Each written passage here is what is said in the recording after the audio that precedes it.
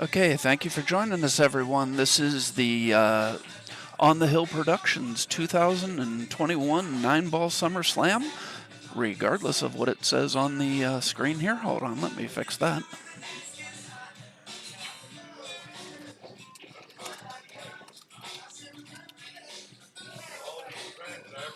Okay, we've got a great match to start out with here. We got Brett Stottlemyre versus Scott Haas. This is races to 7, alternate break, Tessex Express 9-Ball. 9-Ball does not count on the break. So, with me in the booth is Josh McCulley. Hello, hello. And Mike Newport just wants to stand behind the table. He is playing Skylar Hess in the table right next to the stream. I'm pretty sure as soon as they do start, he will not be standing there. If he is, I'm pretty sure one of the players will tell him to move.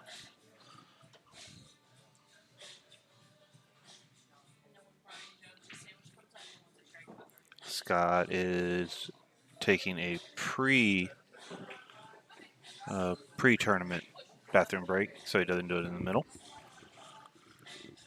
And Brett's just looking around, waiting to play.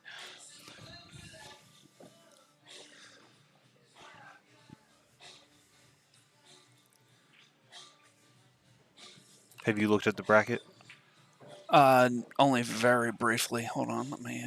I don't know whether or not Loy's put it online yet, so I don't know if I'll be able to pull it up.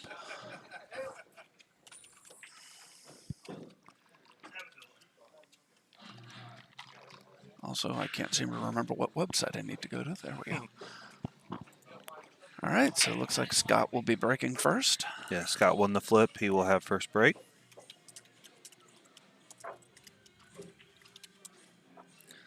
Yep, we are online with the bracket.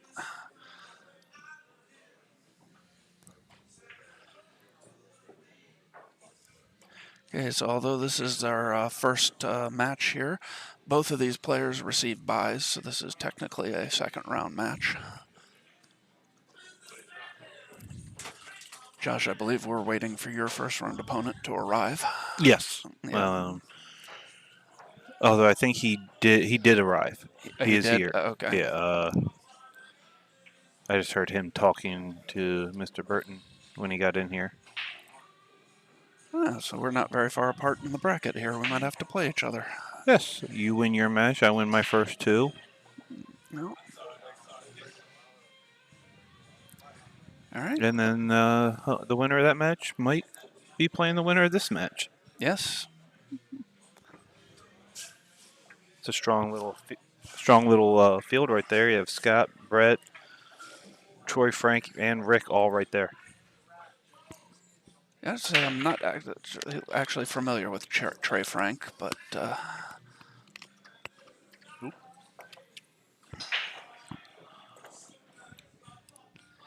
okay, we end up with 39 players here. Scott has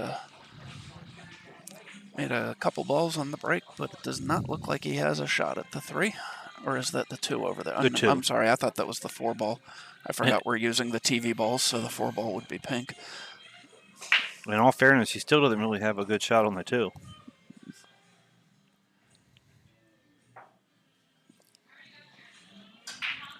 Scott's really in that hair mood where he looks like he might be cast in the next Highlander movie. But I was more thinking remake of The Last Samurai. I thought that as well, but I already had the whole Highlander thing in me. So Scott starts off with a tough shot, just overcuts it a little bit.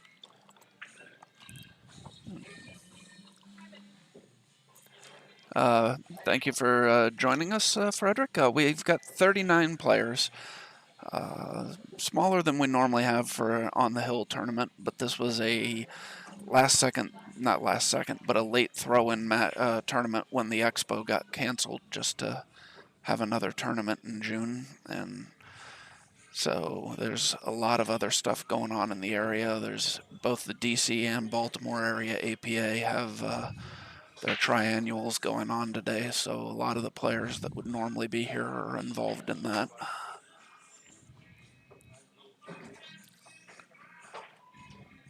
So Brett's played it safe, but looks like Scott can see all of it. That's close, but I think Yeah, he can. Or if not, he can bank the 3-ball up table and still leave the cue ball right there and play it safe. yeah. I think he's just concerned about how he's going to get on the 5. Oh, yep, he elects to play the safe, and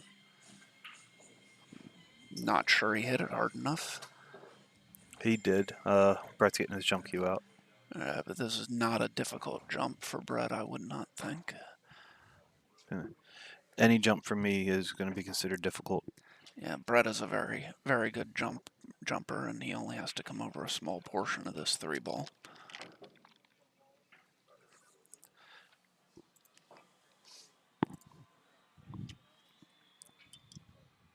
He doesn't have to do anything with the cue ball.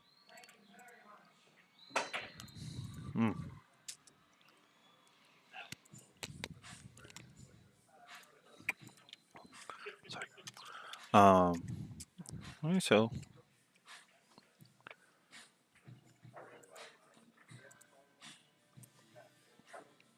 Scott has easy shape here for the 3 to the 5-9 carom if he wants, 5-9 combo. He has pretty much every option he wants. I'm playing for the carom, honestly, though.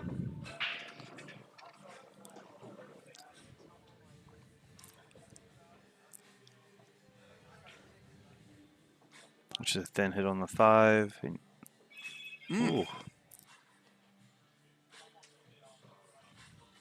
Got the 9 a little thin.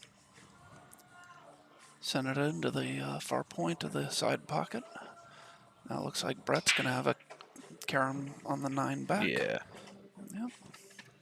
All right, so Brett's going to go up 1-0. Is going to be his break in this alternate break format. Let's take another look at that shot on the 9.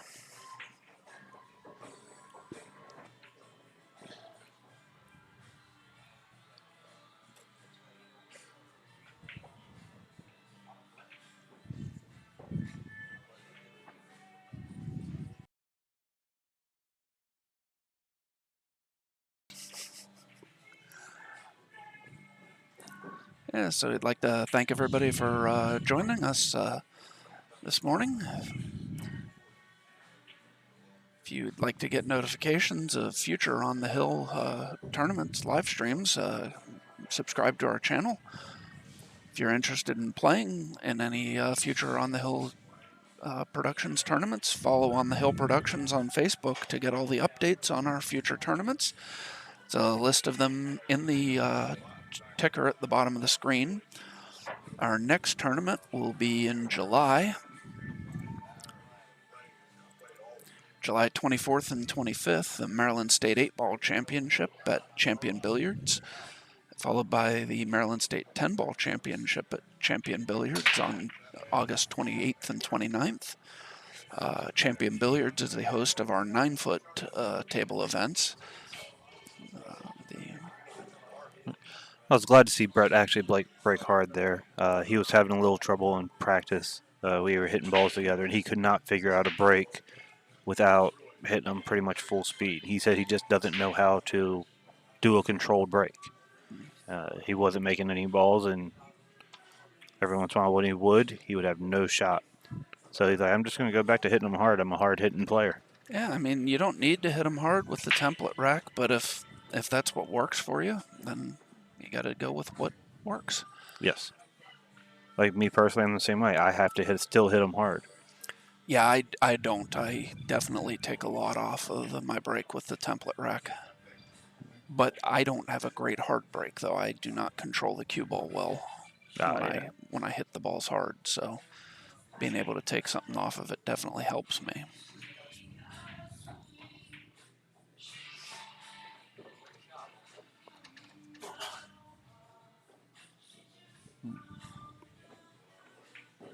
Now, do you bank and hold or bank and go around? As I say, I bank and hold, but obviously Brett chose to go around. I don't know why. I just find when I try and come around on that, I go 2 rails into the same pocket I just banked the 4-ball into. So Yeah. I don't like going around on that.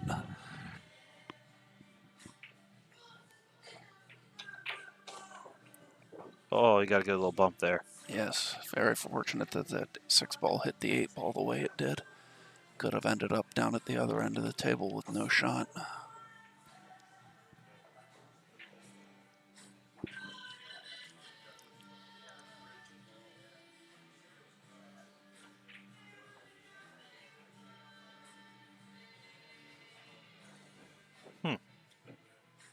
He's looking to cut the 7 past the 9. I thought he'd just be able to float the 6 in and shoot the 7 in the side. I think he. Yeah, I don't know. Looked like he tried to come underneath the 7 to shoot the 7 up in the top corner. And he did not get. I thought he got behind the 7 for a second Nah, there. Scott can actually make this 6 in either corner. Yeah, I would expect him to shoot it in, as from this view, the bottom right corner. Should be able to just stun over and, yep, get a nice sleeve on the 7.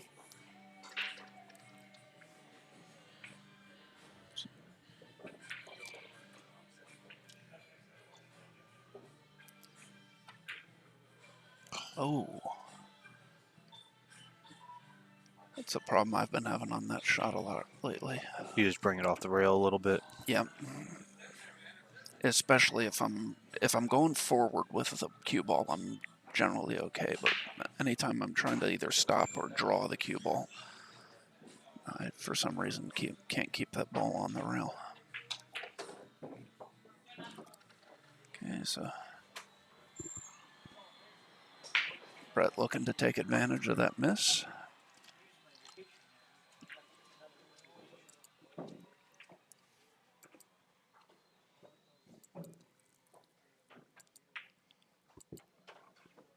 And looks like he's going to go up 2-0.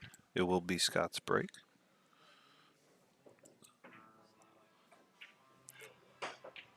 Brett waiting for Skylar Hess over on the next table. He's still going to be waiting for her.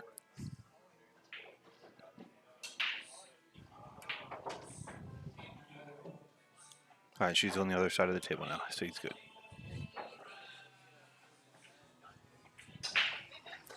Hey, Right, Brett now it knocks is 2-0. down, 2-0. Scott to break.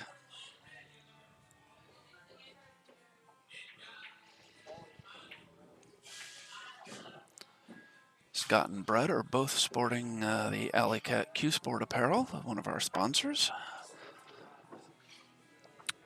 Yeah. Of the two, they both look good shirts. I'm more of a blue guy. Yeah. Which, if I ever do get on the stream, you won't be able to tell today because I don't have any blue on except for the hat. That's like it's a navy, but it's a dark blue. As I say, it's even a dark blue. It might look black on the stream. Yeah.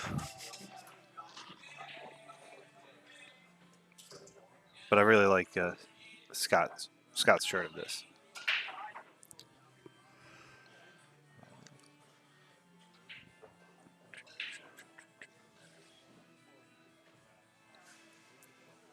I don't know what he has hanging around his neck. I don't know if is that a necklace or. But I think it's headphones. I've never been able to figure out how people shoot with stuff draped around their neck like that. If you notice, I never wear anything. I wore a necklace for a while that my daughter gave me, and it broke, and I haven't put anything else on. Well, if you're gonna break dry, do it that way. Yeah. Yeah. Unless Brett can squeeze through there and get a hit on the 1, I'd expect to see him pushing here. Actually, even if he can squeeze through there and get a hit on the 1, he may still elect to push. It's just a hard place to even find somewhere to push. No, I agree. Well, that's true. So if he can squeeze through there, then he might go for the hit. If he can just softly hit it and tap the ball to the rail.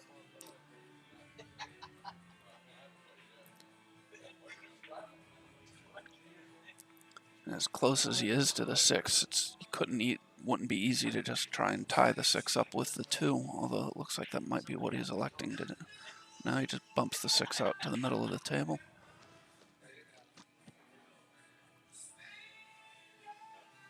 Yeah, there wasn't a lot he could do right there, and No, there wasn't. he pushes to a kick.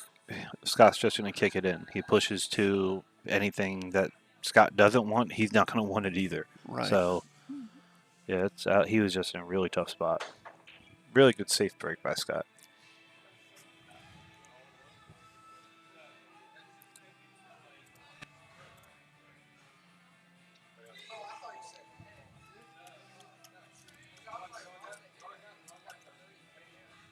I mean, he can bank safe this. Just put the cue ball pretty much where put the 1 ball pretty much where the cue ball is now, and put the 6 behind the cue behind the 6. But he went. I don't know if he was going for the shot, or I don't know if he was going for just a straight safe. But I don't think he got the safe. No, he did not. Brett definitely has a shot at this one. It's close.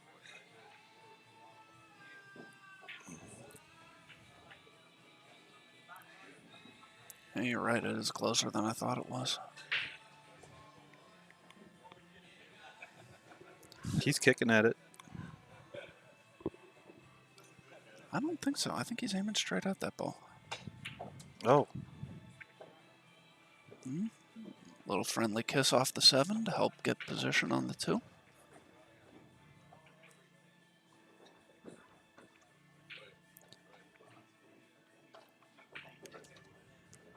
Holds nicely for the 3. Hit this maybe just a touch of left to come up and shoot the between the 8. No, he holds it to shoot in the corner. He had that really soft. He did. I think I would have been coming up to shoot in the side between the 8. Bring the cue ball up and shoot between the 8 and 9 to play the 4 on the side. Well, I can't hit a ball that soft, so I have to come up. It's just not possible for me. All right. So Brett can just go 1 rail, spin it in between the 6 and the 8. We can go 2 rails. I like spinning this ball up. Yeah. Ooh. Underneath the 7. As I say, he hit a little firm, but he Hit it perfect. got fortunate Firm. that he came around the 7. Firm. He hit it perfect. Comes 2 rails nicely for shape on the 7.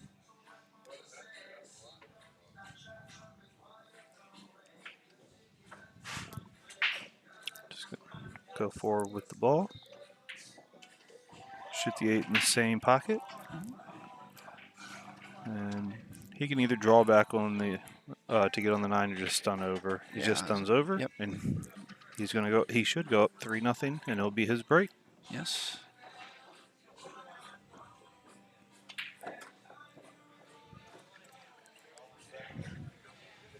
And Scott's gonna need to get on the board soon here. Brett might just run away with this match. Yeah, it's definitely not something you can let happen. A player of Brett's caliber get any type of lead in an alternate break format, and him come to the table with his break. Yeah. You basically have to bet on a guy who can break and run a good amount of times, messing up on 3 straight breaks now. Yeah. And you have to always get out on yours. It's such a tough format.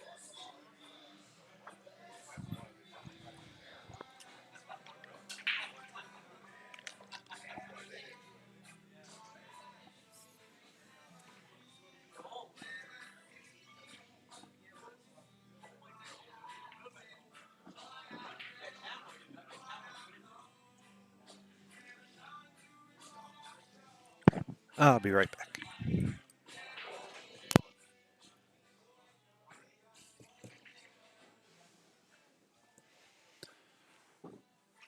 Right.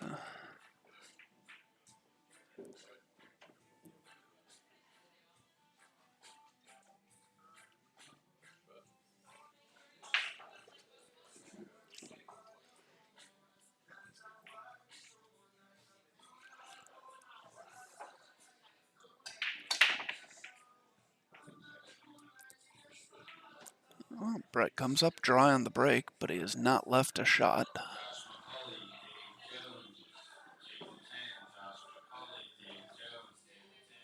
All right, Josh's match has just been called, so he will not.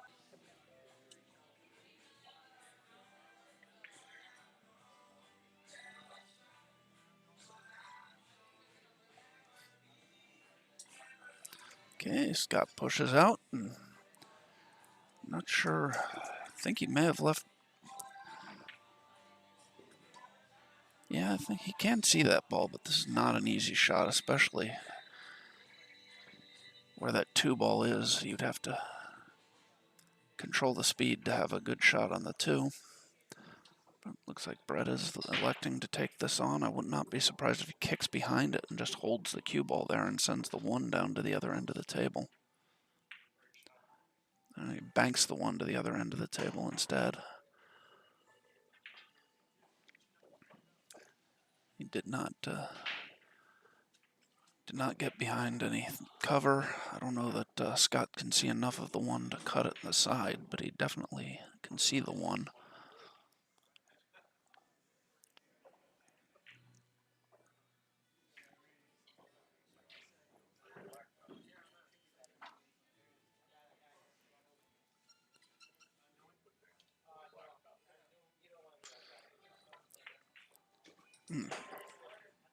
Wasn't able to get hit it quite thin enough to cut it in the side, but it looks like in spinning behind the 2 for shape, he's left Brett safe here.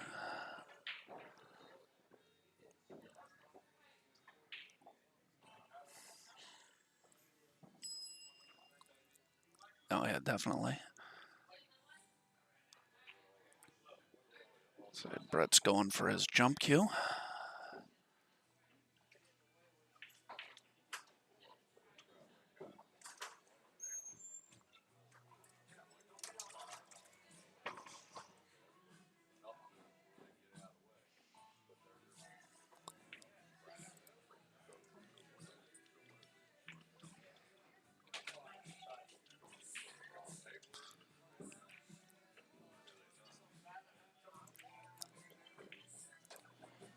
Okay.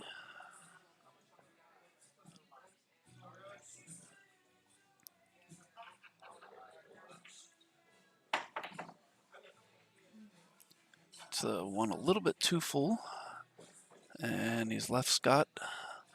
Good shot on the 1 on the side. This is really the best look at the table Scott has had so far in this match. He needs to get out here and start to try and get a little bit of momentum. If he can get back to 3-1, it will be his break next. Gotta keep Brett in the chair for a little bit.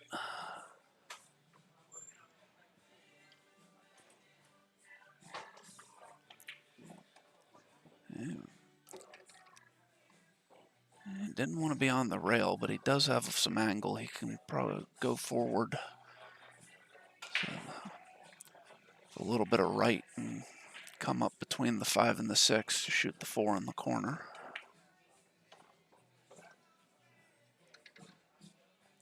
Get himself a nice angle on the 4 here.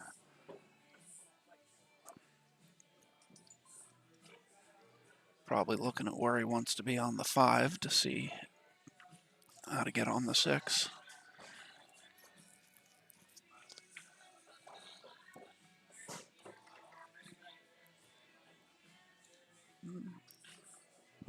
Didn't roll that far enough. He's on the wrong side of the 5 here.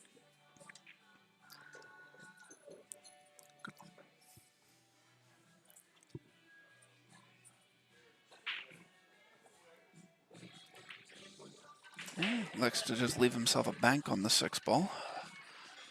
Probably a smart shot, given that he was on the wrong side of the 5. Cue ball rolls naturally down for the 7 on that bank.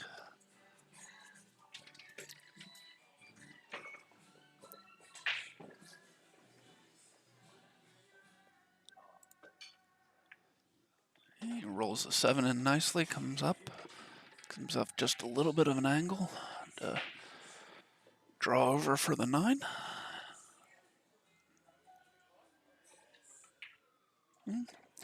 Likes to go underneath the 9 instead, probably to avoid possibility of scratching in the side. Has a straight in shot in the 9, on the 9 in the top corner to get on the board. Cut Brett's lead to 2 racks, 3-1. Scott will be breaking, trying to get back to within 1 rack.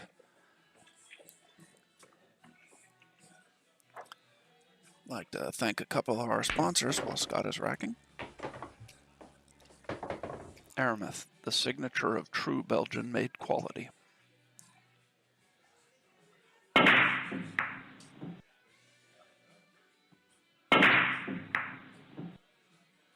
The Turtle Rack, fast, accurate, and sturdy.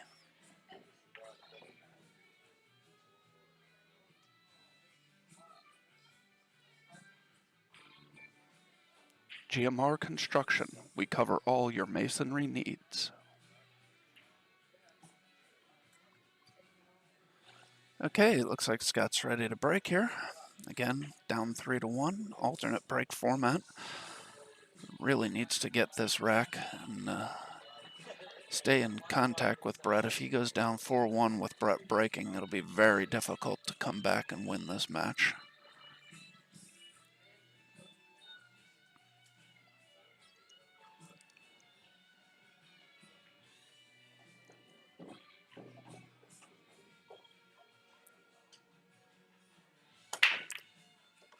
He's made the 1 on the side, 7 on the other side.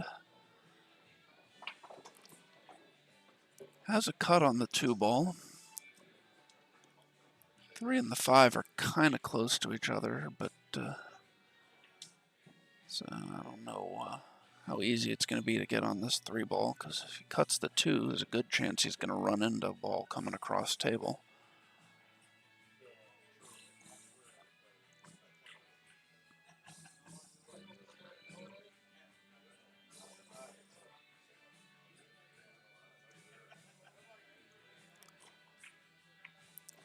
Yeah, he did run into those balls, but he's left himself with a nice shot on the 3. And some angle to come 1 rail across table, probably catching the 2nd rail down near the corner to get on the 4.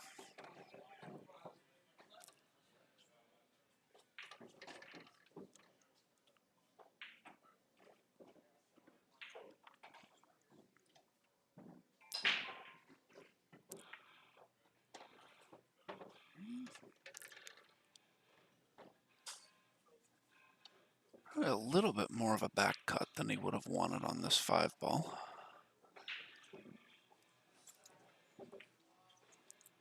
He hits it very nice, holds up the angle, and is able to come out above the 6. Gotten kind of straight on the 6, so he's looking at stopping there to shoot the 8 in the upper left corner.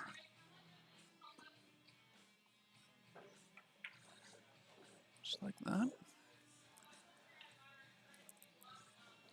Could stop the cue ball there and shoot the 9 on the side, or roll forward a little bit to shoot it in the bottom left corner. Draws back to play it in the same pocket. 8 ball definitely wiped its feet going in, but it made it.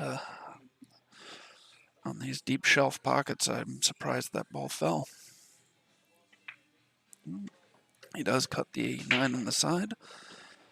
Pulls to within 1 at 3-2. It will be Brett's break, but Scott getting a little bit of momentum running the last 2 racks out and keeping Brett in his chair.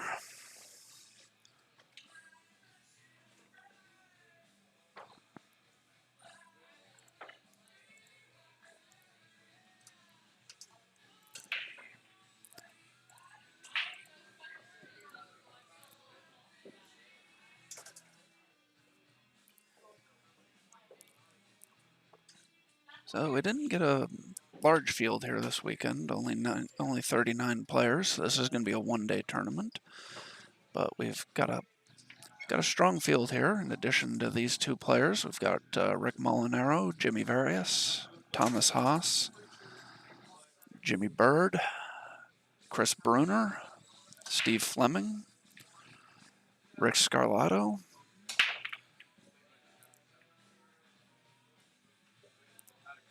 Not not to leave anybody out, but those, in my opinion, and Lloyd.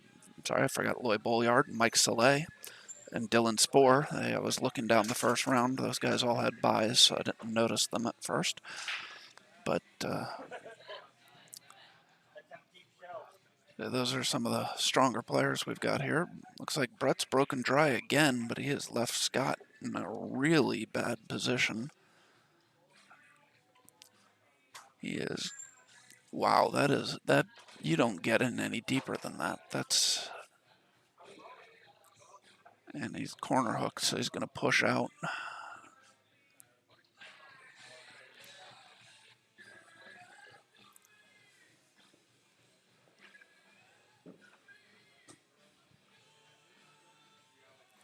Not sure that.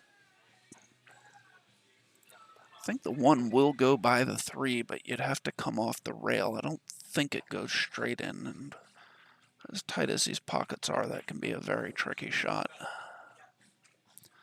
And Brett agrees that he does not like the shot, so he's giving it back to Scott.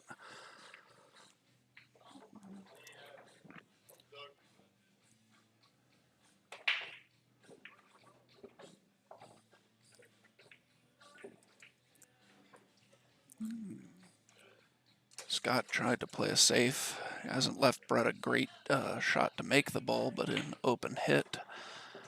And probably see Brett play a safe back here. Take a look here so we can see. I don't know if he can. I don't know if he can bank that one up table and keep the cue behind the 4 and 9 or not. He's got a little bit of an angle to do that. And cue ball's going to squirt out towards the pocket if he does.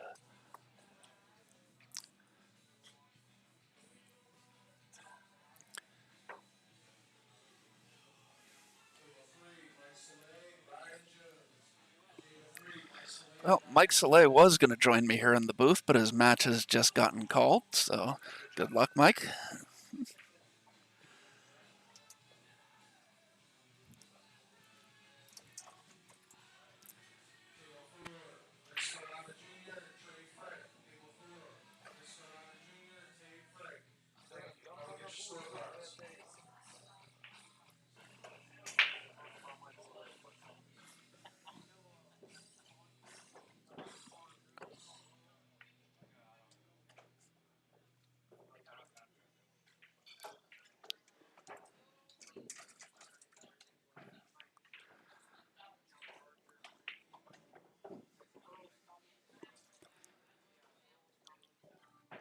Yes,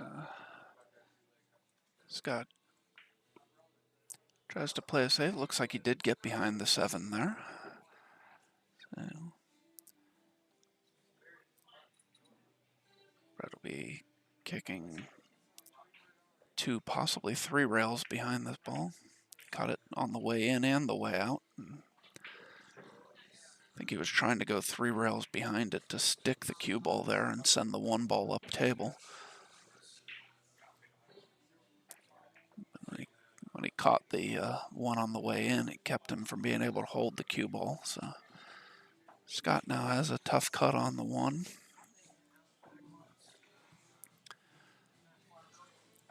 The 2 is right by the pocket, so there's not really much work to do here for shape as long as he doesn't end up behind something.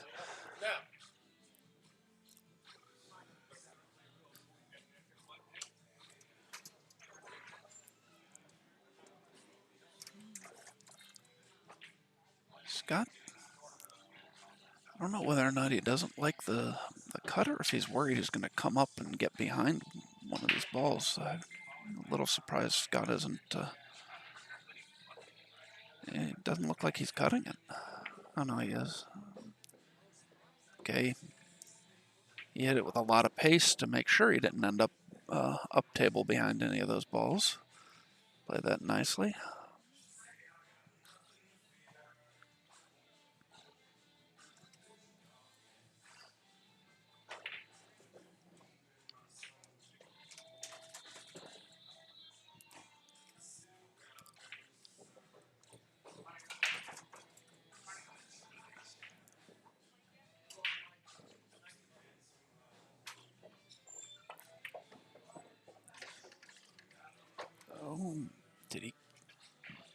Yeah, okay, he got out for a minute there. I thought he was going to leave himself behind the 6.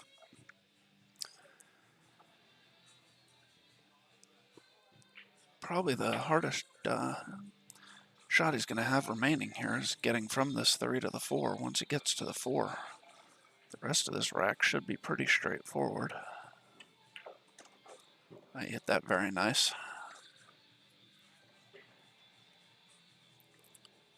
Probably draw back past the 6 so you can play the 5 in the left side and then the 6 in the right side.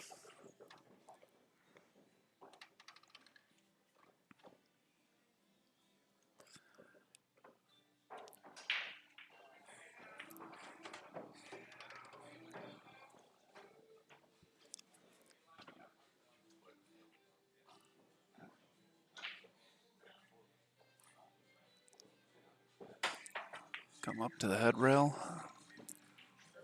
One rail to get on the 7. Back from his little hand wave, I think he wanted a little bit more angle than that.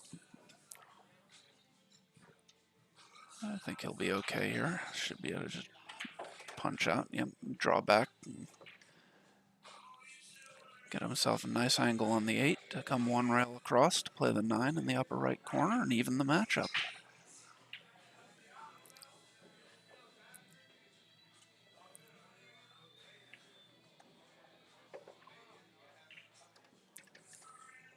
And after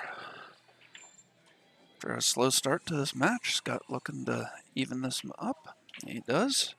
3 to 3. It will now be Scott's break. And he's won 3 racks in a row after losing the first 3.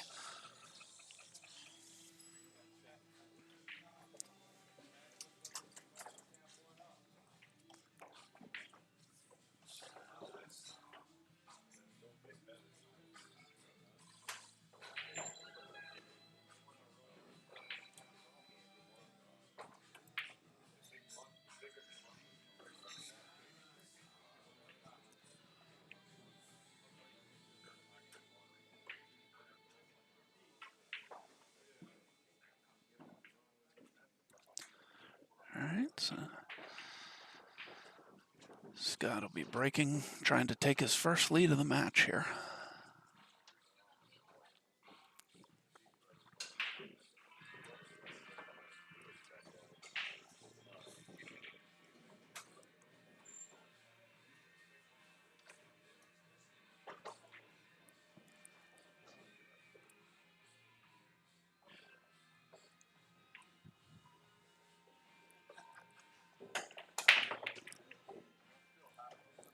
Okay, makes the 7 in the side. Left himself a shot on the 1. Doesn't look like the 3 ball has a pocket, so he might be playing for a 3-9 combo after the 1 and the 2 here.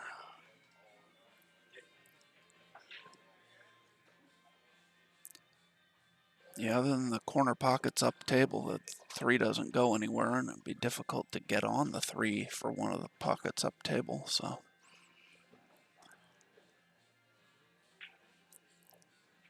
Likely see either a safety or a 3-9 combo from Scott here at some point, assuming he's able to get the 1 and the 2.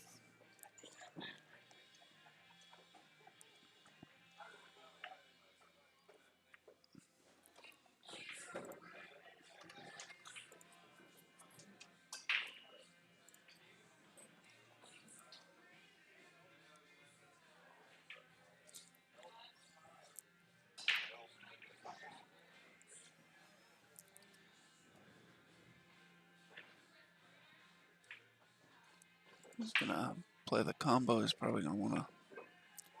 I don't know. He elects to run into the 3 ball and try and open it up. He's opened it up, but he's left himself behind the 4 ball. Scott does not jump much, so I doubt we'll see him trying to jump from that close to the ball.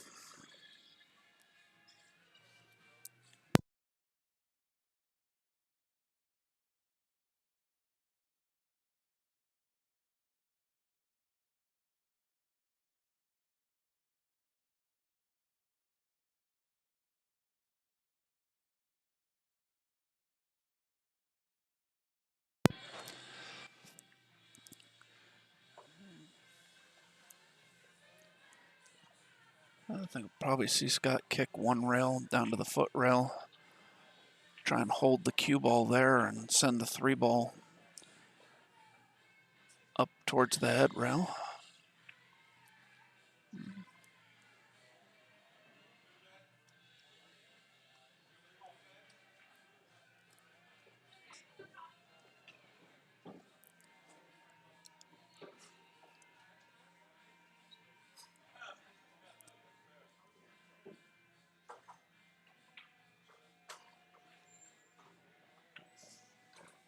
Brett goes for a bank on the 3. It was a nice two-way shot.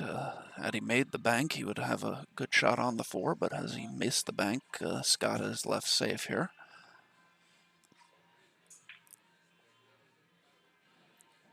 Well, the way Scott's... I don't know if... I'm not really sure what Scott is lining up here. I think we'll see a 1 or possibly 2 rail kick going over to the left long rail and then possibly coming off of the foot rail. That's what Scott does. Makes a good hit. Gonna see another safe coming here from Brett.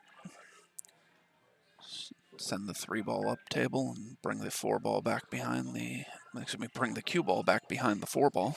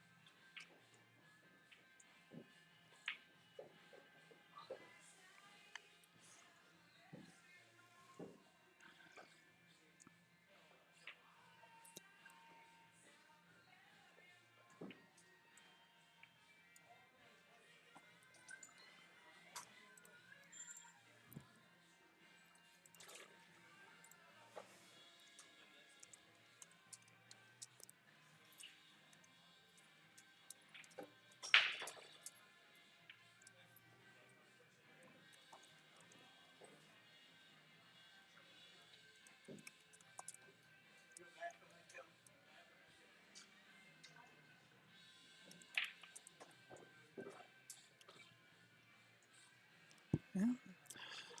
So yeah, Brett played a good safe there. It's a difficult ball to... I mean, I'd expect Scott to hit this, but the 3 is so far away from the rest of the balls. He's likely to end up leaving Brett a shot if he makes even if he makes a good hit here. So it looks like he's going to try and tie the 4 and the 6 up.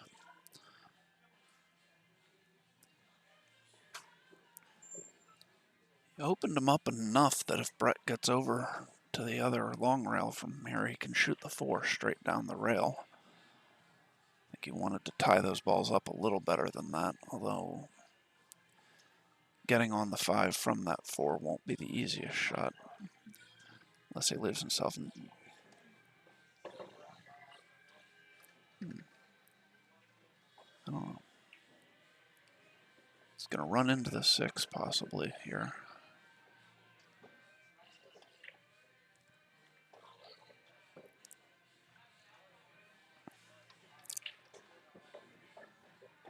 Can see a piece of the left side of the 5, but can't make it, so he's going to play it safe and come over behind the 9 ball.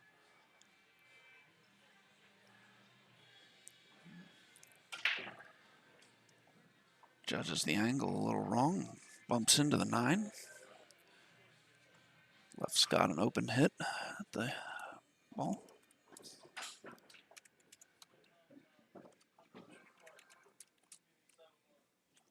Table 2, Lonnie Esslinger and Steve Fleming. Table 2, Lonnie Esslinger, Steve Fleming.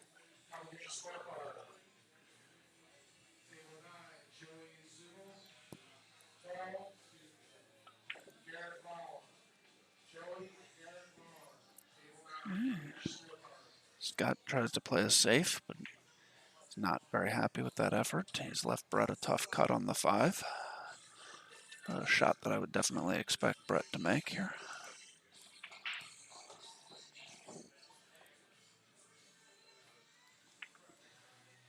Oh.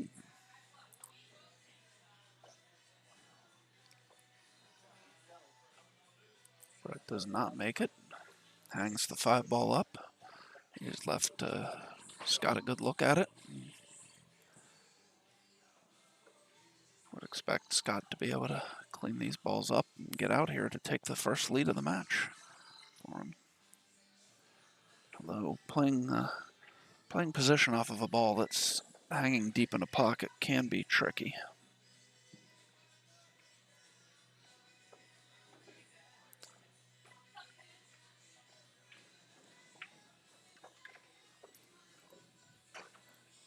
Table 13, Rick Molinaro, Jimmy Barris. Table 13, Rick Molinaro, Jimmy Barris. Copy your scorecard there.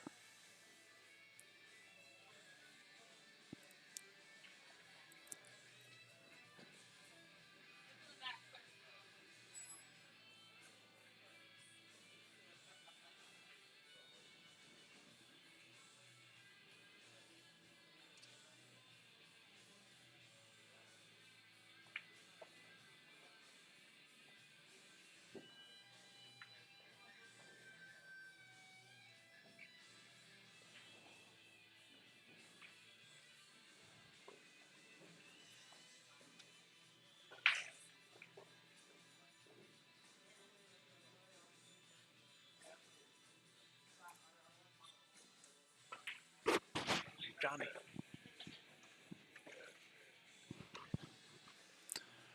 All right, sorry, got distracted there for a moment. Scott looks like he's going to wrap up this rack, take a 4-3 lead.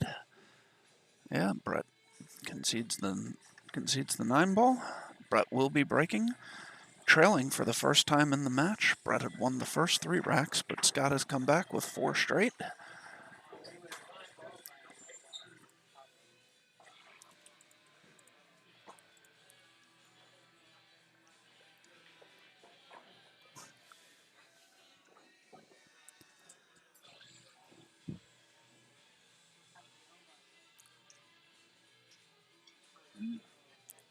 Brett's broken dry a couple times here. It's part of what's helped Scott get back into this match.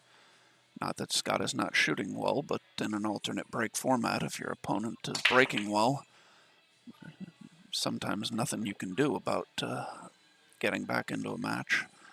Brett does get a ball to drop this time. He makes the 3 in the side.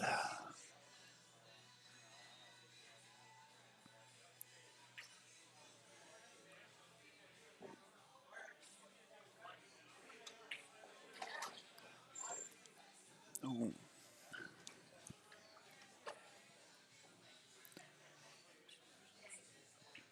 Might be able to come between those balls to make a hit on the 2, but not to cut it in.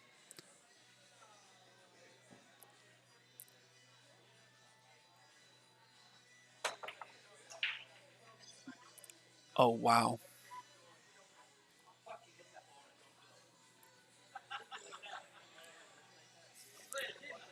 I say, Brett's trying to figure out how he hit the 4-ball and didn't knock it in.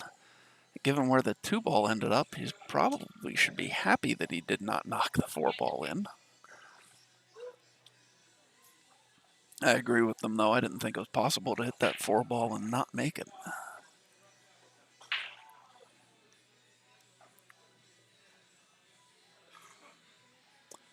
Hi, Grizzly. Thanks for joining us. Everybody out there watching, if you want to drop us a note in the chat, let us know where you're watching from. We appreciate everybody tuning in. And if you're enjoying what you're seeing, please hit the like button, subscribe to our channel. Trying to get up to 1,000 subscribers. I think we need about another 150 coming into this tournament.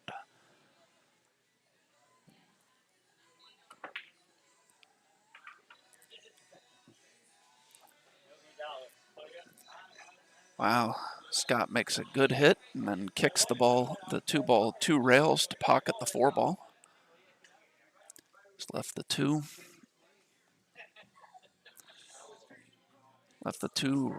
right over the pocket in an easily makeable position.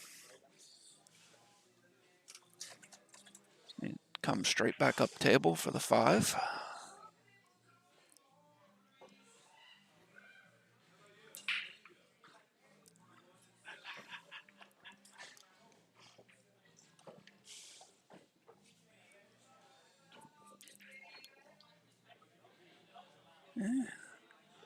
Give himself a little bit of an angle that I don't think he wanted. I would have thought he would want to be straight in to just draw back a little for the 6.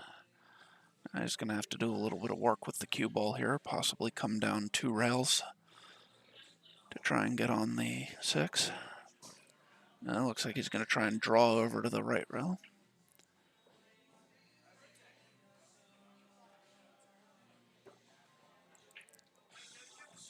Looks like Scott was looking at possibly trying to draw over and spin back down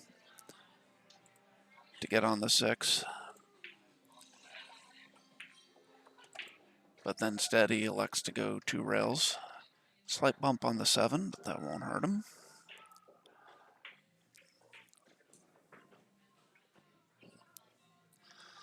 Kevin, thank you for joining us. And thanks, we did play pretty well Tuesday. Kevin's on my, or Kevin and I are on the same team on Tuesday nights.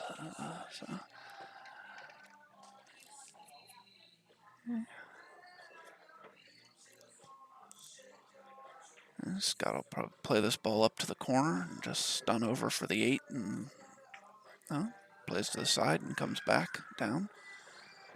That's why I'm sitting here commentating and he's out there playing.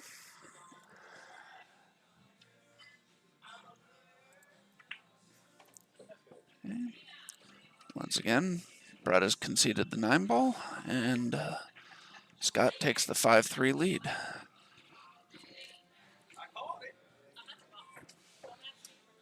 Let's take another look at that fortunate break Scott got.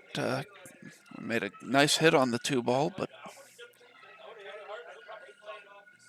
got very fortunate that the 2 ball managed to make its way through all of those balls without hitting anything else. And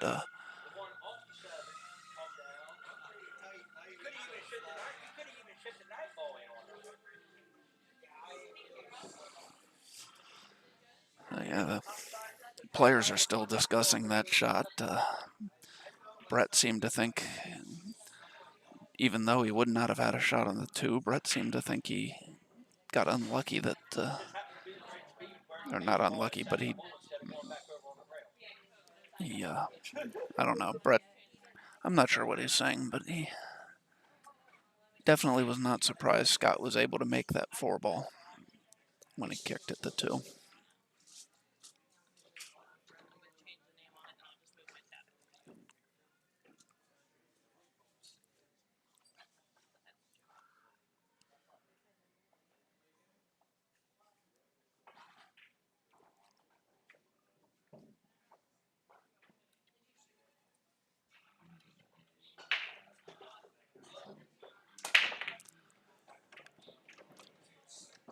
Okay, Scott makes the 1 on the side. He makes the wing ball. He also made the 2 ball.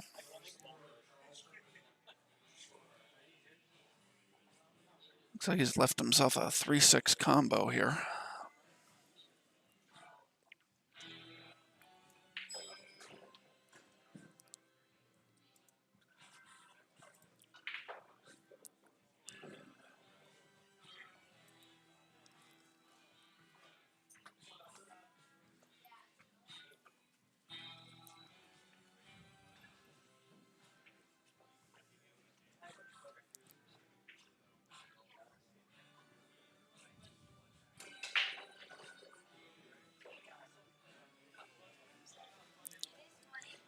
Scott just looking to see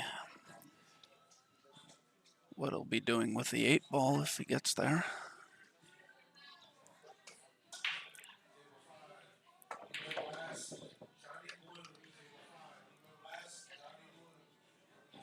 He pockets the combo, but he's not left himself much on the 3 here.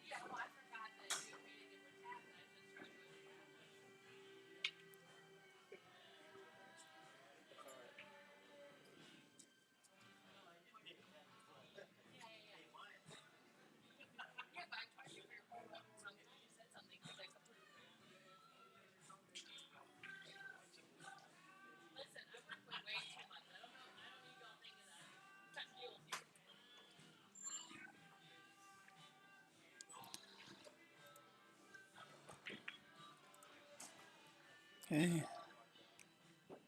Scott tries to play safe, but he has definitely left an opening for Brett to hit the 3.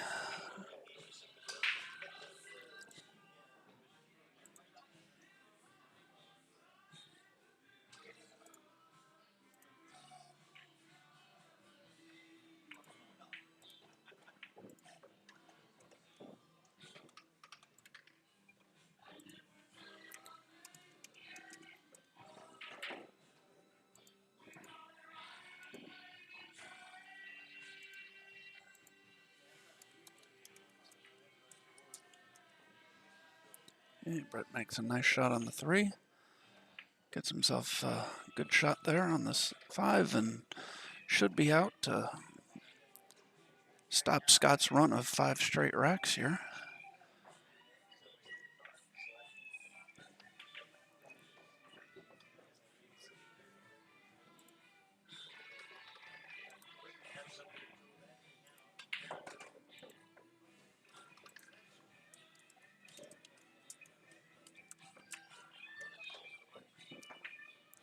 Yeah. Brett clears the table, pulls to within 5-4, and Scott's run of 5 straight racks, and now be breaking to try and even the match at 5.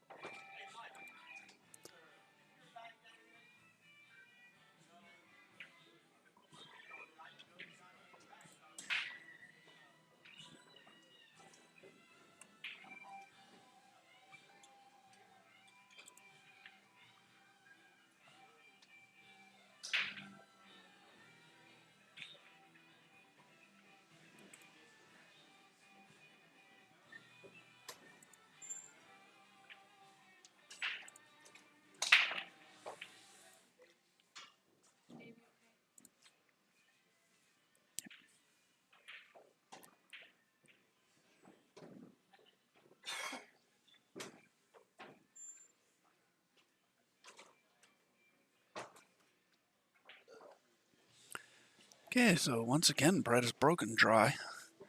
Brett's been struggling to make a ball on the break so far in this match.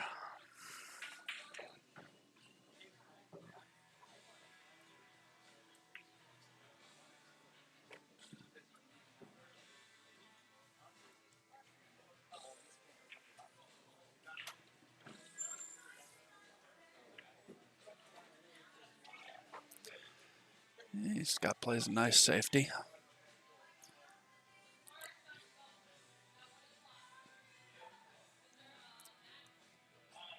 Brett's going to be kicking at this ball. Definitely going to hit it. Oh, I spoke too soon.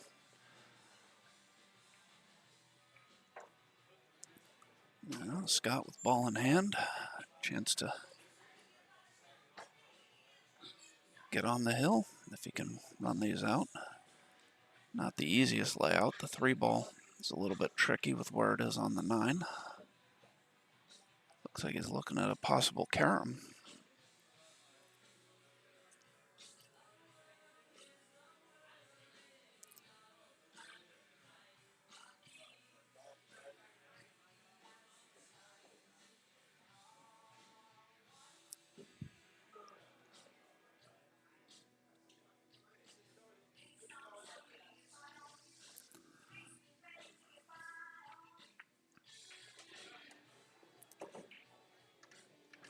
Okay, Scott. Again, still looking at this carom here. Let's see. It's not an, I don't think it's an easy carom, especially from that distance from the pocket, but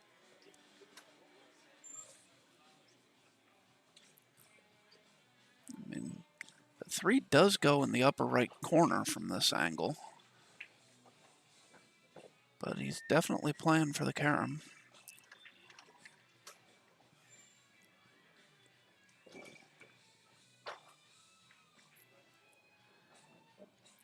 one thing is, if he doesn't make the carom, he might get safe. No, he made the carom nicely. Brett jokingly called a foul on him, but Scott is now racking the balls. He was not serious. So take another look at that carom.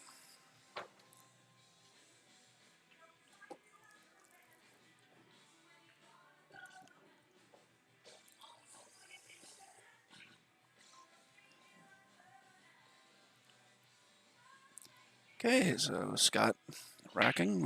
While he's racking, we'll get a word from a couple more of our sponsors. Brian's Q Repair. Brian is on site doing Q Repair at Bruising Q's Mondays and Fridays, as well as during large tournaments.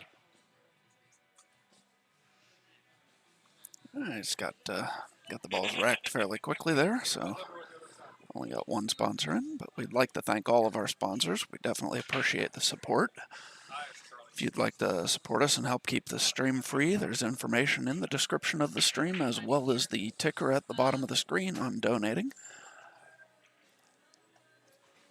Scott, after losing the first 3 racks, is now on the hill, up 6-4 in this alternate break race to 7 format. He gets the wing ball, has also made the 3 ball and the 2 ball. Looks like he's pretty much straight in on the 1.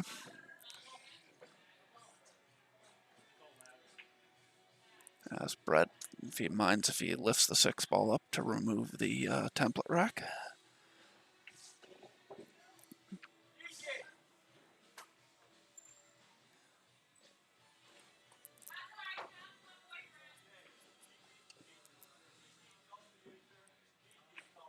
He's as straight as I think he is. I would expect them to probably just draw this back to about the same spot the cue ball's in now to shoot the 5. That's what he's looking at now. Might be able to draw a couple inches further back if he wants to be a little straighter, but you don't want to risk getting behind the 9 ball.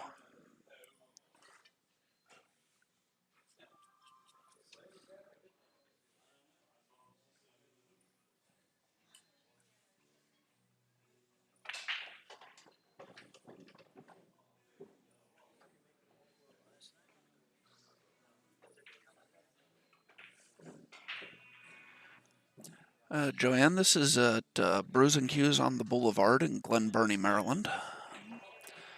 Okay. Scott makes a nice shot on the 5, gets a good angle on the 6, and I don't see any issues he would have with the rest of this rack. Looks like Scott is going to take our first match down and move on and send Brett to the 1-loss side.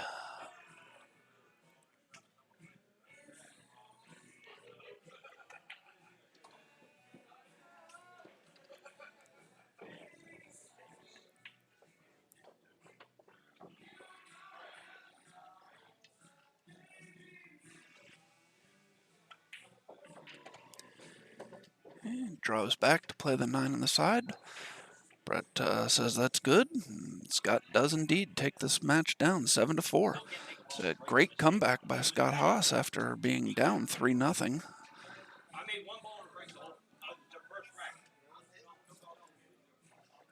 Chris, yes, they are wearing the Alley Cat Q Sports apparel, which is one of our sponsors. There's a cat on their shirt.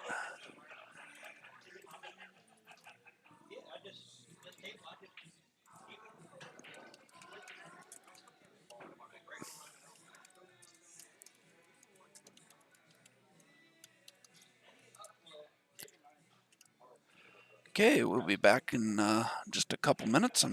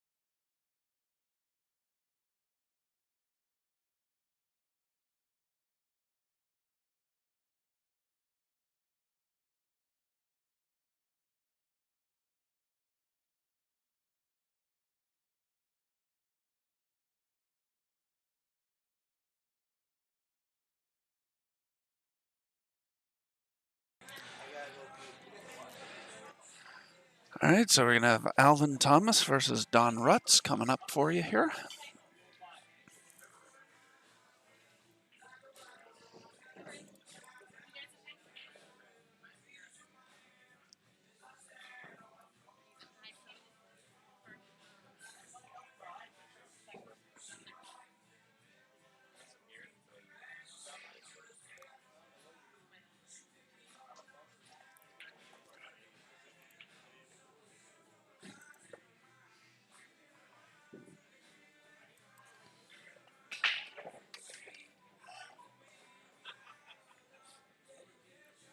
Tables one, Greg Bartlett, Gary Muhammad. Tables one, Greg Bartlett, Gary Muhammad.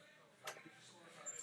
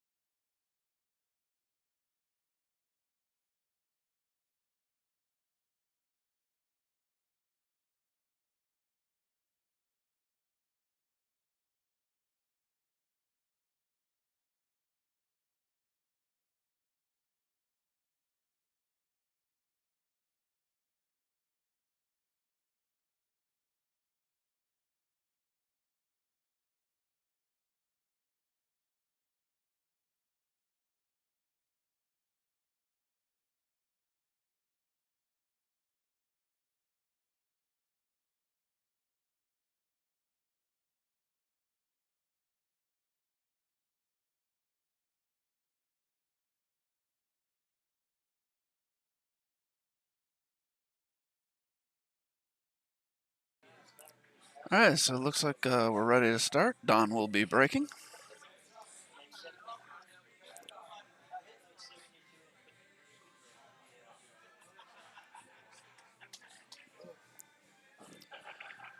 And I'm going to be joined in the booth by Scott Haas. Taking a moment to get into a seat here.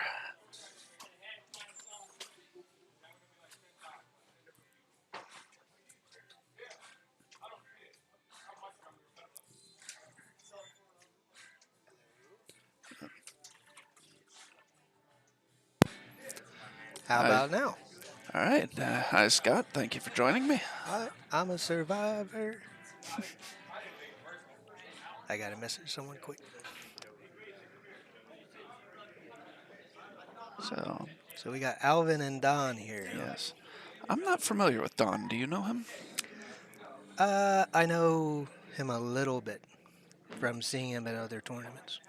How does he play? I would say a strong C or a mid B, Okay. a low B. All right. Like like most of us, he's capable of looking like he has no idea what he's doing, and he's capable of looking like he's a champion. Okay. Yeah, that's definitely the first time I have seen him. So, He's like I said, a strong C or a low B, in my eyes. all right. Well, he makes the wing ball on the break. Has a shot at the one.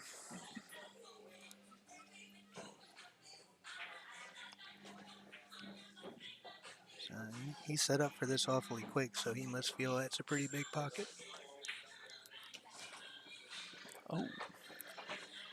Yeah, I'm gonna say that's a little TV table nerves.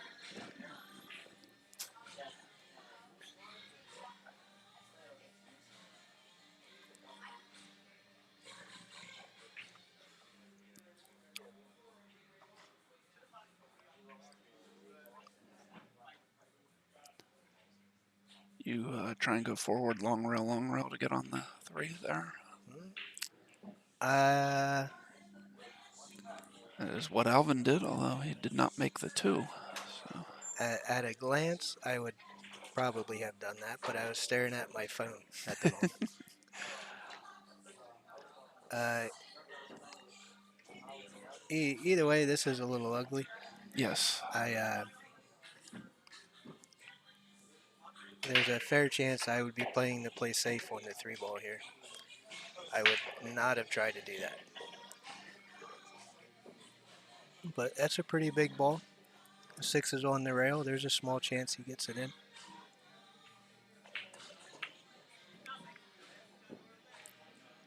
Or he could kick it in there. Yeah.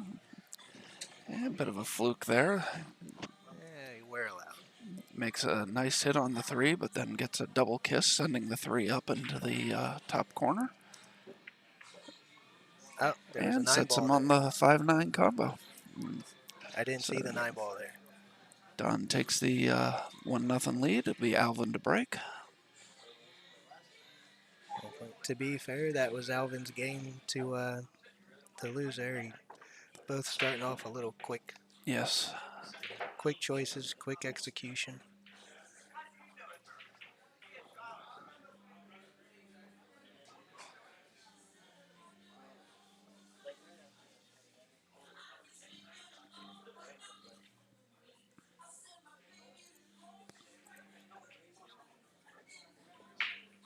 All right, I'm done staring at my phone. I had to send a message.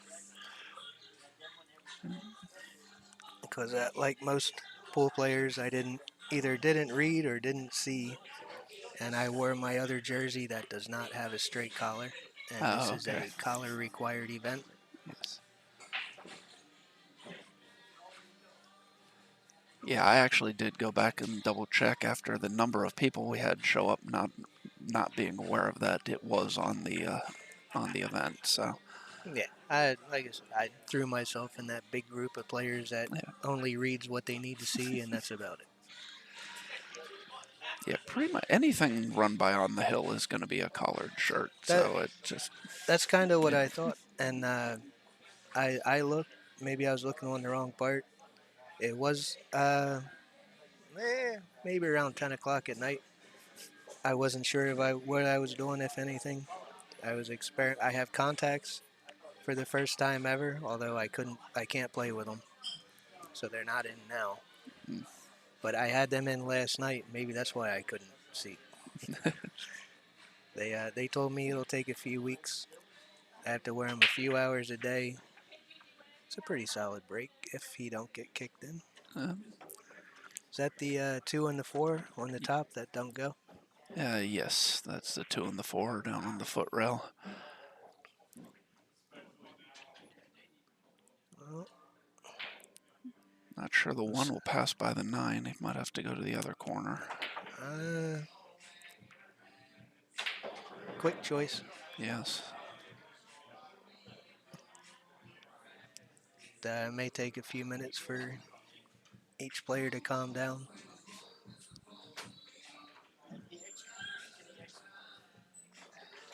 If he wants to be aggressive here, he can shoot this and come around 3 rails. I don't know if he clears the 9 going that way. Yeah, don't Yeah. clear the 9. All right, well, He was trying to use the 9 to straighten out the 2-4 yeah. combo. History says this 9 goes off the 5 in the side. Nope. Or at least Actually, in my matches, when that roll comes up, it goes in the side off the 5. well, he didn't hit it nearly hard enough to do that. Nah, So. I think that 4 ball was a better shot than either of us thought. No, I actually thought once the 9 bumped into them that it had straightened it up. I'm kind of surprised the 4 didn't go. It's, Makes a that good is shot the on the 3 2, ball. but gets unfortunate that the 9 ball gets in the way.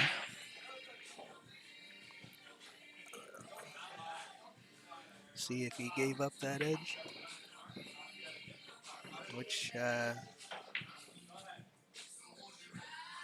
it's hard to say what he's planning right there. He was playing safe. The double kiss behind there. Ooh, this is not a friendly kick.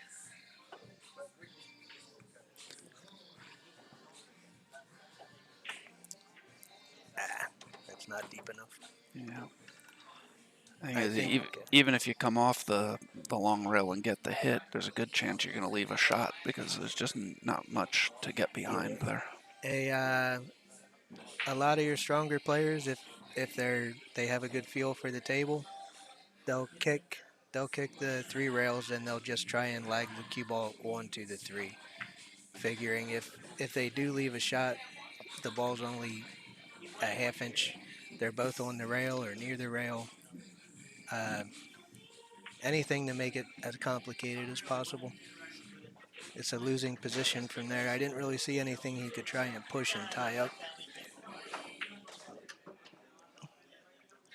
It's you can try the 3 rail F and Reyes kick and slide it over to the other corner, but even if you hit it perfect, it still might not go. All right, little quick, missed the rail.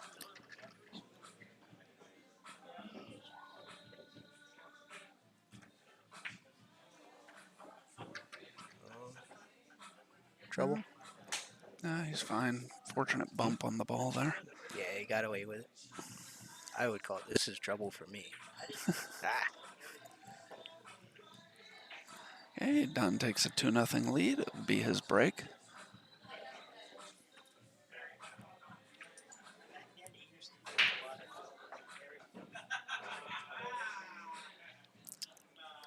I didn't realize you could hear what was going on out there so clearly. Some of it, Some of it. yeah. Me and Brett were. I definitely was able to hear Brett. I couldn't hear you as I well. was gonna But say, I'm not nearly as loud as Brett. People have trouble hearing me when I'm 2 feet away from them. But we've known each other for 25 years. We've been playing off and on. There were a few comments. I gave up those first couple games, and then from there, everything just kind of went away when he did have a chance. yeah, Michael Don does seem to be playing awfully quickly. There is no shot clock, but he certainly Very wouldn't be having problems with one if there was. Some of that is I can't say he's one of the guys that plays with a plan. He just kind of feels his way through it and takes what's available. And also, I can't say I know him well.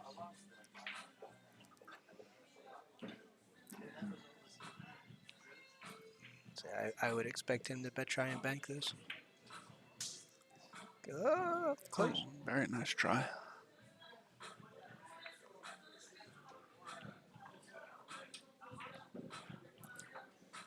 Is that the 3 by the 8, or is it the one down there? As the 3 by the 8, the 7's up by the 2. Oh, he has a pretty good opportunity here then. 5's a little touchy. He's on the wrong side of the 3 to get the 5, so he's going to have to play to the 5-8 combination or try and hold it.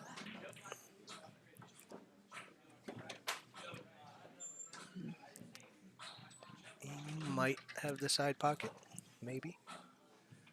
If not, if cue ball floats over there, he might get behind the 6. Yeah, no, he played it nice in the side.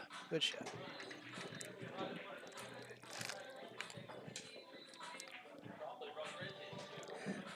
This is where that quick shooting gets you. He stayed down pretty good there. Good shot.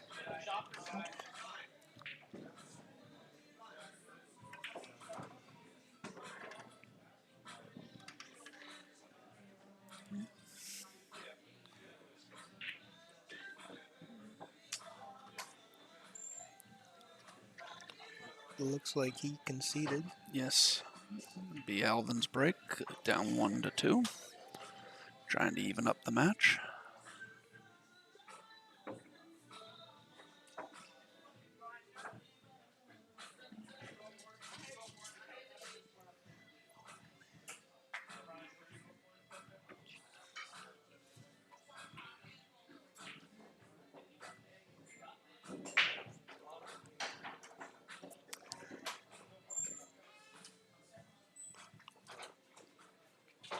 Think I gotta disagree a little bit with old man Ferguson.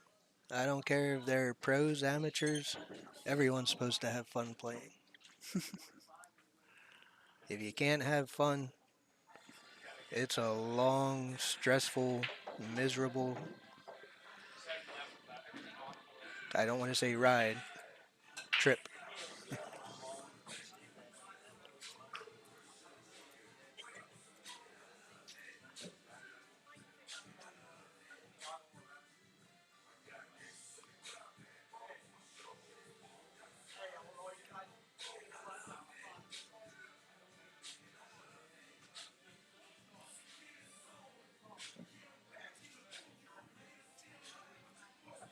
Table 4, Skylar Hess, Mike Slay. Table 4. That sounds like Mike Saleh lost to Brian Jones. Yes, he did. He lost 7-4 to Brian Jones. Brian likes his 9-ball. Yeah. He considers it a success. If that 9-ball touches 20 rails, he's happy. It don't have to go in. Boy.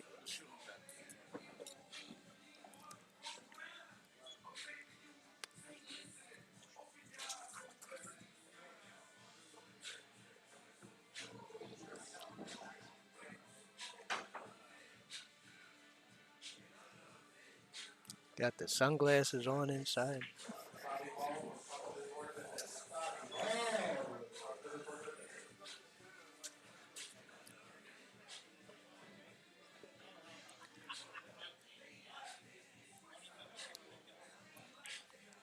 I'm not sure what they're struggling with here. Oh,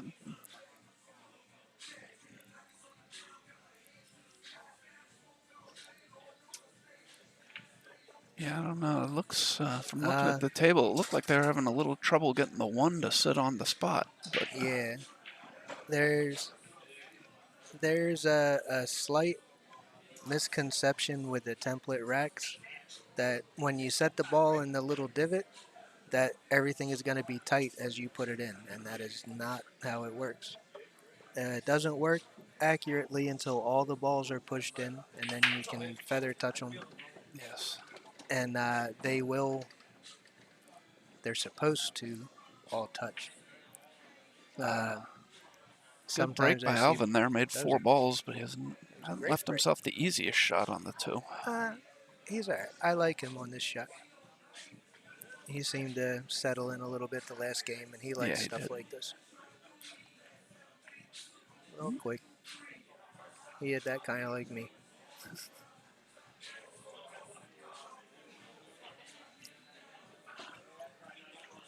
But I like that he at least took his time a little bit. Yeah, slowed down. Yeah. Not trying to race through the rack. Yep. I'm all for rhythm, but you got to give yourself a chance to settle in and get through the ball. Oof. That was a lot of spin. Does I that can't ball tell. go by the 5? I don't know.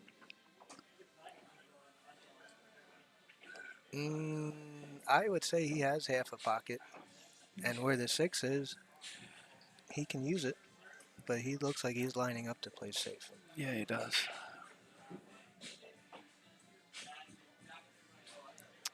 Oh, he missed. And I don't think he got the safe. I don't believe so, no. He kind of bet everything on getting behind that 8-ball. Yeah.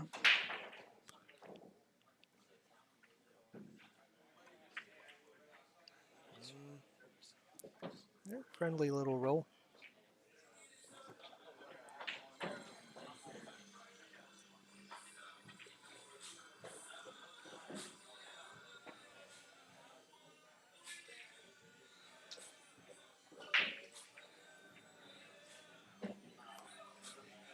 Rail first.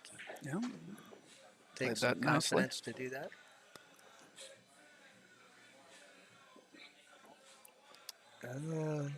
Playing the side, come 3 rails out. Yeah, Yeah. I had some doubts on that one.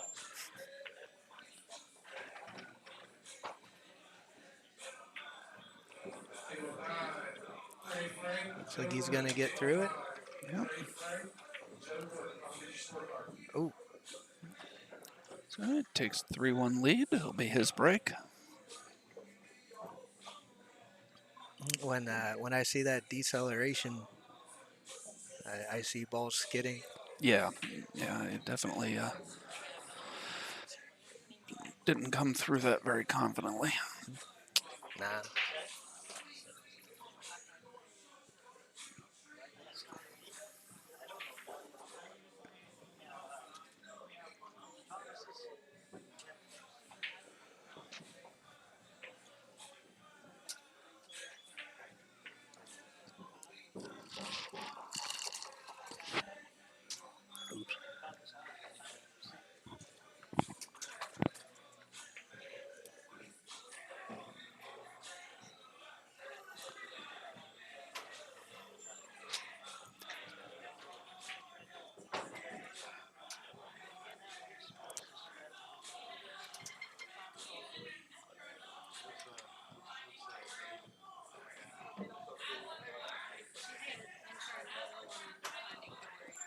Can I plug into one of them?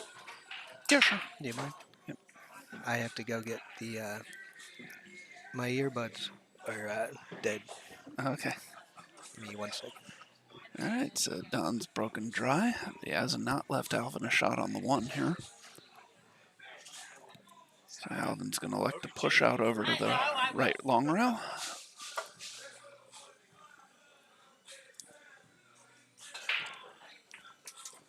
After the way Don played that last ball that he spun in rail first, would not be surprised to see him do the same thing here. Just needs to control the cue ball to have a shot on the 2. And he does that very nicely. As the 2 ball straight in the side pocket, can just roll forward for the 3.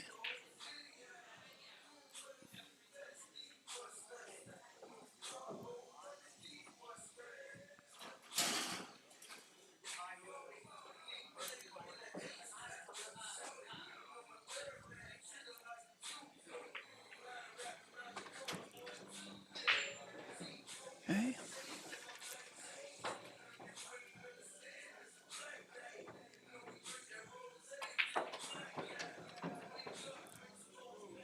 Got a little unfortunate to catch the point there.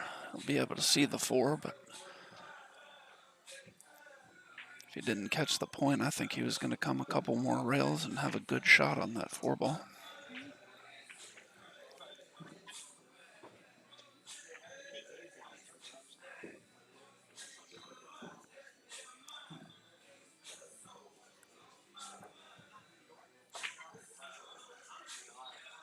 Okay. Plays it safe. I think he just got him. He might be able to see the edge of that ball, but I don't believe he can cut it in. I would be moving the template rack here, even if you have to. Oh, wow, he was able to see a lot more of that ball than I thought he could. He could have made that ball, but he hit it too full.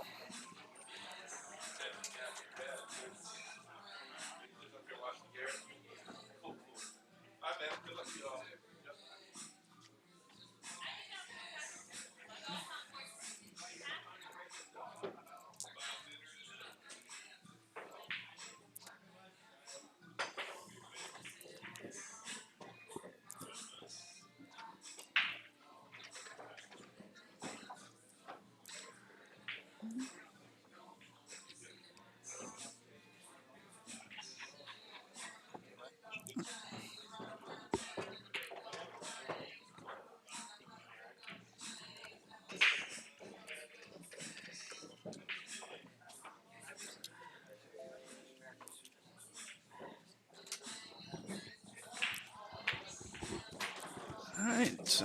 Wow, I sat back just in time to see that bank, Oh, and but then he's, behind the 8 ball. yeah.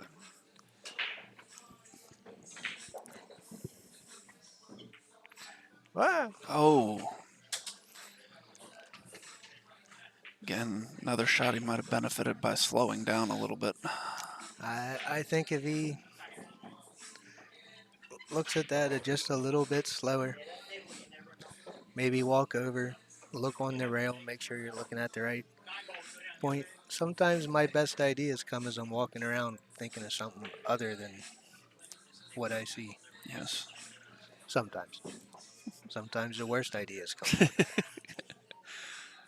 But Alvin got 3 ball out. He's a little flat on this. shouldn't be a problem, although I'm personally Should not a be. fan of shooting over the Well, template rack. he changed his choice 3 times while he was lined up there, and all from down below. I've seen balls skid off the template enough that I want to get it out of there as soon as I can. I take it off the table as soon as I can. So Alvin takes that rack, pulls to within 3-2, and he will be breaking. His last break, he made 4 balls and had a shot. Not a great shot, but he had a Yeah. shot.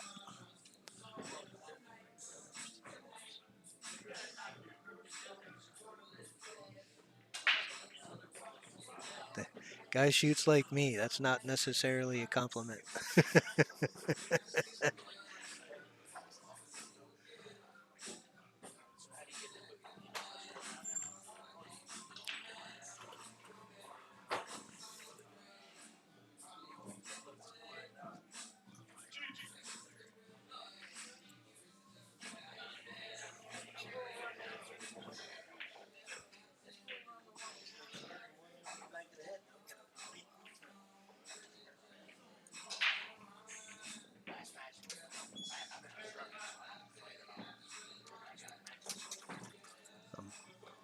My phone makes me feel like I'm popular. I had 3 messages.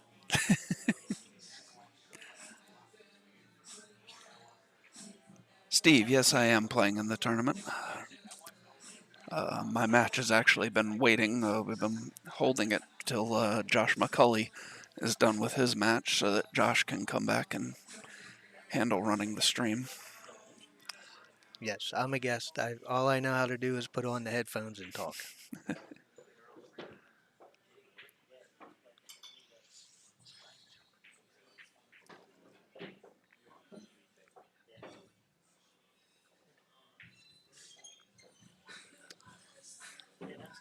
And,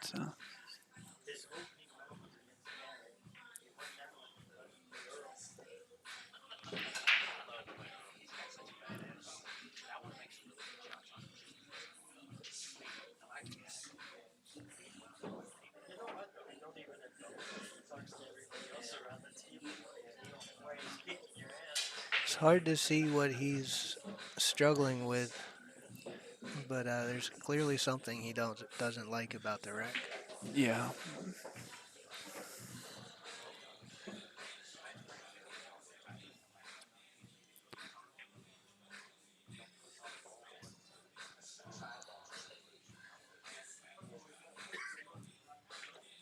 Thank you, Steve.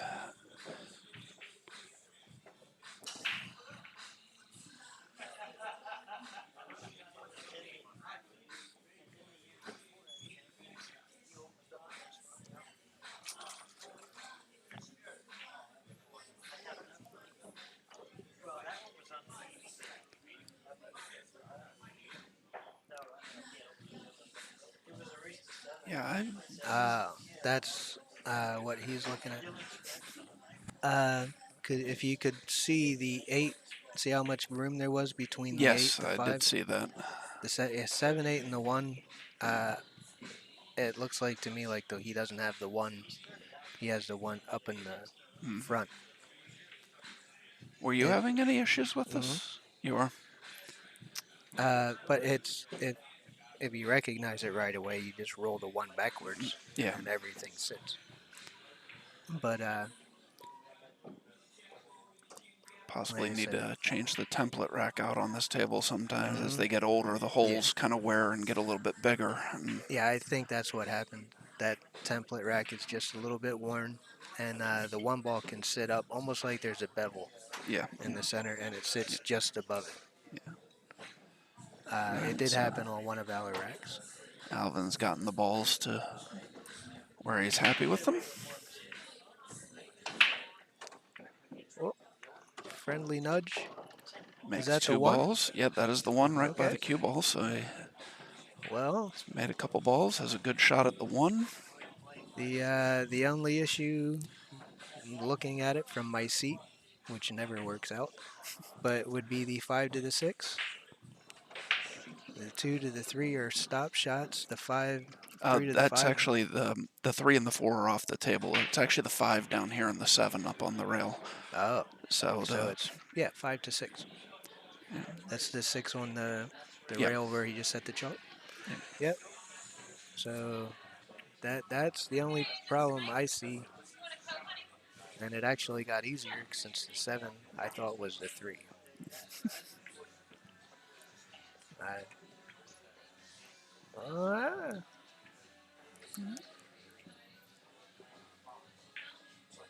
I think he mishit that Yeah. and was a little fortunate. Because certainly didn't look to me like he was playing for spin to take off the second rail. No, I I think agree. he hit that rail first by accident. But he's forced to take a bit of a longer shot now. See if he rolls it or if he pockets the ball and comes out.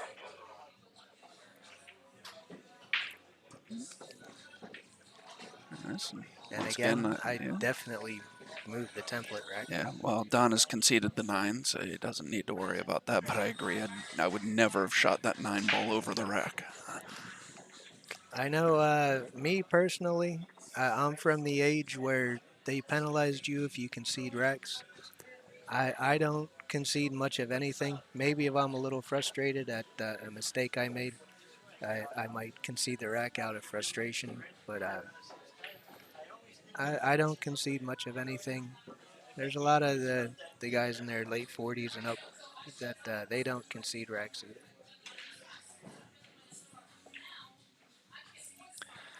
But I also know that is an unfavorable opinion. Yeah, I can see both sides of it. I mean, especially on the stream table, I kind of like to see them Right. run it out. But from the other point of view, I don't think you should have different rules for the stream table. So if you're going to make them not concede on the Ah, stream table, you have to make them not concede on every table. right. So Don scratches. Yeah, he pulled that right into the side. This table's about 50-50 as to which end of the table it decides to spit the cue ball out on. It is a... We do not use it as a coin-operated table, but it can be, so it has the cue ball return at the other end of the table, but it does not always come out there.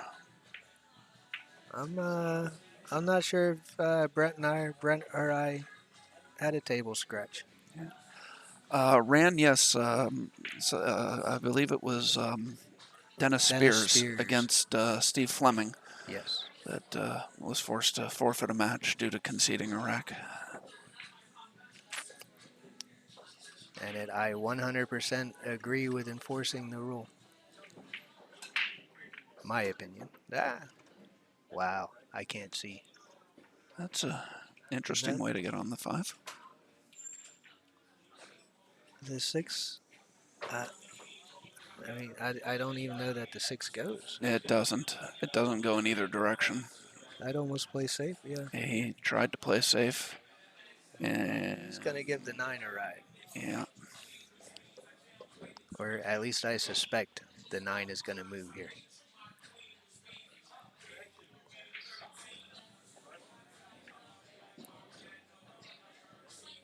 do you shoot the 5 into the 9 and try and bank the 9, or do you come off and hit the 9 with the cue ball? Me, I move the 9. I move the 5 down to the side pocket Oh, and oh leave wow. the cue ball behind the 9. I try to play safe, and if I don't get the safe, I keep the 9 or I keep the 5. Yeah.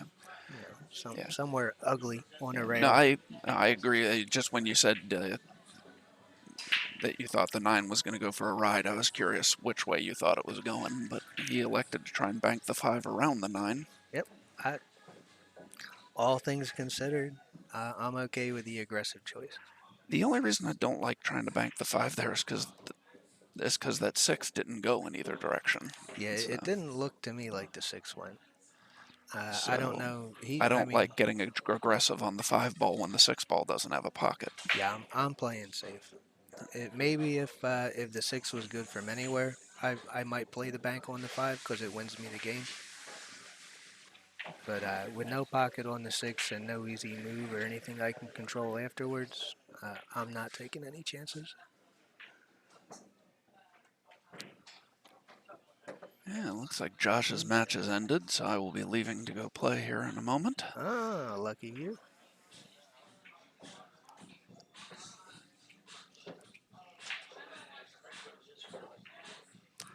Yeah, I don't like how he just set up on this. It brings the side pocket into play.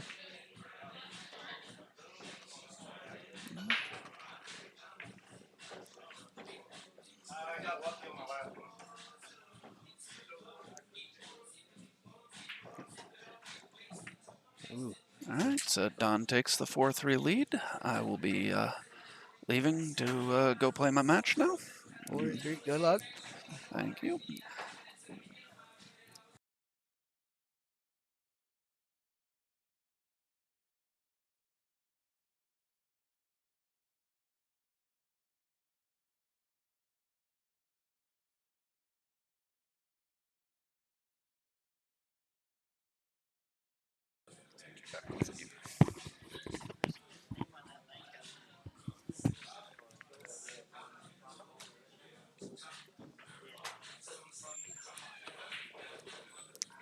You can see a young Dylan Sporer.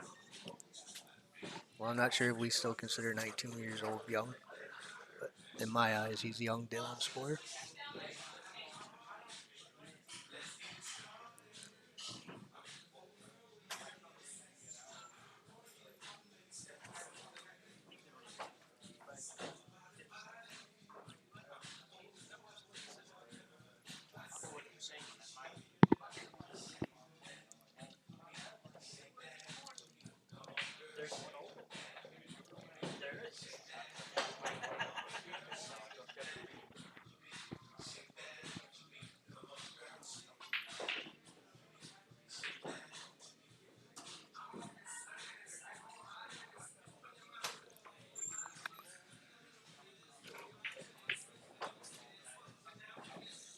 I'm going to join you in 1 minute. Okay. Are you good with everything? Yeah. That's all you have. Yeah. Just want you. Okay. I'm captain of the booth for a few minutes.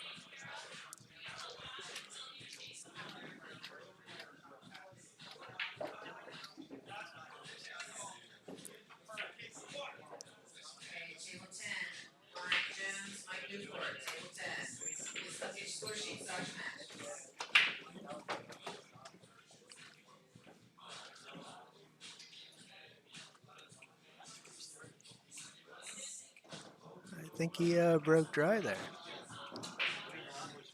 Not sure if the one passes that two. If it does, he has a fair shot to get to the 4 ball and play safe.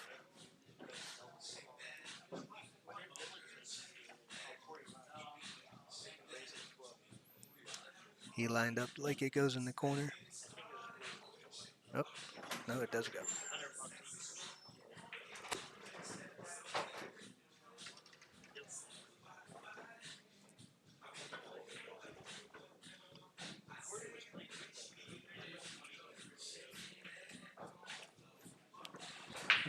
Shot. Looks like Dylan Sporer won his match. He'll advance to the second round. See if Don can float up between the 5 and the 8 for the 4 ball here. That is a no. He might be able to cut this over in the other corner.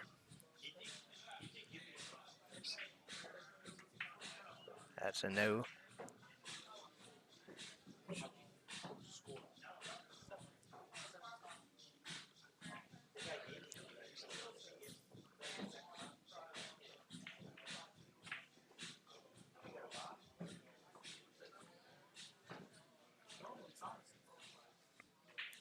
Think you're going to see Alvin go forward here, play the 5 in the side. Nope, I'm wrong again. Now he has to draw down to the 6 ball, though.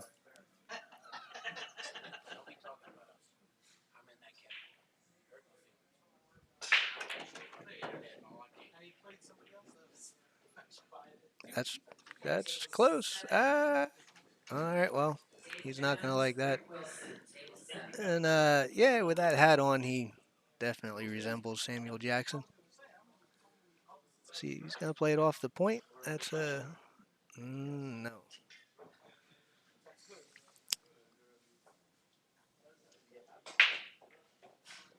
All right, Don.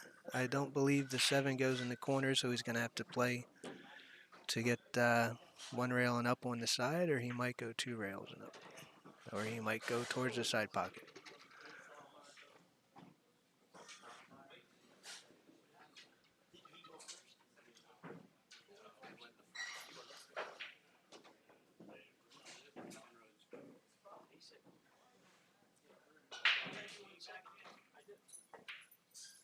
Good shot. Should be able to just stop this and take the 9 ball. Uh-oh. Steered it.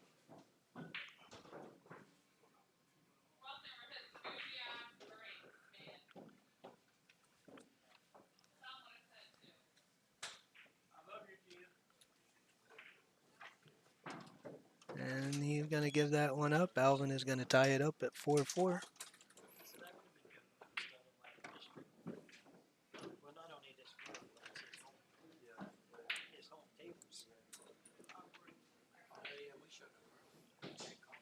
They gave me the whole booth to myself. Oh boy. Viewers are dropping like flies.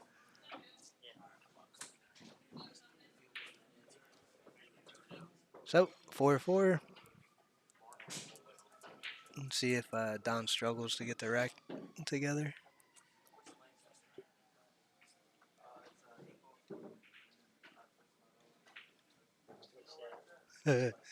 Strawberry Brooks. Wow. Who was that? Daryl? Daryl? Was that his name? Daryl?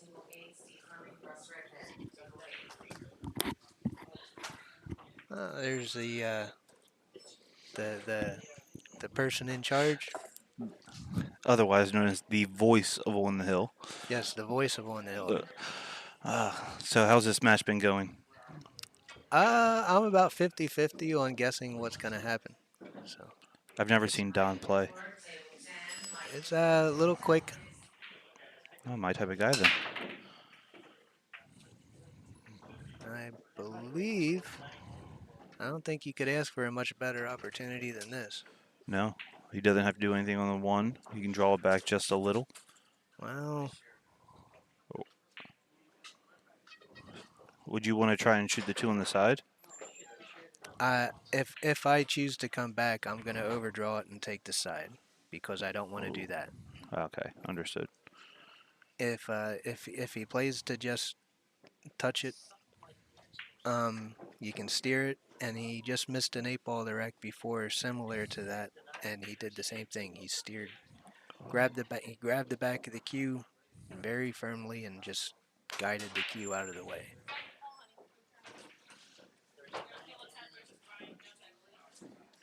Oh, all right, he's gonna kick. I would imagine. I'm comfortable saying he's gonna kick. Yeah, I think that's a pretty safe bet. Nah, it's a pretty easy hit. 2 rails. The cue ball will probably stick at the other side. I hit the wrong. I can't say the wrong side, considering how he got out of that. Yeah. There was a lot of good that could happen there, and a lot of bad. Yes. I'm surprised they haven't moved the rack yet. They've been playing entire games with the rack. Oh. They only have to get messed up by it one time, and then they'll remember to always move it. I'm a slow learner. It took me 2 or 3 times, but Okay. now I move it. Yeah. See if he can get in behind the 6. Oh. See, I thought he would have been playing safe there. Well, he's given Alvin the Samuel Jackson doppelganger. Pretty simple out. A fairly routine out. Yeah. The only issue is the If 6 to the 7 can be a little touchy. I don't even see an issue there. Well, hopefully we don't see an issue there. Yes. How did you do in your first match? I walked away. Gave up the first couple games on misses and poor thinking, Yeah, I saw you were and then down. You were down 3-0 when my match Mhm. got called. and then Brett broke dry 3 or 4 times. He broke dry, and I was able to get started, and I ended up winning 7-5. Very nice. Yeah. After I missed that straight in 7 ball, I was like, all right, this is gonna be a short day. All right. So Yeah, I looks like like that he didn't try to do anything there. He just made the ball, and he's gonna take his shot. yeah. Because a lot of the mistakes that he's made early were trying to create something that he didn't necessarily have to. And that is something I've had to learn over the years. You don't need to be perfect at the bar table. No, you like to move the ball around, Yes, I and do. on a bar box, that's in my opinion, that's a mistake, and it's real good for momentum.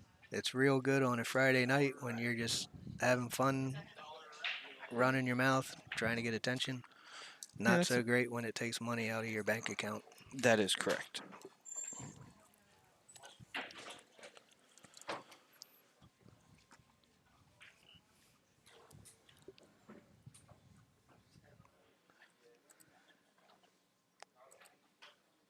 I believe there were 38 players. 39 or 40 because I think there's 2 late entries. Okay. Uh, I think Dave said 39, and I don't ever correct him on anything. Okay. So It's not your standard on the Hill Productions field, but there's a lot of events going on this weekend. yeah, This was something they threw together just to fill up a gap for the expo being canceled, if I understand correctly. yes, it was. This was a put together to be a replacement for the Expo. It was originally going to be called the Expo Relief, but then when we had a format that had nothing to do with the Expo, it was just became the Summer Slam. Hello, hello. Everyone likes a good summer slam. Yes.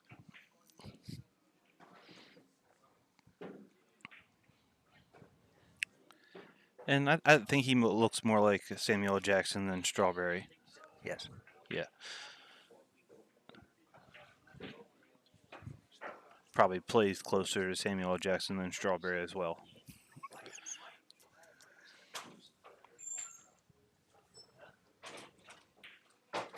TZ Hi. says, congrats on your win. Hi, TZ. Who is TZ? The only person I can guess is Tom Zippler, but I don't think that's it. Ah.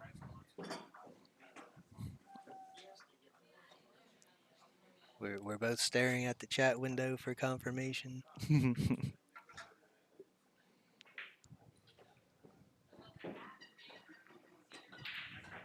Terry Z. Ah, okay. Thank you.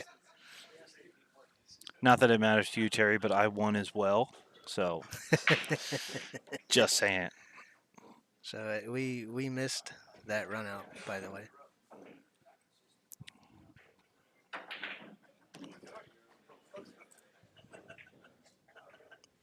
No, I think the score's right. Okay.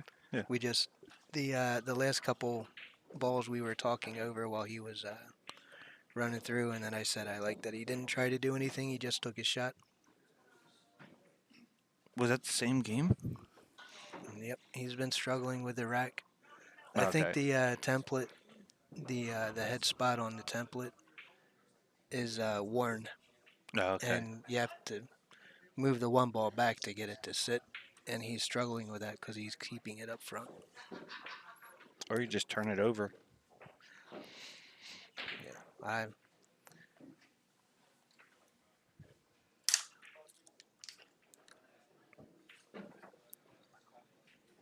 think, or we could change it.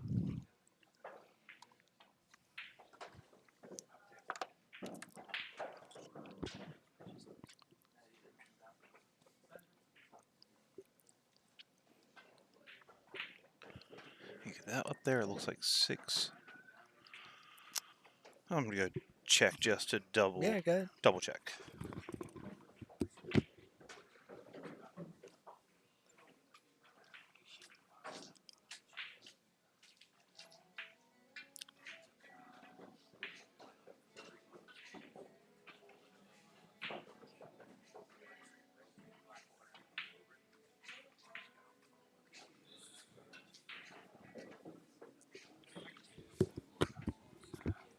We're going to keep it as it is. The score up there does say 6-4, but I think that is from your match. I don't think anybody's actually been keeping score on this one.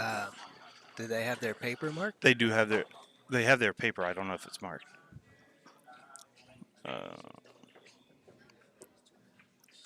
What is it with this guy? I'm confident saying that we did not miss an entire game. Yeah, I'm pretty confident in that as well, and it makes me more confident that you're confident. So we're good.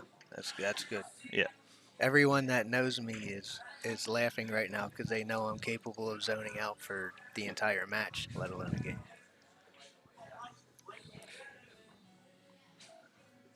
See, I go the other way.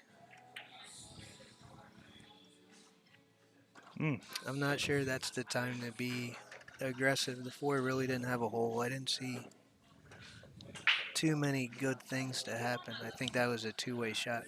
Yeah, and he did get lucky. That 4 does go on the side now. Yeah, he'd have to jack up, cut it, and then hold the cue ball, and then shoot jacked up on the 5. Or he can just take the shot and shoot away from it and see what he has. You come 2 rails back above the 7. Or do you just slow roll and play the 7 on the side? Oh, I didn't realize that. I thought he was on the 5 ball. That's why that didn't make sense to me. I thought the 5 was next. I didn't realize that was a 3. Hit that a little short. No, he's perfect. I think it's a little bit shorter than what he wanted, but he should still be fine. You would play that. You would play to be there. I do exactly what he does. I try and use angles and a rail. I don't. So that was it.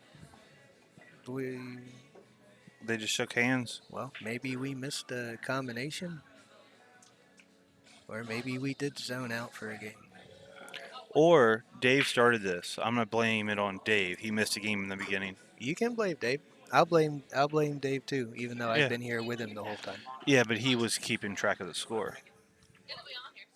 All right, so that is it for Alvin Thomas and Don Rutz.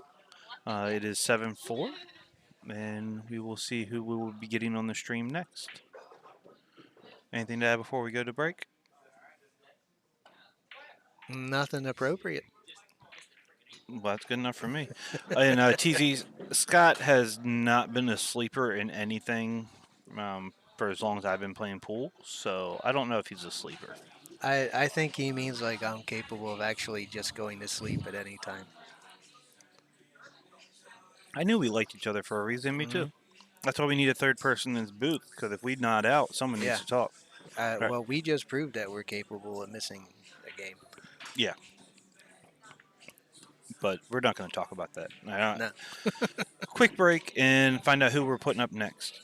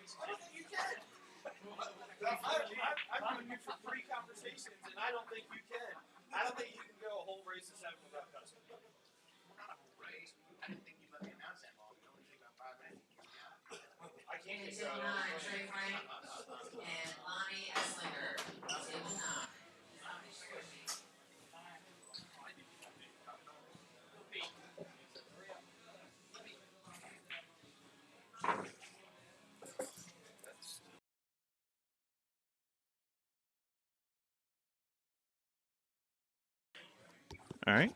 Our next match is going to leave Scott in the booth, and Johnny Bloom is going to come commentate with him because Loy and I are playing. What? What? Me and Johnny. Yeah.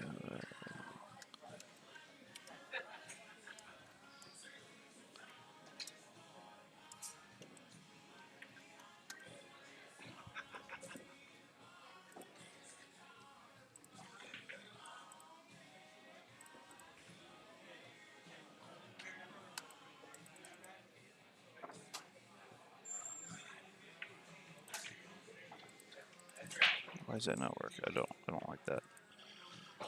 Clear.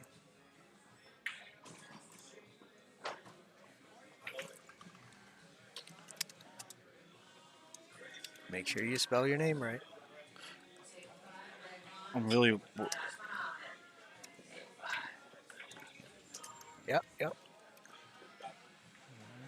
Brings All right. to 7 and start. So it's if I'm in charge of scorekeeping, I just want to put it out there that you're able to buy scores. Yeah. You can pay me, and I'll make sure How much is it going to cost me to get 6 on the wire? it's about 50 a game. Okay. Good luck to me not getting any of those. I figure I can only get away with it once. I got to make sure I get something worthwhile.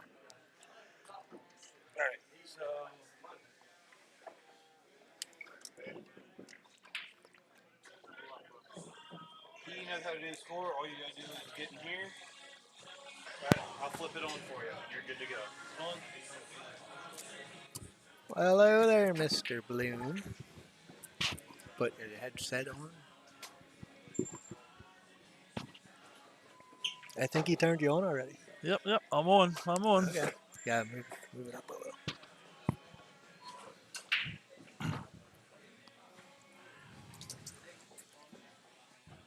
Not that I heard.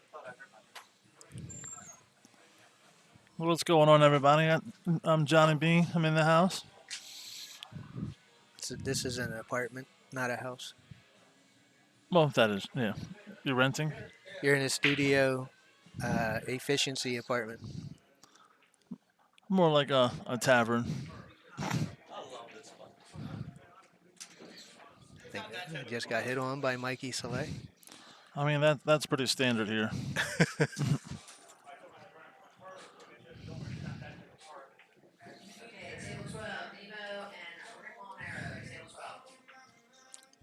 Scott, did you?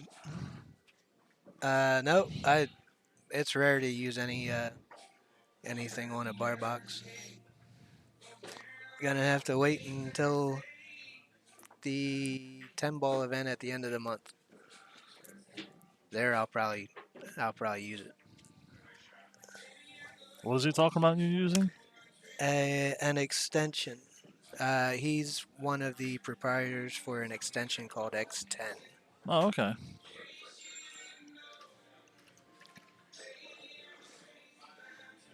And thank you for the win.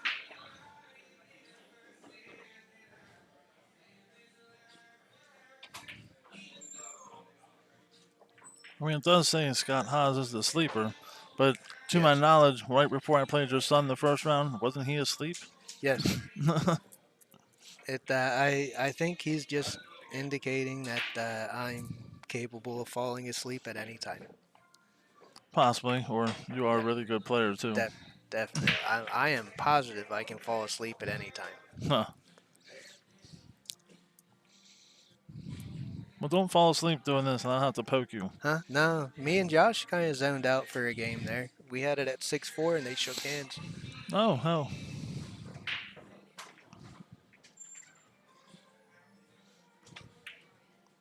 There he goes. I believe they have 13. Johnny, can you? Yeah, we have 13 7-foot diamonds and one 9-foot diamond. But I do not believe the 9-foot's open for use. That's the. We rent it out to like players and stuff like that. We Okay. just don't want the Joe Schmo coming on. Right. It's. I don't believe it's open to just anybody. Correct. And I can vouch the wings are very good. That's important. That's in my choices. If the wings aren't any good, I might not come back. Oh, you're a wing connoisseur? I'm not a connoisseur, but I like my wings. What?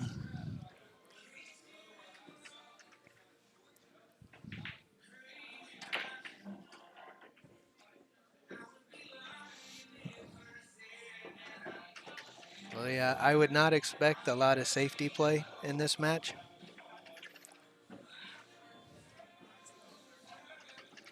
And to my knowledge, I mean, I know Josh has been playing pretty good lately. I don't know, to be honest. Well, I mean, I see him on a daily basis here. Okay. It looks like Loy won the lag.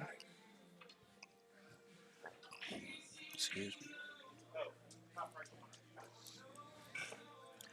Yeah, typically at any event, I look for a place to hide, and then I stay there.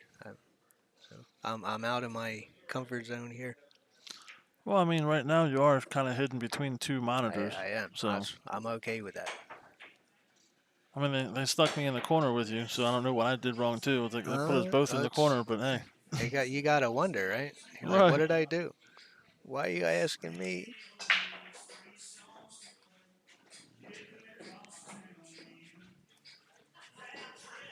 Wings are very important.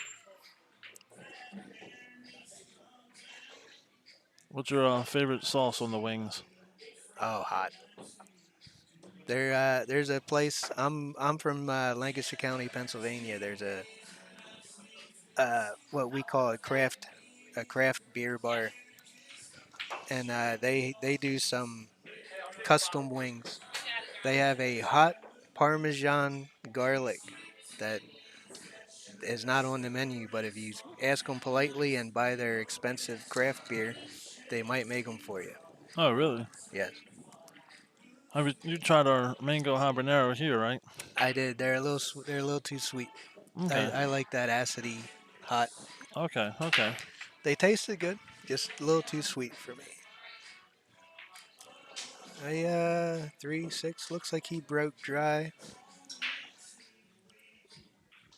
When considering where the 2 is, I would expect Josh to move the 1 over by the 8 and try and leave the cue ball up there by the 3 ball.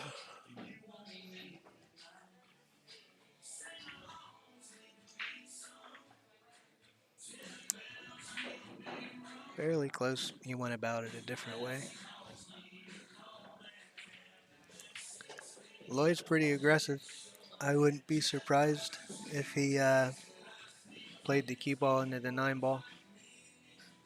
He's looking at it now.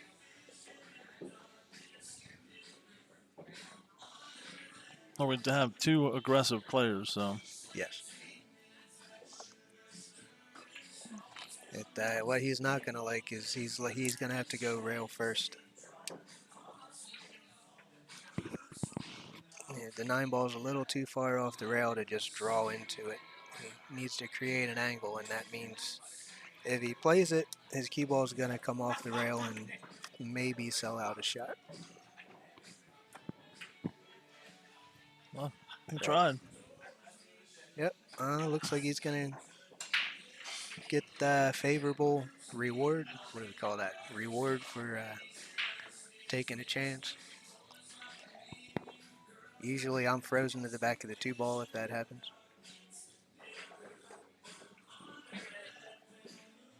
looks like he's going to bank the 1.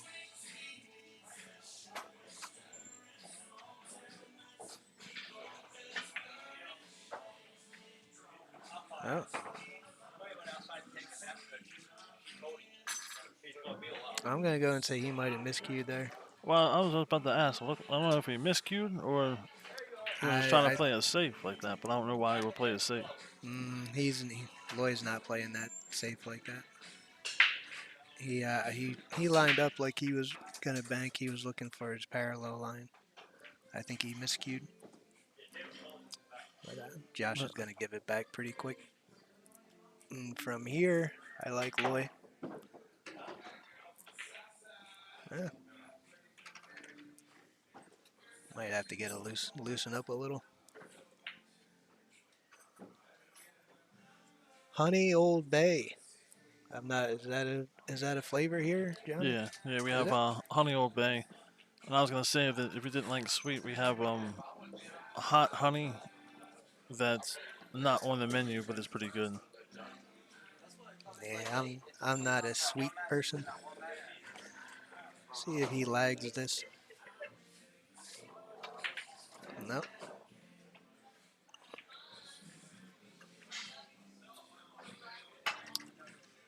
Looks like a combination going on here. Nah, he won't play this combination. No. He'll shoot the 2 straight in. I don't think the 9 makes the pocket bigger. I think it actually shortens it up some. And that's why he missed it.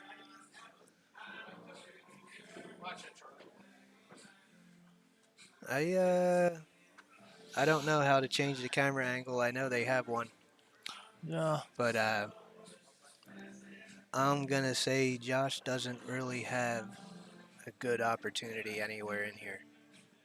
I don't think he can jack up and spin into this. I think he has to kick if he wants any chance at a good hit. About a half a ball over from where that rack is pointing. Yep, good shot. I'm going to say he's a little unlucky there. Double kissed and just stuck. But he's still shooting. That's the main thing. You're trying to keep yourself on that table. Hey, 104 viewers, 108 viewers, all here to listen to me talk. Sorry, I'm not that talkative. I'll get there eventually. All right. From here, I like Lloyd. Although I said that when he was on the 2 ball and that didn't go so well for him. Try again.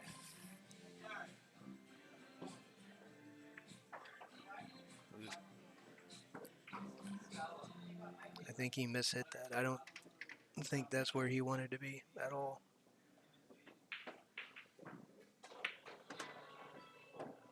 I mean, it's still going to work out for him. But. Yeah, just a big difference between having to force it out there or having the angle he wanted where all he has to do is make it and he's only about a foot from the 6 ball. Right. It's not going to show up or hurt him. But he knows it's there, and sometimes those things wear down on you. I know my wings. Oh! Wow. Wow. That's that first game. Call him jitters. I don't know if Loy had a bye or not. I know Josh played his first round. Lloyd, this might be Loy's first match.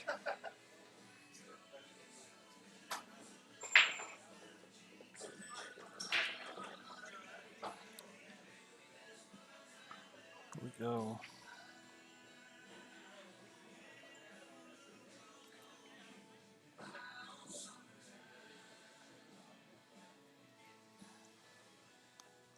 Yeah, Lloyd had a bye first round. Yeah, so this is his first match.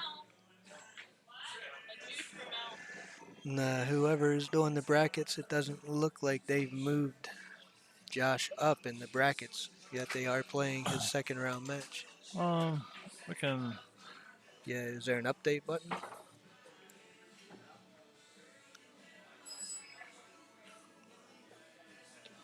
maybe refresh.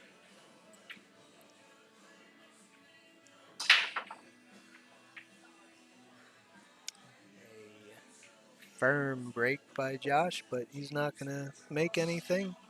Yep. Refresh it, and there it is. There we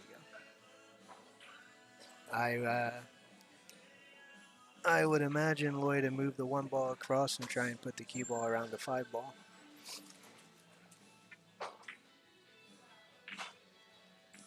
It's going to be a little short on the 5.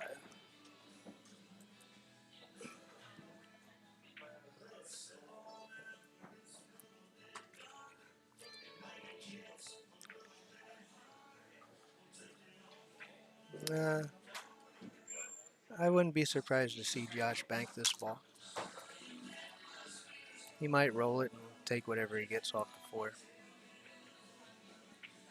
Yeah, I would have liked to bank. I'll say the burgers are good too. Me, I have no problems eating. Although when I'm playing, I usually don't eat much. Well, fortunate enough for me, I'm out of the tournament already. Oh, eat that burger. Yep. See if you can get to this rail first.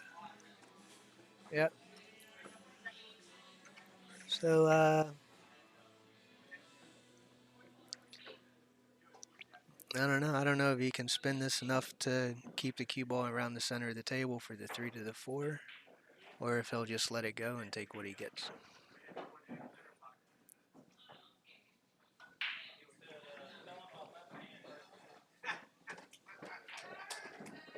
Okay, so he opted to not try and hold it.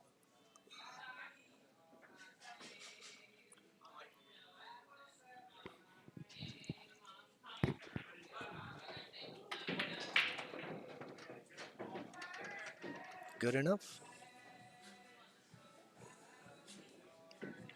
And he bumped the 8 ball. So I don't really see any issues from the 5, 6, 7. Although he's on kind of the wrong side of the 5 now. Pretty sure he can still pull out and shoot the 6 in the corner. Or use a bit of inside and come across. He'll use the inside and come across.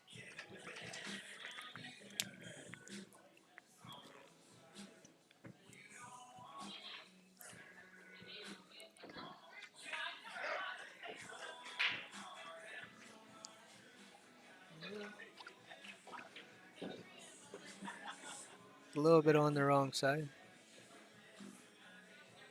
Kind of got to go a 3rd rail on the 8 ball now. That looked like it bumped the rack, which technically is a foul.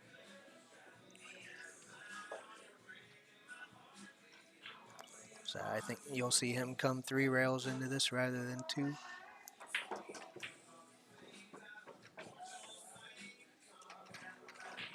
And Josh will concede. You got it? Yep. And that is 1-1.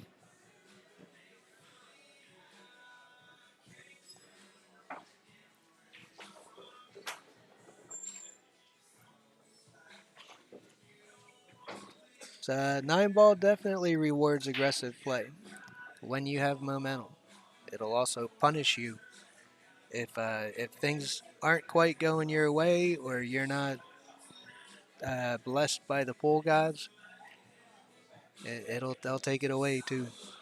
But bar box 9 ball, you have to be slightly aggressive. And yes, there's a large 4-day tournament coming up in Lancaster County. The Keystone Lancaster tournament. Some TZ Terry is saying that he was put on the list.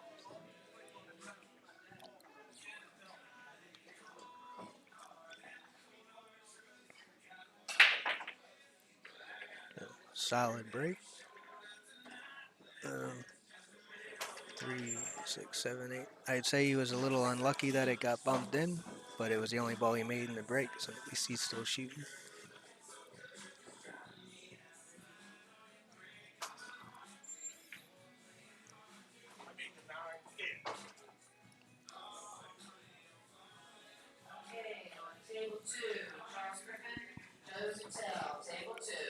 Would you play it safe here?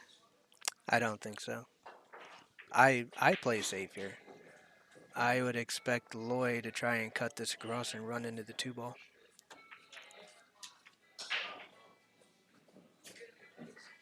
And Josh is going to have a controllable kick.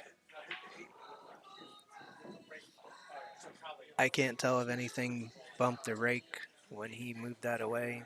It looks like Josh just said it's fine. It's a very controllable kick, and I think the 2-ball goes.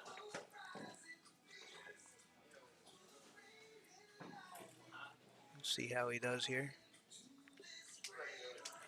That looks a little short to me. Yeah. Up. See where that 9-ball goes. Yeah. He didn't come up to aim it, so he must like what it looks like as it is. Okay, I guess the 1-ball went.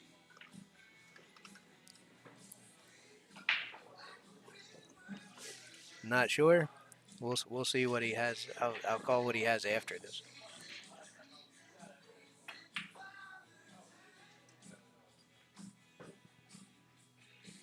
He has a semi-safe. I'm not sure if he even had a pocket there. I don't know if he was trying to make something happen. I would expect Lloyd to play safe here. Move the 2-ball up behind the 8 and the 9.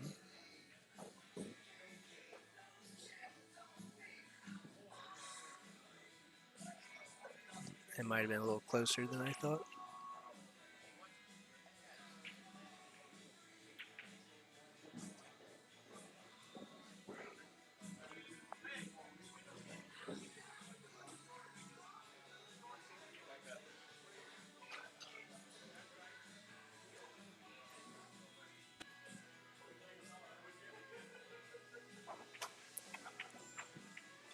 Good hit.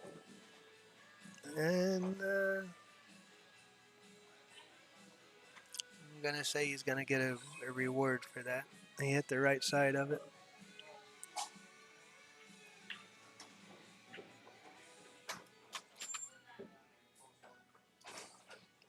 And he's going to try and hit this fairly controlled. Put the 4-ball down on the bottom rail. Oh. Nope. He's going to give up ball in hand to Josh.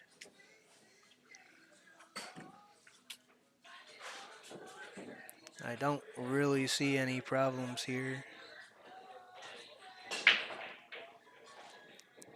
It's, closest issue is probably the 3 to the 4. And if he gets on this part correct, he should be fine.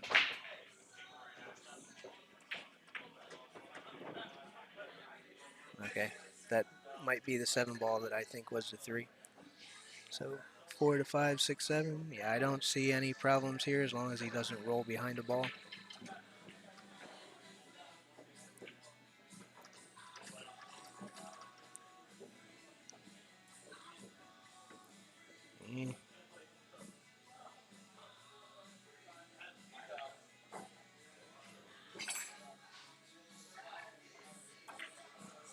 Yeah.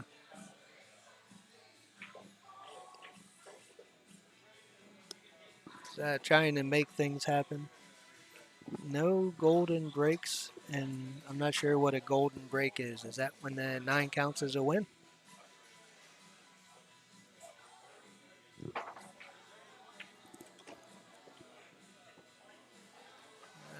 Loy, he's a little flat on this. I don't know if he's going to force it and come around 2 rails or take his cut shot on the 8. He's going to force it. He overhit it by about 3 feet with a big sigh as he was walking up to the ball.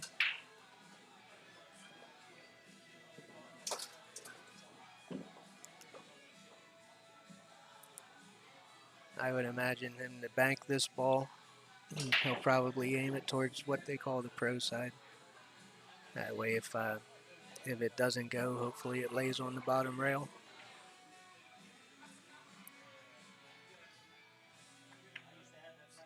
Yep, just like that.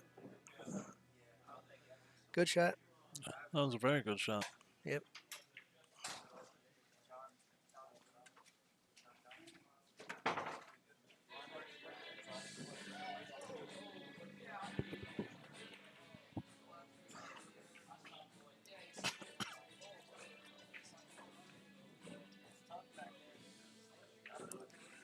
See if Josh can get down to this ball or if he has to go rail first.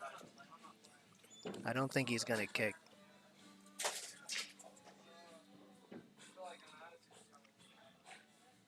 Yeah, he's gonna jump. Okay.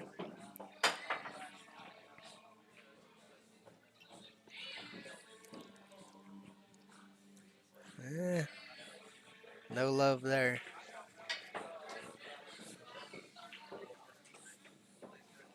I'm not sure he had to jump that ball. I think he had some options.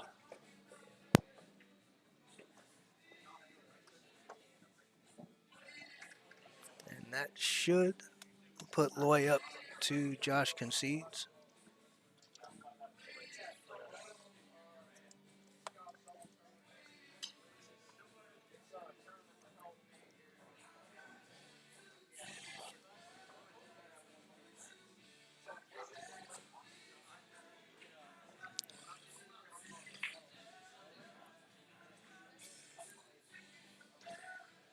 I think if anyone in the chat window there has any questions, we could use something to talk about in between the gaps here. I'm pretty much just filling space so it's not dead air. This is definitely not my full-time job. And I'm here, but I'm eating right now. Huh? I'm trying to Yeah, finish no. the food, and then I'll be up. I do not blame you for eating. Josh is going to lose the cue ball there. Make 3 balls on the break. I did that earlier against your son, Thomas. I made 4 balls in the break and scratched 3 times. I'm going to say that probably didn't go so well for you. Not at all. That's why I'm sitting here not playing pool anymore. I mean, needless to say, he did shoot really good, though. He almost always does. The only time he has a bad match is if his nerves get to him, or he has that nice guy curse. Sometimes he struggles to beat somebody just because he doesn't want to. I think he inherited that from somebody. Oh, yeah. Got 4 to the 5. 6 is sitting by the hole. I really wouldn't expect any costly errors here. Just going to come across.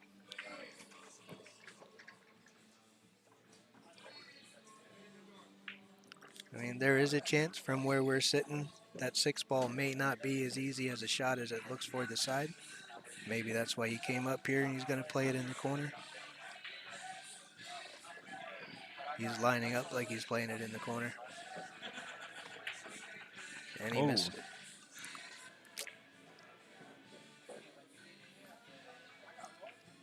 Some unusual mistakes. You know, what do they call that? They have a name when the guy commentating says nothing bad can happen, and then they run a ball into the rail. It's called jinxing. Jinxing, yes. Yeah. I did that to Loy, I think.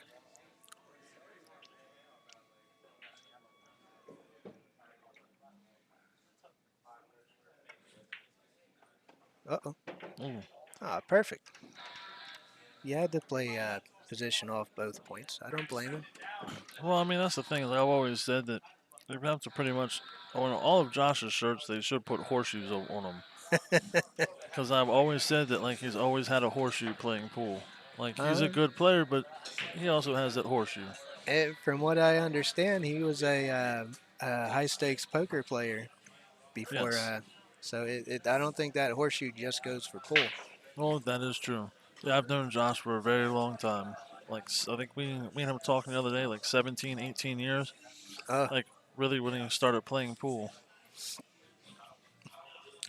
Well, I know I came out of retirement. It's about 7 years ago now, and he was one of the first people that came up and started asking me questions, and I didn't know who he was yet. Right. He likes his action. He likes to play. Nah, I think he's gonna get away with that. He lost his cue ball a bit there, but looks like it's gonna work out. Well, looks like a fairly easy table, but I shouldn't say that. Let's Yeah. not curse him. I'll take that away. Yeah, commentators curse. Yes. Yes. So we're not. I'm not saying that on this one. That way he probably gets out, unless that's the 3 ball that he just hit because he wanted to run into the 5. But I didn't say that. No, okay. So that's the 4 ball. So 5-6. He has to play a combination on the 5 or play the bank, but he'll probably play the combo. Me personally, I missed this combination, so I played a bank to 5.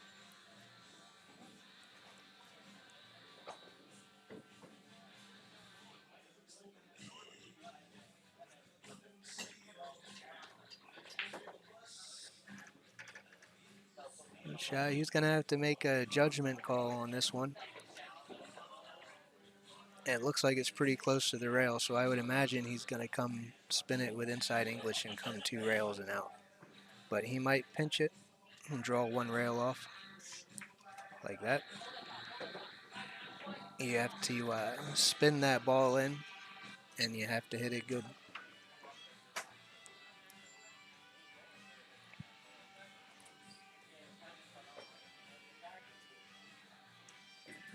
Oh, that's the second ball of this match we've seen him let up on like that.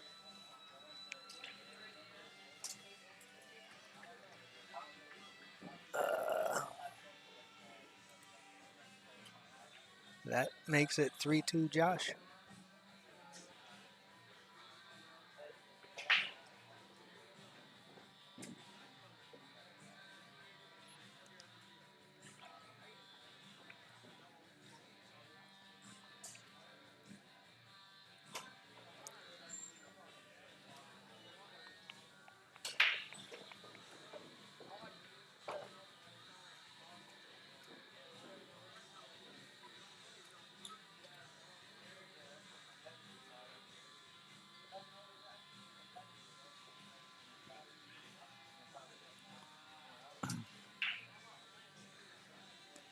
Let's see if Josh can control his cue ball in this one.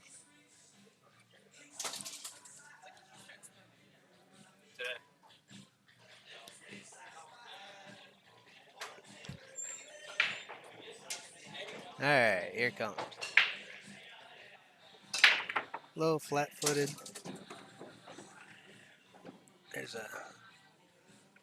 something buzzing around my head here. I don't know. Josh likes stuff like this. I actually look for him to make this ball somehow brush the 9 and still get on the 2 ball.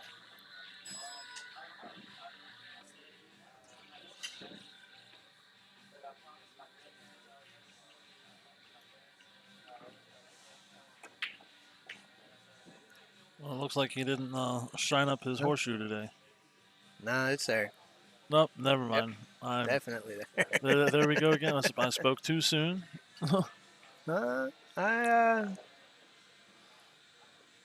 If Lloyd gives himself a chance to get over his previous mistakes here, I think he'll see this as a pretty controllable kick. Okay.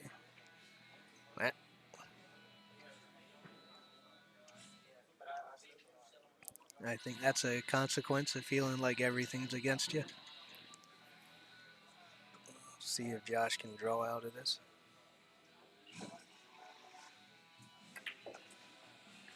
Yeah, that was a good shot. Well, he's probably gonna draw back now rather than go to the center of the table. He was high. And that's gonna make the 3 to the 4 a complicated shot. Now he has to either spin it or maybe he can play the 4 off the 5 in the side. It's hard to tell sitting here. Looks like he's going to try to go around. Yeah, I would think he's going to go 3 rails around it. That's well, Yep, trouble. a little too much. Nah, that is from being on the wrong side of the 2. And not being able to get to the right side of the 3 made those 2 complicated.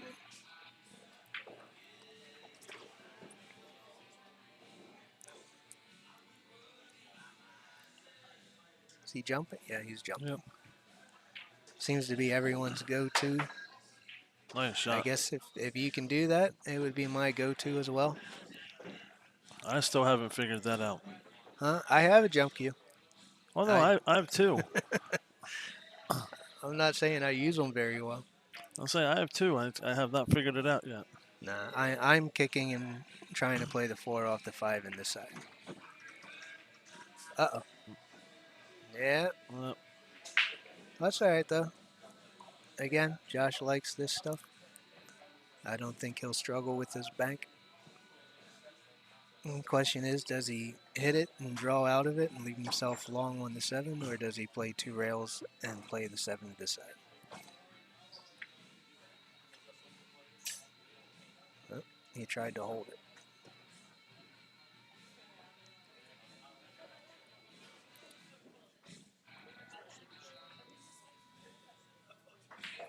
well, it looks like the 6 ball might be a little above the pocket. It is.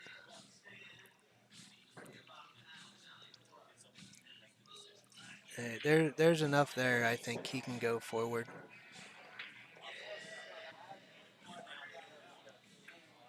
Yep. Good shot. All he has to do from here is not bail out on his stroke like he has on 2 or 3 games so far. He's just gave up on the shot. Even that was a little timid for Loy. Josh concedes.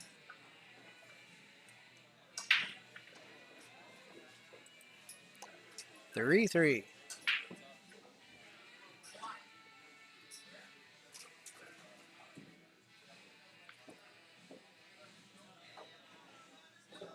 The rage quit, yeah. Yeah, he conceded those 3 balls out of frustration.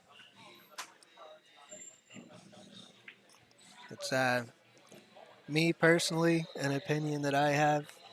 If you are involved with running the tournaments, I don't agree with playing in the event simply because it's distracting. It's hard to focus from one thing to the other. You already have responsibilities. And Loy is helping run the tournament.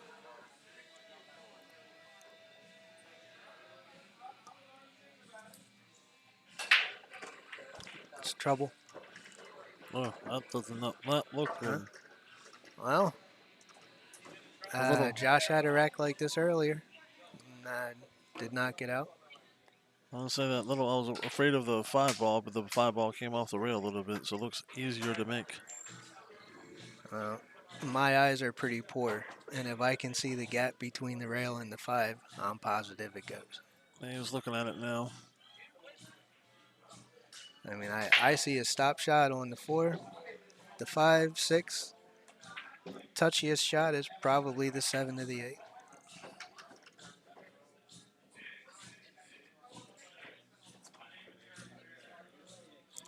I would imagine he's going to draw out of this. Nope, I'm wrong as usual.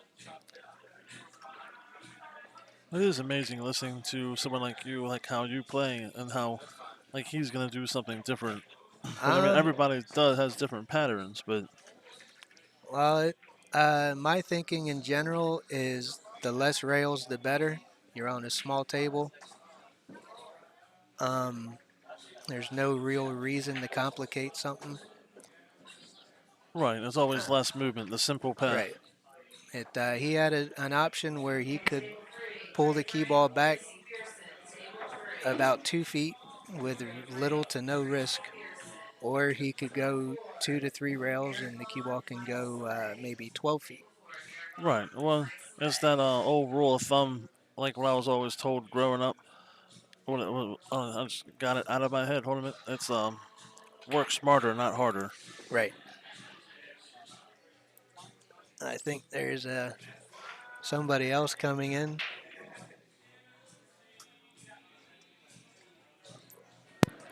What's up, guys? What's going on? Hi, Michael. I'm not sure what uh, appreciate. Oh, if I sound like I'm trying to be negative or talk bad about someone, that is far from my intention. This is not something I do on a regular basis, and if that's something that people are getting from me talking, it is 100% not intentional. I have nothing but respect for everybody playing. And the same with me. If I said something, and I have respect for the players, but I also have to give Josh a hard time.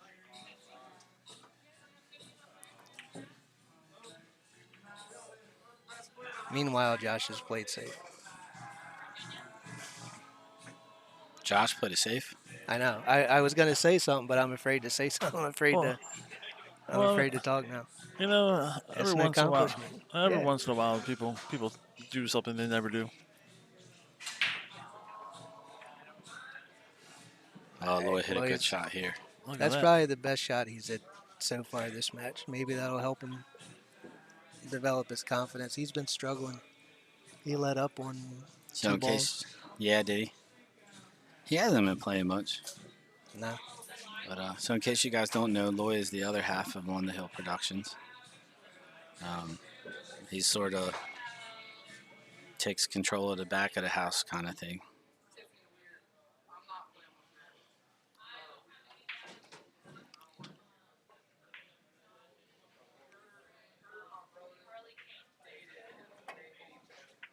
Wow, Close. Oh, wow, wow. look Good at shot, that. Josh. There's that. Yeah, I can't call that a horseshoe because he hit that good. I mean, it looks like he was trying to line it up, and then that was a really good shot. Yeah, he hit that good. Just got to make one more good shot here, really. And then should be kind of connect the dots.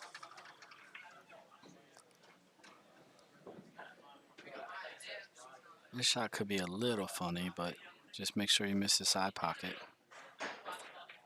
Yeah, I think the 9 ball's a problem. Oh, Oh, that's the problem. oh, he poached it. Oh, look at this. Oh, it looks like he got a little jelly.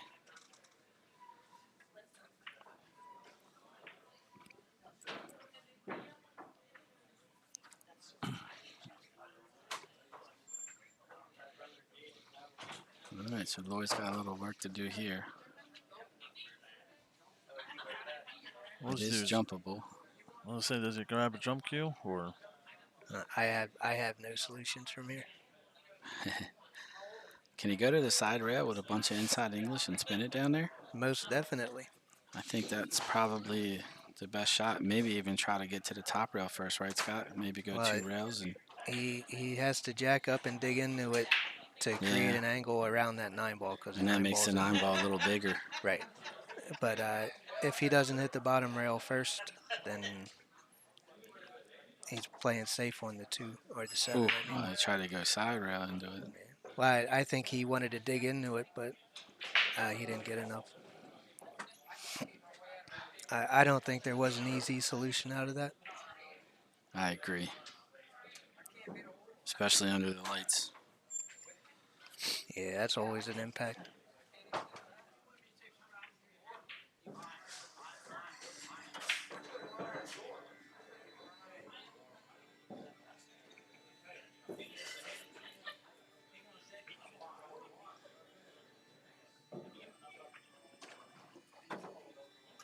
Slow down.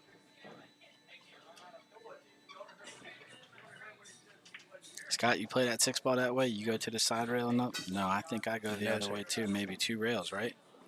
Top rail, side rail, and I into your line. definitely come 2 rails and out to the center of the table where it's controllable. Josh did hit it good, so. Ooh. All right.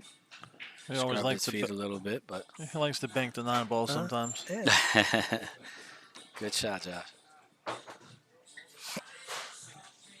But yeah, the way he played it, he made his target about a 6 by 6 inch window versus probably a foot and a half box that he would have been good.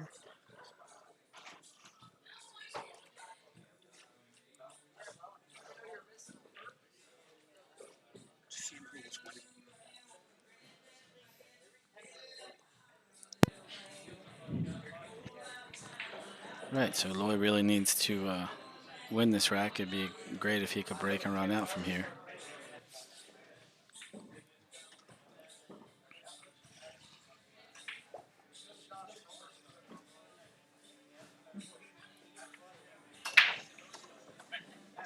Uh-oh. Uh-oh. He's been unfortunate like that twice now.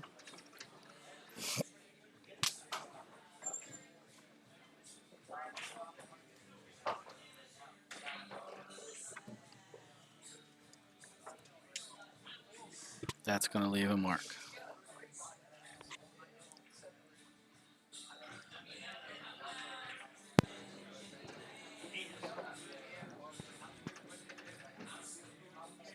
I can't tell the 3 to the 7 ball. So Josh can slide over here. Play the 6 up in the up there in the upper right-hand corner. You got pretty good on it.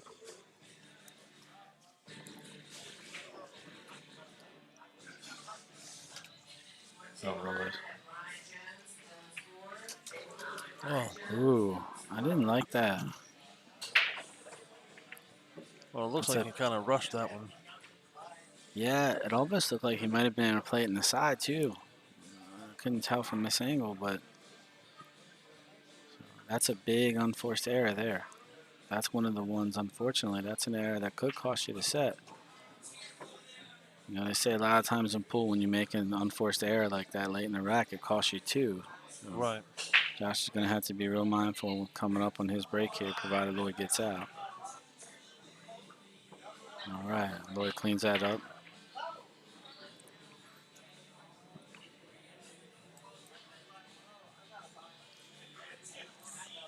Five, 4 now, Josh to break. Josh just need to make sure he can control it. He's been scratching and getting kicked in the side or scratching. Yeah, Lloyd hit the break. I mean, he hit him a little harder, I think, than you actually need to, but he made a bunch of balls on the break. But the only problem is he's drawing the ball. If you hit him at same speed with more of a stop shot and just try to like pop the cue ball off the 1 a little, you know, then that would have been a monster break.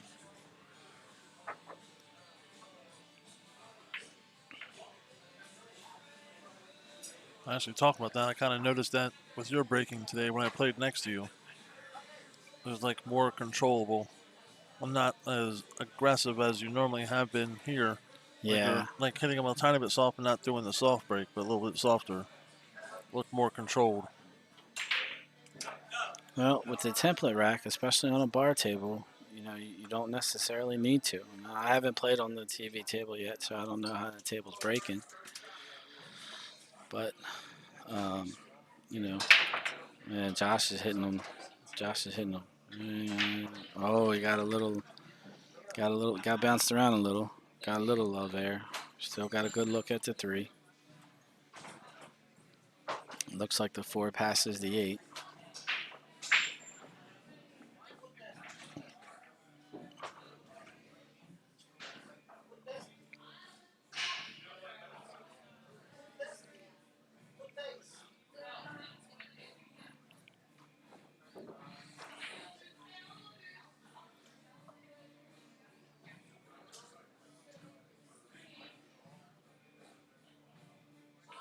Gonna come across the table twice. Yep, that was the only problem with playing the ball. You know, there might have wanted to play a safety there maybe and just kind of cross it and put the cue ball up there, try to get behind like the 7-9 or something like that. Leave Lloyd something funky to work with. Now we got a shot. He's going to bank this ball 3 rails. Or, Oh, no. Okay. 1 rail in the corner. like I said earlier, I think he shined his horseshoe today. Good shot, Josh. Got a good look at the 5 ball here.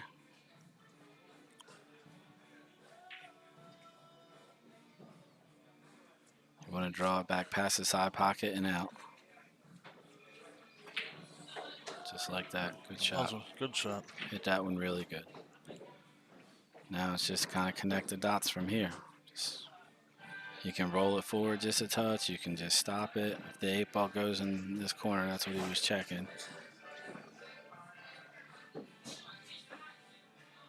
It appears like it does from here. But we'll know by how he shoots this ball. Yeah, it must.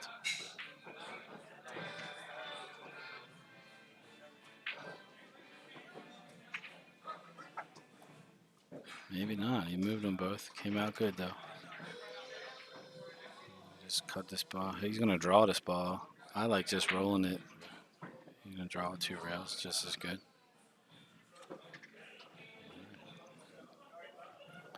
Lloyd concedes the 9 ball. Josh is on the hill, so Lloyd really needs to break and get out here.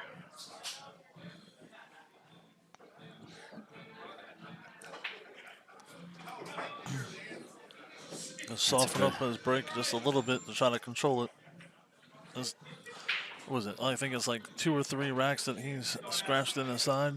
Yeah, or even, you know, that speed is even okay, what he's hitting them, but it just come up on the cue ball. You know, just come up on the cue. Well, you only got that scratch in the side already taken away. Maybe that'll get it off of the scratching on the break.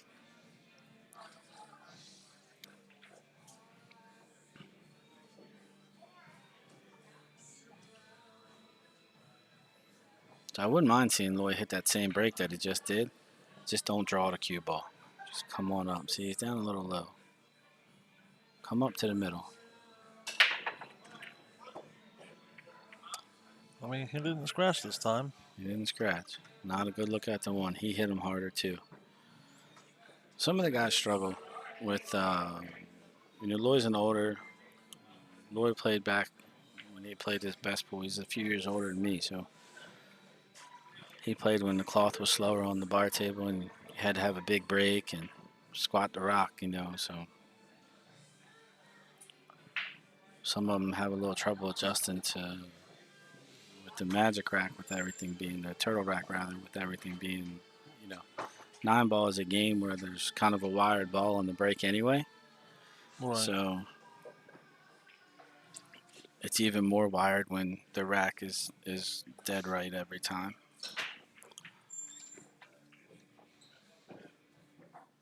Got to get behind the 5 ball here. Come up, but he's having him stretch over the 9 ball a little bit. He's at least jacked up a little.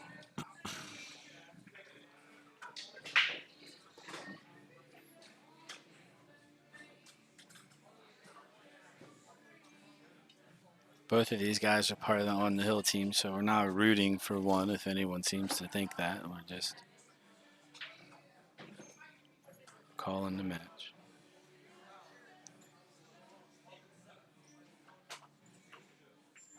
Oh, no. It's going to jelly up right in front of the side pocket. Yep. Okay, so Lloyd got a gift there. That's the thing with me with both these players. I have a lot of respect for both their games. Looks like tournament blue. Absolutely. Shirts. Yeah. Look like tournament blue just about. Both these guys are real good friends of mine, so Lloyd's just going to come up the side rail here and give himself an angle just to kind of roll the 4 ball on to the side rail to shoot the 5 and stop it there for the 6. Pretty simple layout here. Again, might have got a little too much angle, so he may even have to bank this ball to hold the ball, but he might just go a little wider. Yeah, just like that.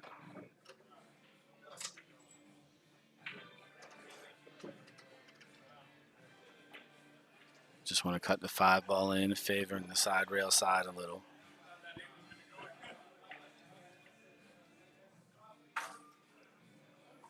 Just stop the cue ball. Just like that. Good shot. He would have liked to maybe not been on the rail, but I think he's going to be okay. Wow, we have somebody that knows how to press the buttons to figure out with the angles. He can roll forward a touch. You don't want to go too far. If you do, you want to put a little inside and just go ahead and go 2 rails and come out. So got a good look on the 7. That's okay. Yeah, you had a little more angle there. That's even better. That's probably how I would have played that. It looked a little straight. I wasn't sure if it was straight. Right. I couldn't quite tell from the other side there, but that's absolutely the right way to play it from there. Here, just like this, go to the side rail and out. And he's got his option what he wants to do here.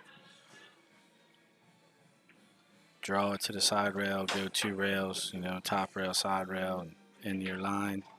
1 rail is fine. However you like to shoot that ball, you got a bunch of options. They're all correct. All right. Lowe's hanging in there. 6-5 now. Josh to break. Let's go to the overhead view once on the break here and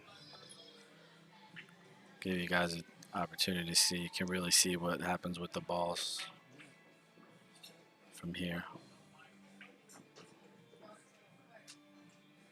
Brett said he really struggled with his break when Brett Stoudemire when he played on this table, but it looks like it's breaking pretty good. I think sometimes guys fall into a little bit of a comfort zone with the template rack, and they just kind of throw them up there and then walk away, just thinking that they're all touching because of the design of the rack. But that's not always the case. The ball tolerances. I mean, the balls are not always perfect. Tables get worn in and broken in from other play. So you still got to make sure that the balls are racked right. I know, like when I was playing today, that I had to keep looking at it because the bottom one, the 2 ball, wouldn't hold on to just tapping it like onto it. Then it tightened it up, but I always had to look at it.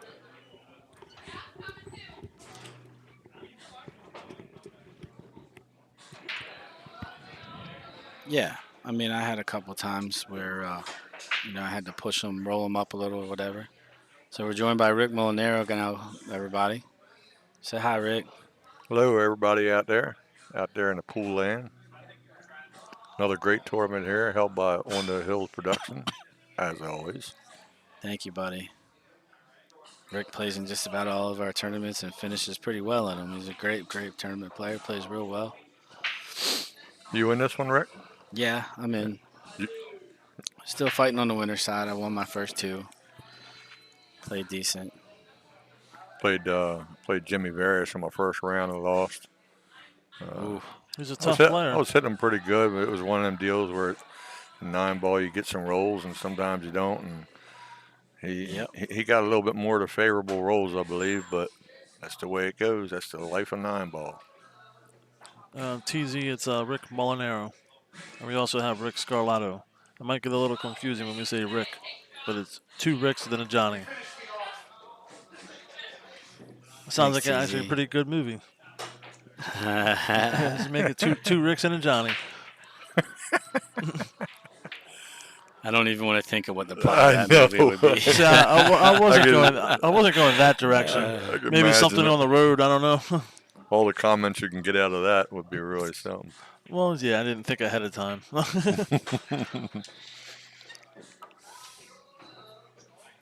This field's a little light for us. Still a quality field. We have 39 players. Don, a lot of stuff going on all over the place. Hey Terry, how you doing? It's good to see Chris Bruner. I ain't seen him in any of these events. Mm-hmm. He's remember him from a long time ago. He's got I'm sure he still does. Got a monster break. And that kid wants to hit him hard. I don't think there's anybody around that can hit him. He's probably broke a cue ball before. I mean, he really hammers them. I used to try to do that when I was a kid. I used to try to see how hard I can. I always said, I want to break a ball breaking the ball. Now, just the way things have changed, I don't quite hit them as hard anymore. Good shot there by Josh, using the 7 ball to hold him up there. Let's say talk about that. I had a friend that used to break extremely hard and broke many of shafts just by not even hitting the table, just by breaking the shaft. Yeah, that's very Mike Siegel-esque. Well, I remember well, Rick Monero would definitely know him. Chris Boley. Remember how hard he used to break them? Yep. So Josh left himself a little work here. Josh is on the hill working it out here. Little steep angle. Okay, now he's a little twisted here. So yeah, he's got a little backwards cut here. He'd Yep. like to be a little straighter, but he should be able to handle it. I think he might be cutting this ball in the other pocket, Rick. A little low right. No, Yeah, Nice shot. He hit that good. he hit it good. A lot of times when that shot touches the rail, it ain't no good. Right. All right. Especially on this table. Yeah, this one's a little tougher. Well, as the old saying in the NFL games, the hay's in the barn. Nah. Any given Sunday. And Josh gets past Lloyd here, 7-5. That was a close one. And we'll be back with your next match here shortly, guys. Take a little break. Cool.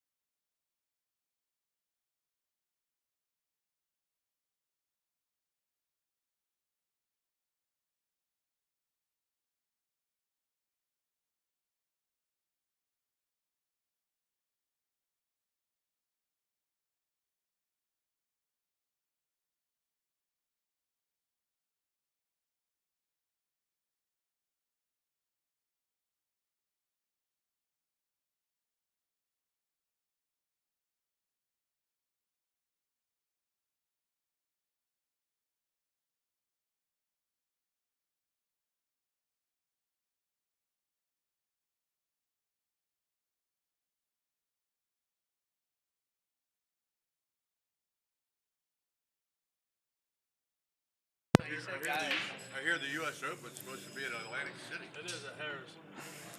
That's pretty All right, so we got Jimmy Various and Thomas Haas coming up here. September 13th or something like that. So it's like the second week in September. I wonder if Andrew's still in town. I haven't looked at it. I didn't have it up there.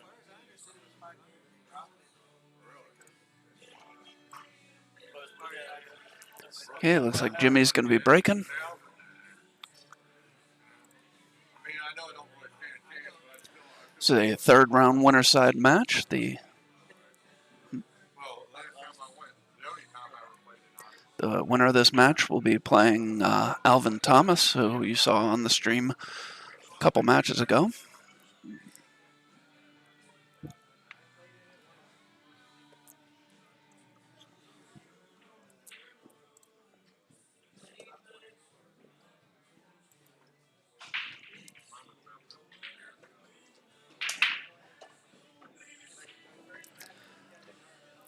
Hey, good break by Jimmy, but the 6-ball rolls in and gets in the way of the cue ball, so he's not going to have a shot on the 1. Likely be pushing here.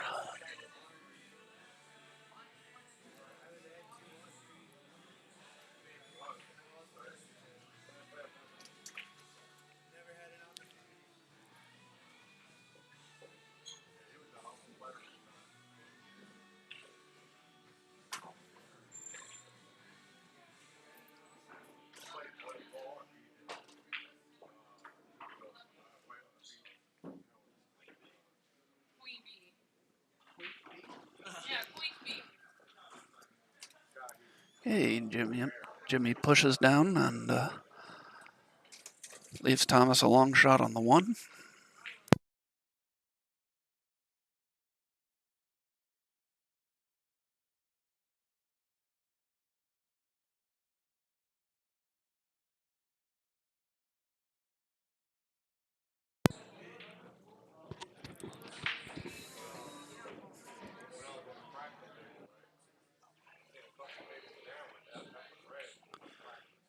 Thomas plays it safe nicely, keeps the cue ball behind the 3. Brings the 1 ball back down to the other end of the table. If Jimmy's not able to get a hit on this 1 ball, Thomas might be trying the 1-9 combo.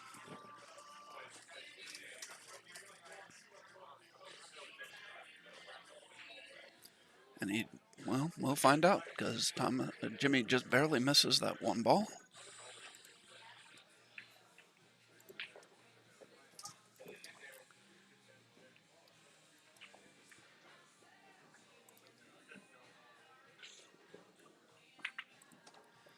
And he does play the 1-9 combo, knocks it in, and takes the 1-0 lead.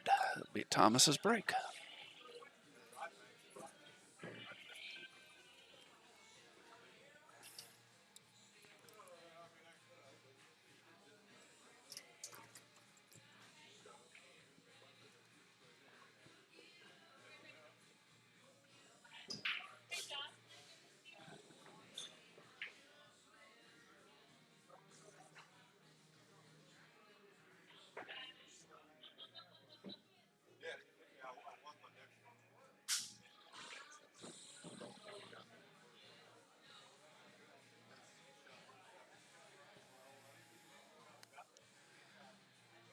All right, so while Thomas is racking, let's get a word from a couple of our sponsors.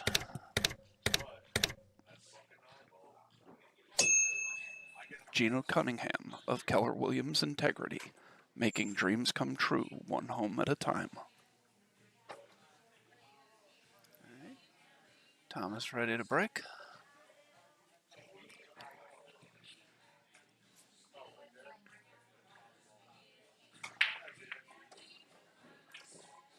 Pockets a couple balls.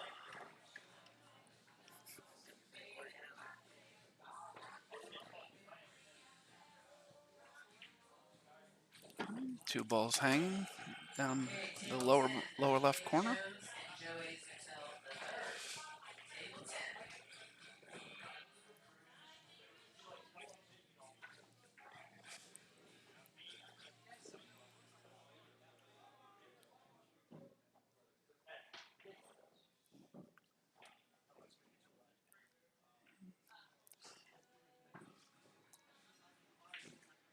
Trying to figure out what he wants to do with the 5 here. He didn't miss the ball. He should have won 9 balls, but didn't miss the ball first 3 wrecks. And then I got done eating. I broke him in a rack. He dumped the 2 ball the next rack. Oh, Thomas tries to break out the 5 ball and does, but has hooked himself behind the 7 and has no shot at all on this 4 ball. Hey, Josh McCulley joining me here in the booth. Hello, hello. And So did he put himself here, or did Jimmy play it safe? no, he put himself here. The 5, 9, and 7 were all tied up. He tried to break them out when he made the 2 and left himself behind the 7.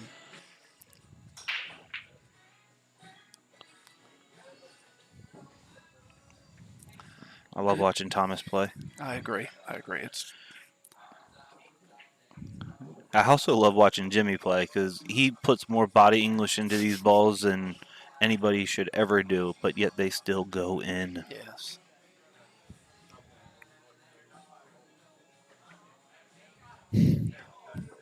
Case in point.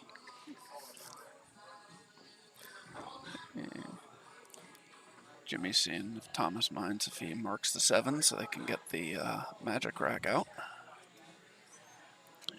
I mean, if you're going to mark it, you can pick it up more than that, Thomas. But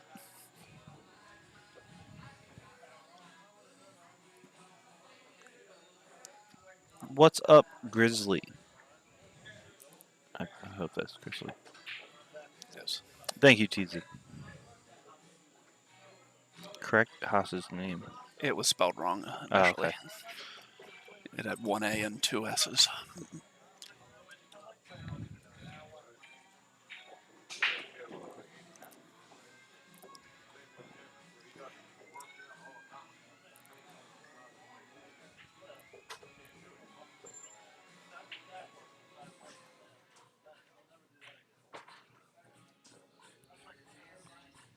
I wouldn't be surprised to see him follow this up and actually come close to just bumping the 8 a little bit. But he doesn't need to do that. He can just put a little right on there and come back up. There you go. Just like that. You trying to get above the 8 to shoot it in the bottom corner or below it to shoot it up table? I'm staying below because if you get too far, if you get above it and don't get far enough, you just leave yourself a really tricky angle where that side pocket just messes with your mind. So I'm trying to stay below it. I can't tell what angle he has here. He has. If he's going to draw it like that, then okay. The angle he had, it looked like that was the way to go to me, but I'm having trouble seeing the angles today.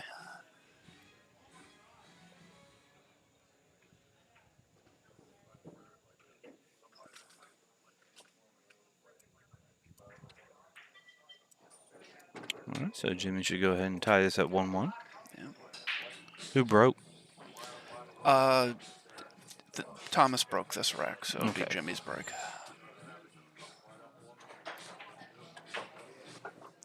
Yeah, Jimmy knots it at 1. Be his break.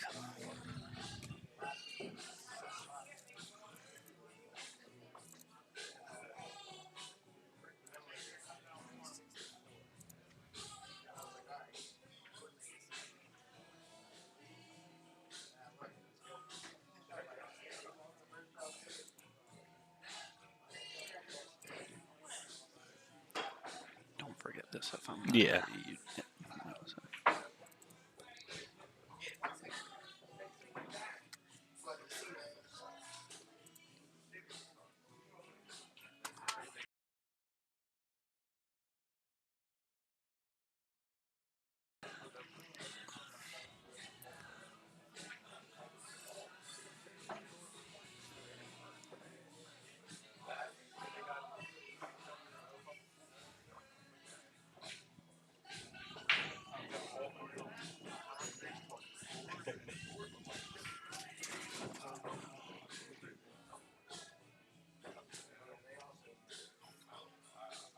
All right, so Jimmy to break, 1-1. And one thing I'm always surprised about with Jimmy is he's up there in age, but that man doesn't have like an empty gas tank ever. Like he can play for 10 hours and just like, I'm a little tired, and then play for another 5 or 6. He doesn't stop. A little punch break. Makes a 3 in the side.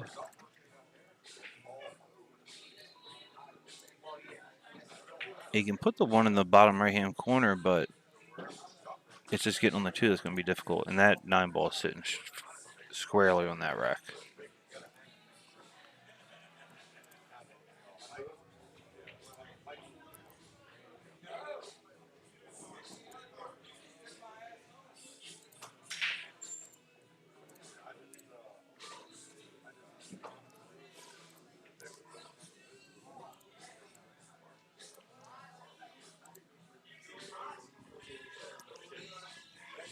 All right. So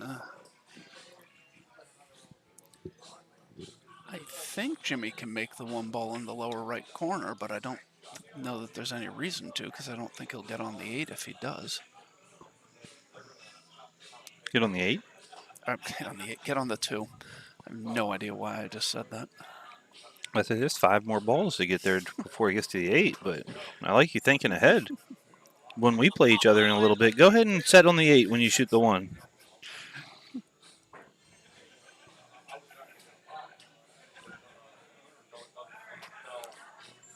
The 8 wasn't even going to be what was in the way. I have no idea why I said the 8 there. Okay.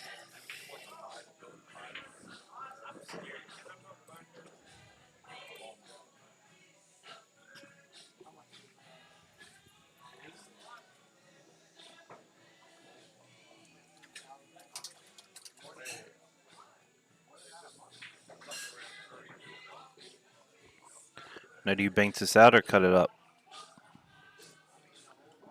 As I say, I think I play safe. But I mean, yeah, okay. Those were the 2 safe options, that's all. You cut it up or you bank it out and leave the cue ball there. Even I'm not crazy enough to actually try and cut that ball for shape to make it. with you, I'm never sure. Ooh. Oh.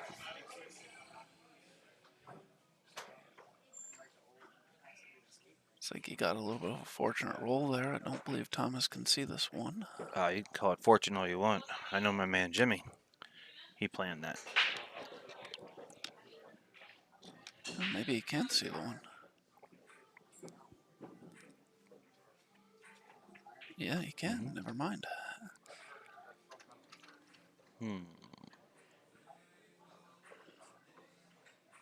Just left himself a thin back cut here on the 2. With no real reward if he does make it. Yeah, so it looks like he's going to play safe again.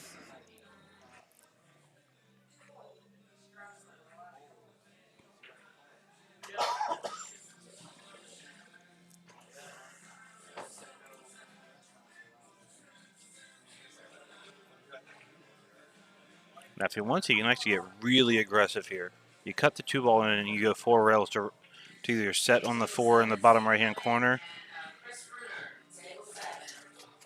or you can go 4 rails and try and go into the 4-5. I don't think he's going to be that aggressive. No, he's just going to play safe. That's a smarter shot.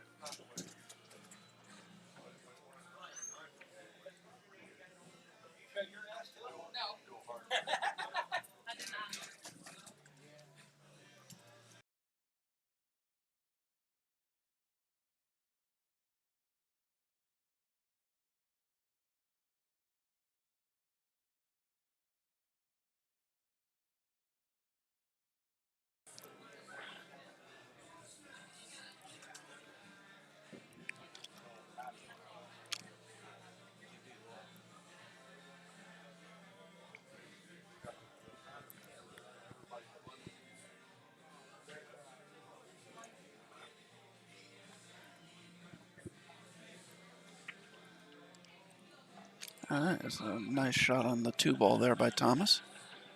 Very nice. Doesn't get a huge reward from it, but the way he can play safe, he's going to be able to hide this 4 ball. He's got to be careful with how he's going to kiss off the 9, though. if he is going to go that way. Anything to add there, Johnny? Well, I'm just coming on trying to figure it all out. What, the pool scene? No. I've been here for a while, trying to figure it out. Very nice. Yes.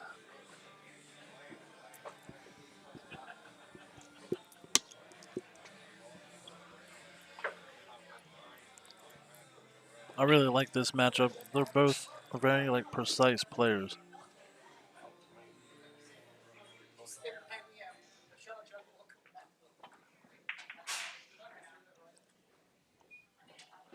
Jimmy makes a good hit and gets safe. Thomas cannot see the 4.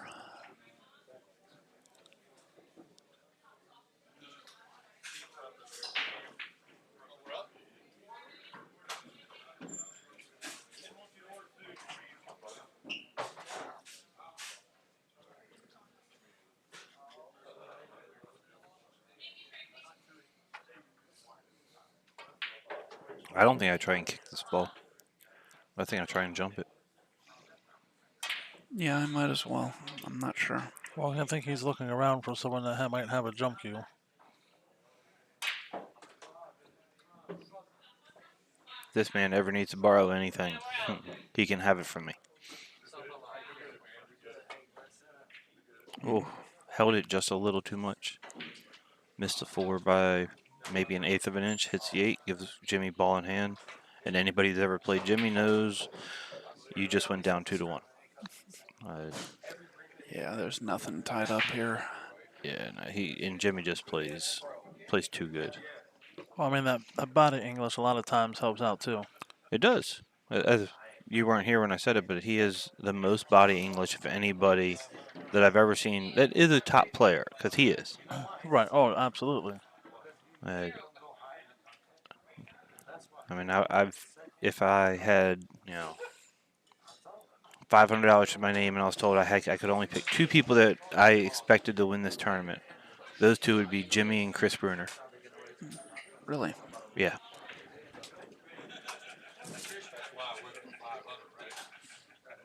I mean, yes, you have Scott Haas, Thomas, Brett, Steve, Rick, myself.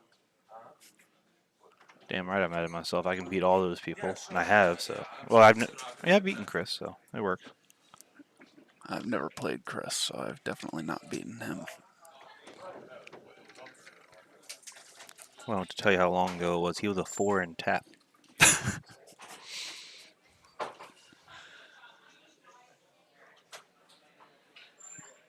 Jim's going to go ahead and spin out, shoot the 9 in the same pocket, and he's going to go up 2-1. It will be Thomas to break.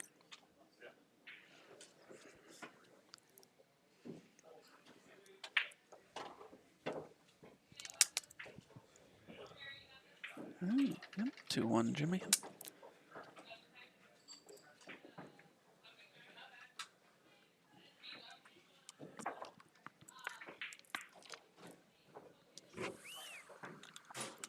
All right.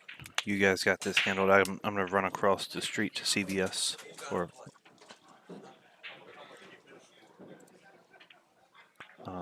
get some Oragel. Also on 3.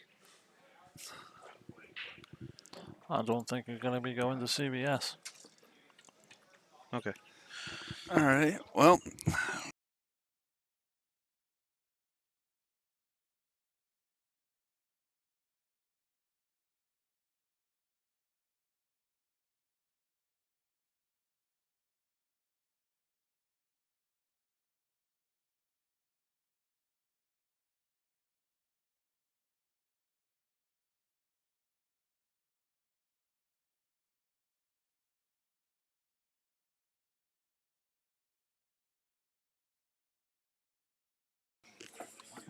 All right.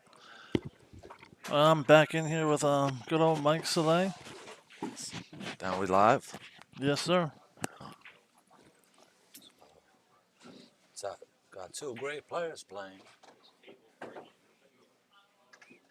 Oh, absolutely.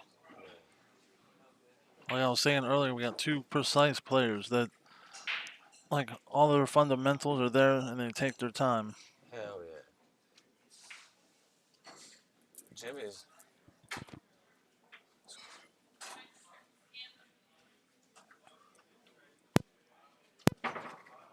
Uh,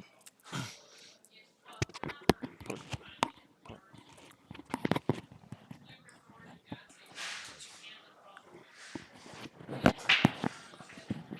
trying to get the mic closer to your face where we Yeah, can hear you. thanks. We appreciate it. Yeah. Thomas is in the real jam over here. Got to think about like, I don't think he could kick at this ball. Yeah, he's just tying up a ball. Got a lot of good players over here that could win this tournament.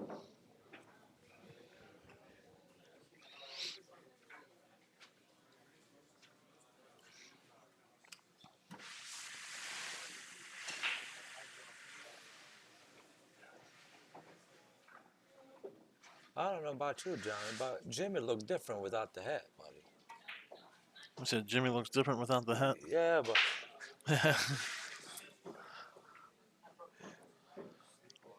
I mean, I see him so much here that I get used to him like that. yeah, I know this is my first time seeing him without the hat. But he's definitely one of the underrated players. Oh, 100%, Yes, 100%. he definitely could win this tournament for sure. I played him a couple times and went hell every time with him.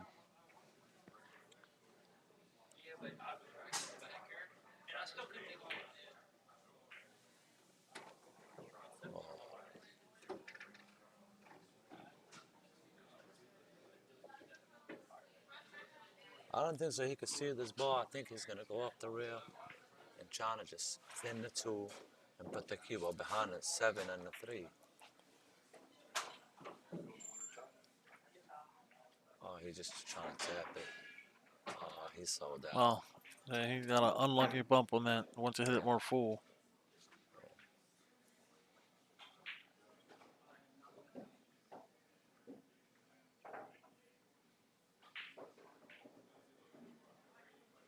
Man, shout out to my buddy Thomas Haas, man. He's been playing really jam up lately, man. You know what I mean? Well, like I've mentioned a couple times, I had to play him first round.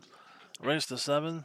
He missed 2 shots. Yes, he's I been mean, playing really good lately, man. yes. I want to see this kid win a big tournament, to be honest with you, man. If anybody I have to root for, besides me, of course, and Rick, because, he's my buddy. I like to see him win the tournament, man. That deep shelf got to him that time. Yeah, for sure. He was hesitating between going forward and Yeah. sliding the ball. Sliding the ball was the better shot because obviously he got to the 3.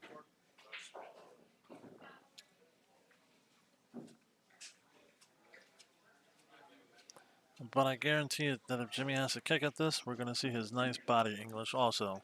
Yes. Well, he can't.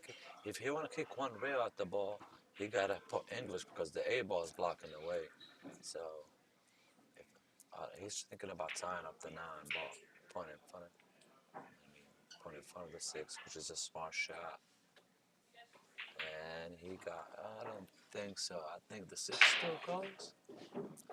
I don't think, I mean, from this angle, the 6 doesn't go, but I think it still goes, buddy.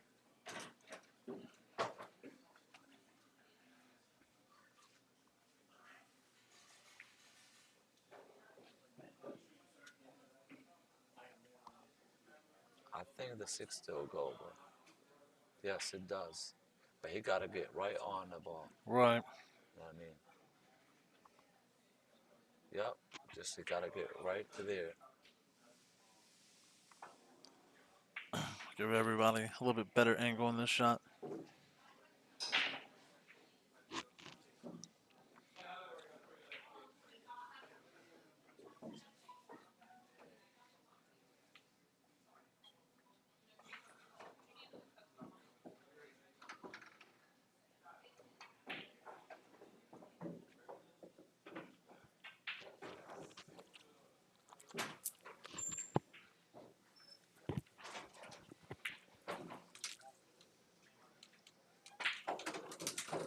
Oh, What a well, shot.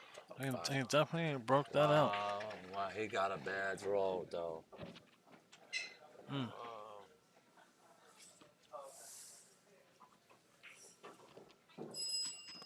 Looks Thomas like because he was trying to get a jump cue. yeah, he went to get his jump over his dad.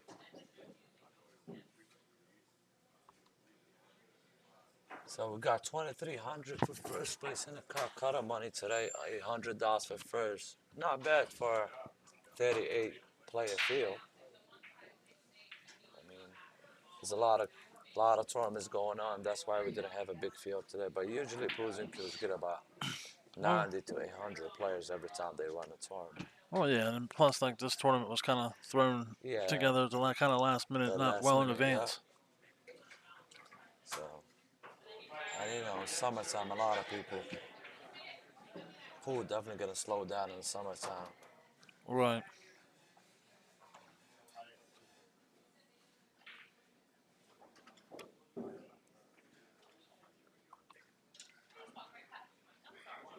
This might be a better angle for what he's going to do here. This is all the comments. This is all the comments. This is where the comments be. The comment.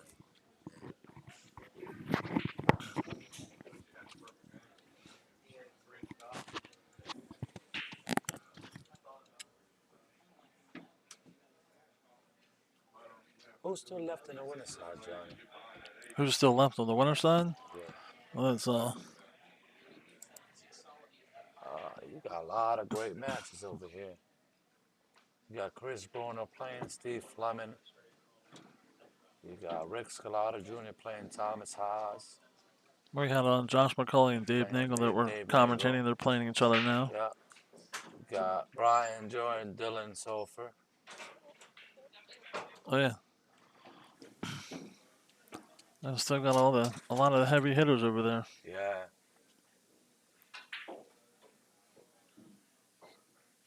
Right now you have on the one loss side, Jimmy Bird's playing against Christopher Powell. Yeah. Well, it's not updated, but I just beat Oh, him. hold on a second. Wow. Oh, that was a nice shot. That's a nice jump shot. There we go. I gotta update it now. Yeah. Oh, Brian Jones lost. Yeah. Brian Jones played. He's a sneaky player. Thank you, sir. Well, it's one of those things that I know that isn't 8-ball his game. Who? Brian Jones? Yeah. Brian Jones plays every game. He plays 8-ball really good. See, if I was him, I'll play safe, put the keyboard behind the 9 because I can't get to the 7-ball. So I tend to I bank the 6-ball 3 rails. I'm trying to put him behind the 9.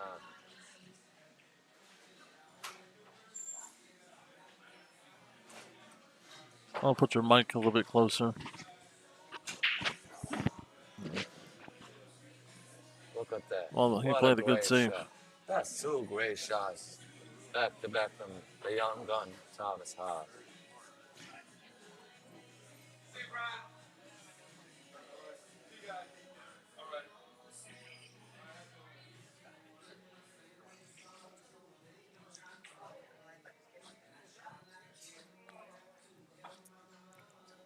Oh, wow, that was it's gonna come back. Oh, he got it. Look at that. It's not how you drive, it's how you arrive.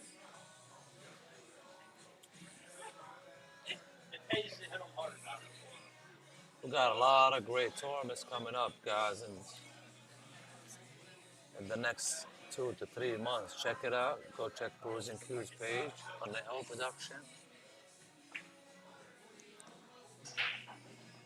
I'm saying On the Hill Productions created those amateur ones at Chop Tank now. Yeah, the Chop Tank. That place is so awesome, man. I didn't get a chance to make it out there the last time, but I think like the next tournament, I'm really gonna try to make it out there because I'm trying to play more. So. The setup is so beautiful out there. The food is unbelievable. And the owners, man, shout out to the owners. Shout out to Danny Bell. I mean, his wife, his son. Absolutely beautiful family, man. You know what I mean? I really enjoyed Well, going they've always been about the sport, or like Yes. the pool. I mean, Yeah, for sure. I mean,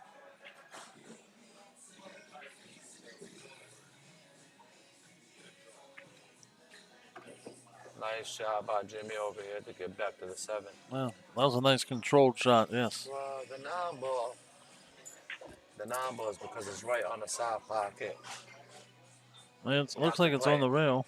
Yeah, you have to play in the opposite corner, I believe. Yeah. Unless he gets straight on the ball. Which is knowing Jimmy, he's going to get off in here. Because Jimmy takes his time, but he executes his shot every time.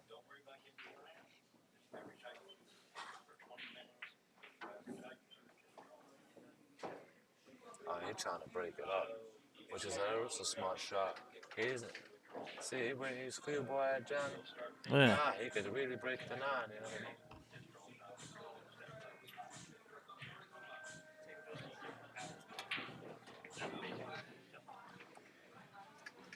Still a good shot, better than before. But he just gotta, he just gotta bear down and make it.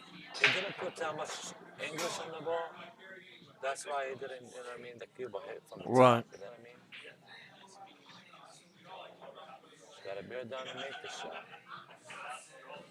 Great shot. Like it had eyes. Yeah, definitely was a great shot.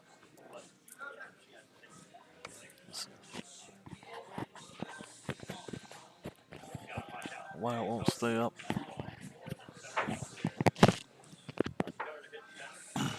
Thank you.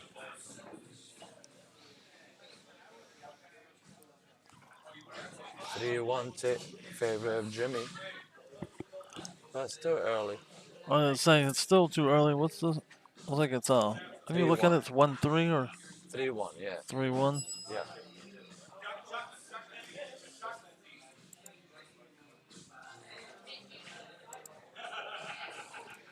Sorry about not updating the score. Finally got it updated for everybody. Well, we also have to make sure because looks like Brett is pressing the button over at the TV.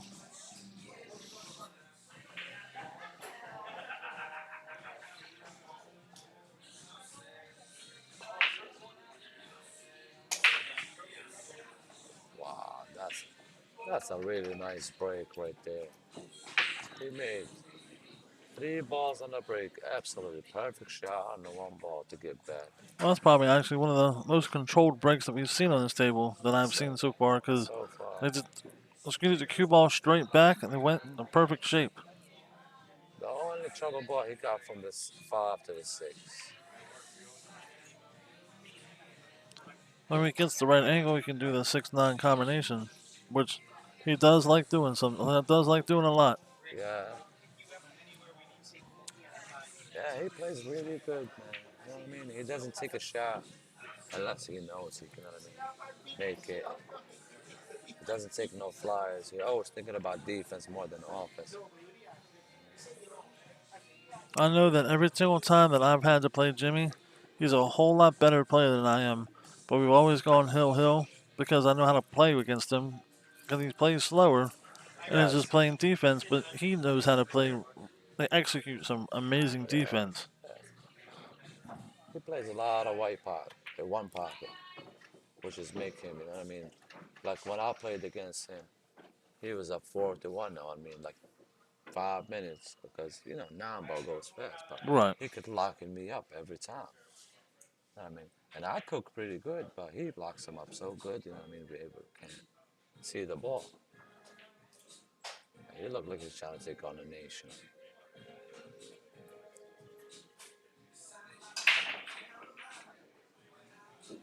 I mean, why not go for it? The only other way I can see is going around and trying to make the 6 in the side, but that's too much work. Yeah. Well, look, he just bumps up. See that body English? Yeah. That's what I'm talking about. Helps him out just a little bit. Nah, he got to concentrate on making.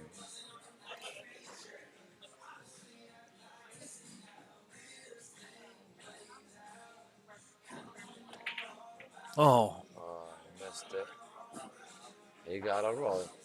I sold out on that one, but Nah, actually, he could cut the 6 in the side. yeah. I'd be happy to get back on the table.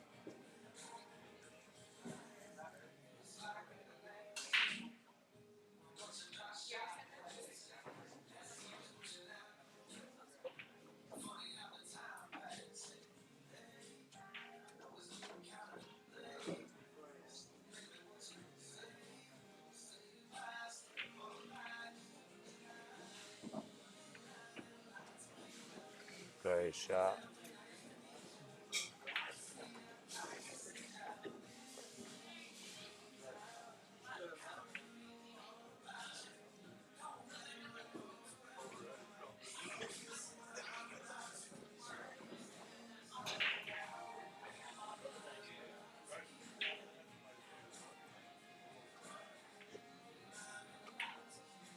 Oh my. See what cost him the miss? He got up 3 times, hesitating between stunning the ball, playing the A ball in this corner, Right. or trying to go cover. You know what I mean? Like I respect that he got up. You know what I mean? But it was so simple. Just stun the ball. You didn't got to do nothing extra with the cue ball. You know what I mean? Just stun the ball, play the A ball. You didn't got to play the A ball the same. You know what I mean? You know we can make it 100. You know what I mean? That's why a lot of players trying to get perfect on the ball. You know what I mean? Cause them to miss. You know what I mean? Of course, everybody miss balls. You know what I mean? But opportunities like that, man, you got to take advantage of. You know what I mean? There's a big difference between 4-1 and 3-2. And 3-2 when you're breaking. Yeah, you still got a chance to come back and win. But it's going to be hard against a good player like Jimmy. He can Correct. alternate the breaks. You know what I mean? And no, you know what I mean? And Tom, to be honest with you, got one of the best breaks. I learned how to break non-ball from him. And I got him by 12 years, and he knows how to break the ball. I mean, I don't know how to break the ball, but I learned from him how to break the balls. You know what I mean? He definitely could come back and, you know what I mean? But 4-1 is hard against good players. And if Jimmy keep breaking the balls like that, it's going to be hard to beat. Well, yeah, the alternating break makes the world of a difference. Absolutely. Absolutely. I know so many people that complain about that. Like everybody's going to alternating breakings, but it gives people opportunities. But like the old way of doing things, what used to be winner break. But people I think started not coming out to tournaments after a while, and it start hurting things. So you go back to alternate break. People start coming back out because you always have a chance, especially on a bar box. Absolutely. Because, you know what I mean? I've been in matches where I sat on my chairs for 2 or 3 racks to the, you know what I mean, playing a winner break. That's a great shot. That's a great shot. He got an unfortunate roll, but, you know what I mean? He didn't hit hard enough because of where the fob is. You got to do something with the cue. But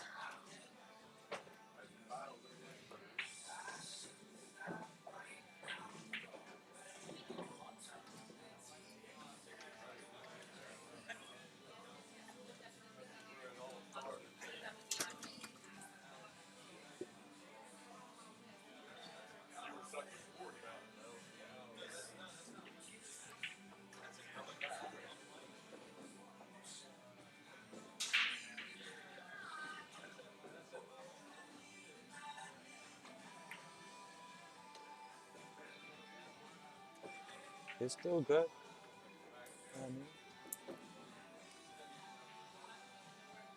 I don't know if he's going to cut it in, but he still could.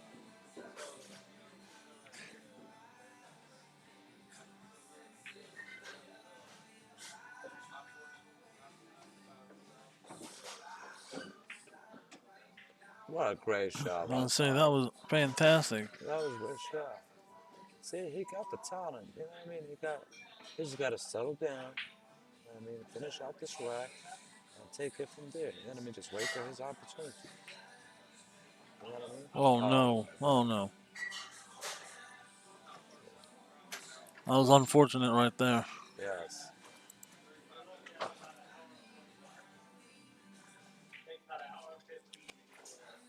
But he's a great of a player not to know. No, not to do that. To come to the side pocket. You know what I'm saying? So it's not like he got a bad draw. He just hit the ball bad. You know what I mean? That's because he's not confident right now. Because you know what I mean? He feel like, oh, I gotta run out. I gotta, you know what I mean? I gotta run out. You know what I'm saying? Which All is, right. he's still young. He's gonna learn. You know what I mean? I mean, we all unfortunately do that. You know what I mean? Well, I mean, the biggest thing is, I guess, like you look at it that with any player, if you're down like that, you start overlooking things, and Yeah, like you really need to concentrate. That's what eliminates us from really from us as amateurs to the pros. You absolutely, know, absolutely.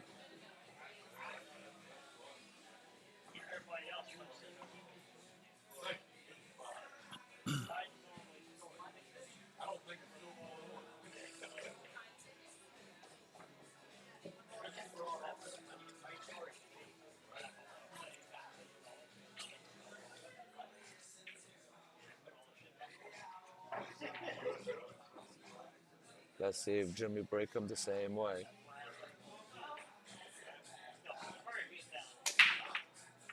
See? Wow. He didn't make none this time.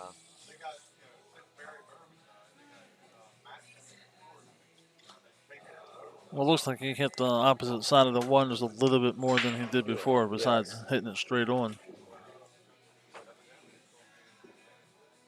Which we all know that little bit of difference makes a big difference in the break. Absolutely. Absolutely.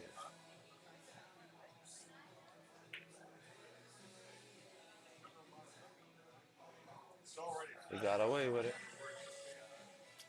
Well, he got him. Yeah. But Thomas got to get it together. He said, see, he just got up and shot the one ball. He didn't even stroke, you know what I mean, one time. Oh, no. Uh-oh, watch this.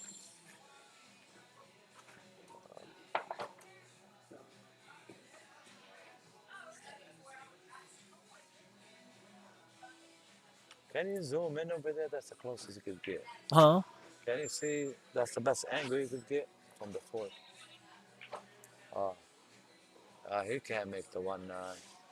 No, it doesn't look like the 1-9 goes, but I mean, what do you do here is like he's on one, you're trying to play safe.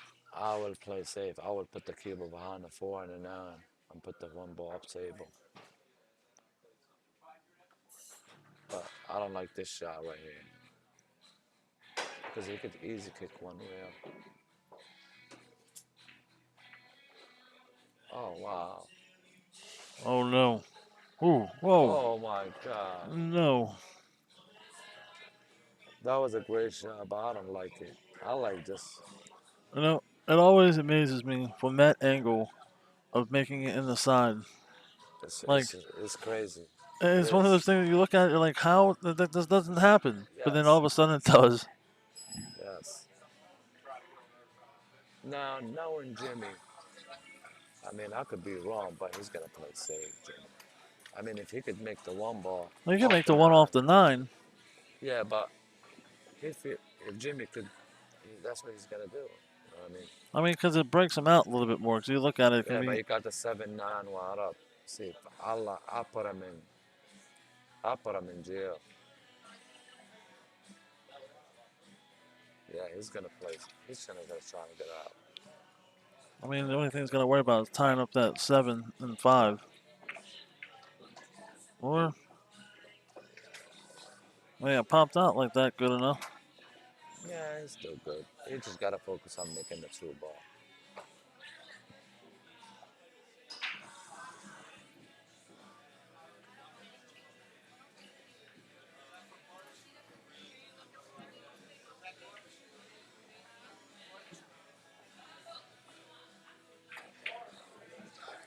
Wow. He, oh Look my at God. that. Once you're rolling good, you're rolling good. But they always say the pool gods have your back. I mean, once it's going your way, buddy. I mean, it's part of non-ball. We all won matches like that. We all lost matches like I that. mean, that's the whole thing. Is it's part of pool. Unfortunately, like I mean, unless you're playing 10 ball or like call pocket 8 ball, Yeah, I mean, it's part of pool. absolutely. It goes both ways, buddy. That's why, like, when you play so much, even though, like, when somebody gets lucky on me like that, I don't care no more because I feel like if I got a shot at the table and I didn't run out and I lose the game, it's kind of my fault because I had a chance and Right. I didn't take advantage of it. You know what I mean? Well, it's like I was playing someone the other day. Well, we were playing a race to 9, playing for some pennies. But then all of a sudden, like he was up, he was getting all the rolls. He got up, went to the bathroom, washed his hands. The rolls completely changed. I came back and beat him, and he was up 7-1. Exactly. You know, So and it's kind of like you just gotta sit there and wait sometimes. Like you just gotta wait your turn, you man. can't try to force it to change because that's gonna mess Absolutely. you up even more. Yeah, that's one thing I learned, man. See, I played in the Downersfield last week and I lost my cool. And that's what cost me. I believe that's what cost me to lose the tournament. And I What, felt losing like, your cool? yeah, Well, I mean, it's a big thing when it comes to emotion at the table. Like I tell a lot of the younger players, is emotion at the table. You're giving two things away. Like your opponent now sees how you're playing and how you're frustrated. Then your Absolutely. body is telling you that you're frustrated, so you're gonna tense it up even more. Yeah, So it's a lose-lose situation at that time. absolutely. You stay there nice and calm, but sometimes you can't. We're all human. Well, See, most of Jimmy, us. yeah, Jim is gonna play two-way shot. Right? He's gonna try to play the combo, put the kid behind the eight.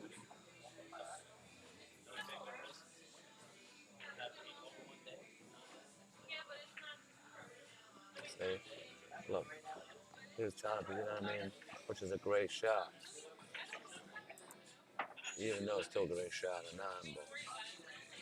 I think Thomas needs to start doing something here on his break. That's gonna be. I mean, I seen a comeback.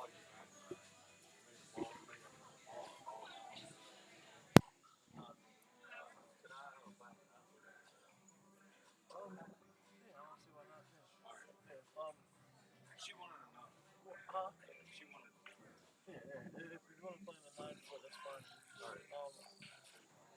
don't know if they have the balls out or not. If not, tell them to get Charlie to get the balls out of the office. Look, look how sporty his break is, man. What'd you Like, say? look how sporty his break is, Thomas. Like, I think for me, Rick breaks the balls better than anybody. But the most guy that controls the cue ball, Thomas has. Every time the cue ball doesn't pass the side pocket, you know what I mean? Unless he get things somehow, you know what I mean? Every time, man, that kid, I'm telling you, man, he got a future, man. He keep playing. He's been playing really good, man. Last week he played real good. You know what I mean? In the tournament before that, he finished fifth, sixth. He finished 7th, 8th last week. I'm telling you, you know what I mean? There's a lot of great players. They going some places, man. You know what I mean? Well, yeah, I mean, he's always been. I remember when he was younger, he had a little bit of an attitude, like we were talking about showing the emotion at the table. Yes. But lately, it's like every time I've seen him, calm, collected. Oh, he's Like, such a nice kid. yeah, oh, absolutely. It's one of my favorite kids. Like Yeah. one of my favorite younger players to watch. I would say. I shouldn't call him a kid. Younger players.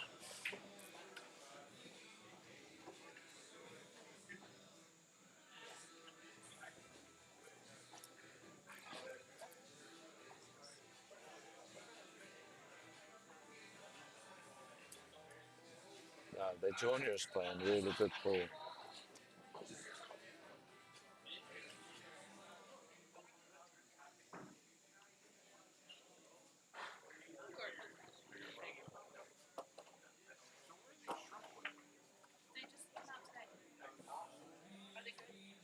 Nice job by Jimmy.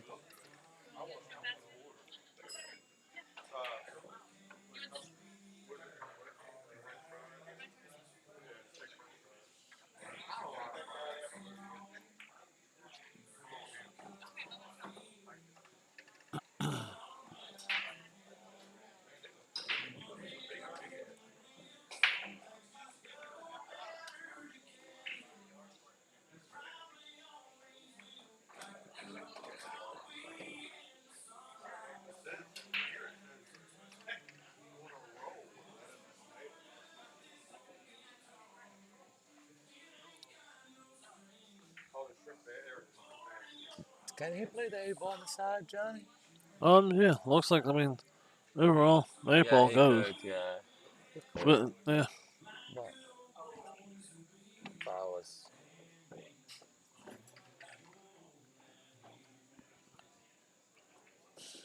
I mean, everybody plays different, but if it was me, I just trying to, because the nine-ball is right there, I just trying to play the eight-ball in the corner and put, you know oh, so it plays down at the bottom. what I mean? Yeah. Well, I Nice mean, when he got shot. a stroke, oh, Wow, what a stroke. wow, Yeah, but see what happened when you're up 6-1, man. that was a good shot. Yeah, that was a I great don't, I shot. don't, I don't trust my stroke to draw back like that. Me neither.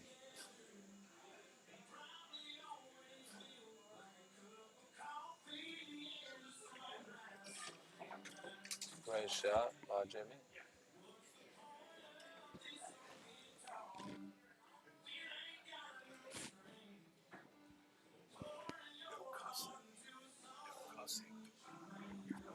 Huh? No,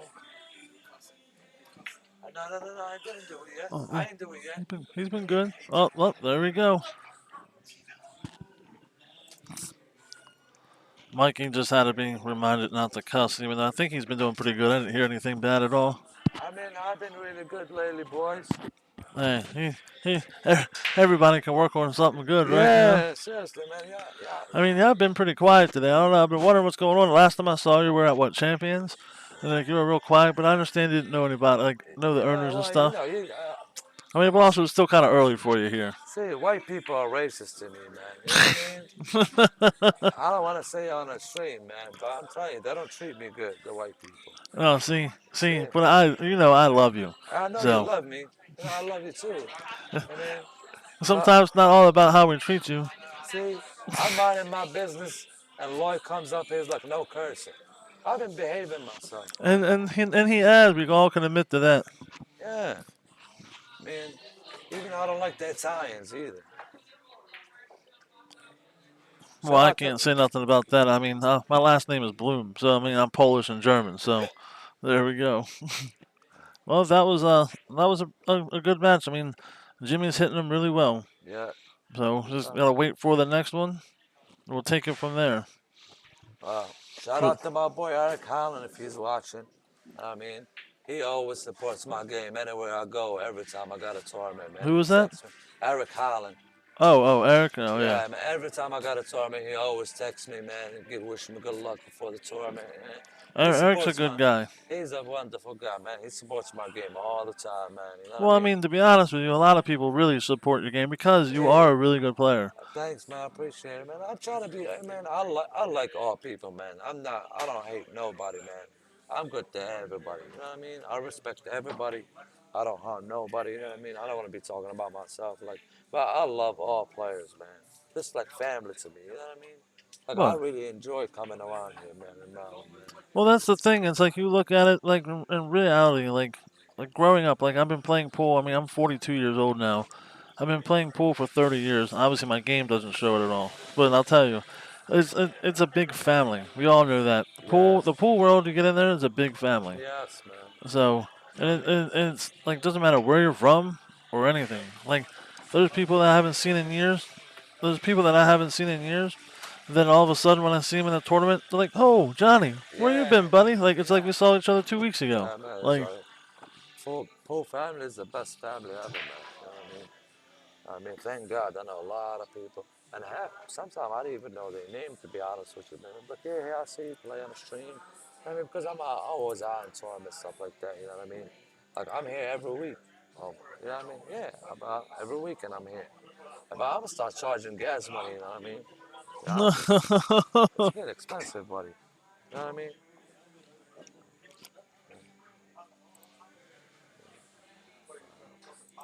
Uh, Definitely, we got a lot of, like I said, a lot of great tournaments coming up at Chop Tank. Go check the place out. It's a great place. The setup is outstanding. The food, the people there, the atmosphere is nothing like it. You know what I mean?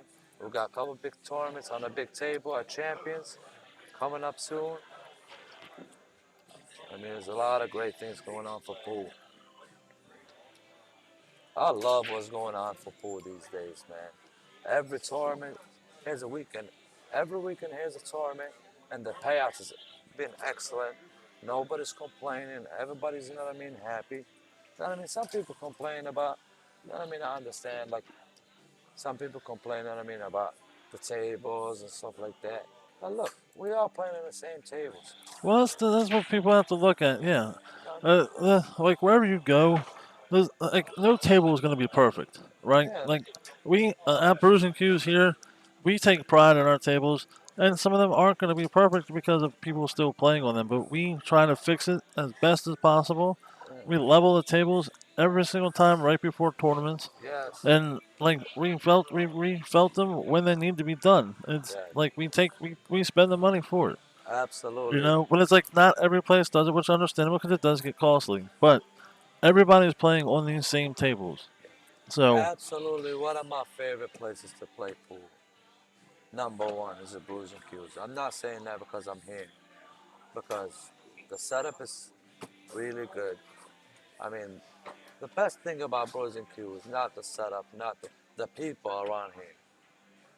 You know what I mean? You can't beat better people than here. You know what I mean? They treat me like more than family. You know what I mean?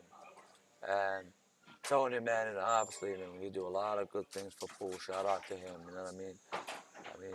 Like I said, Danny Bell, shout out to him too. Do a lot of great things. He's trying to do a lot of good things for pool.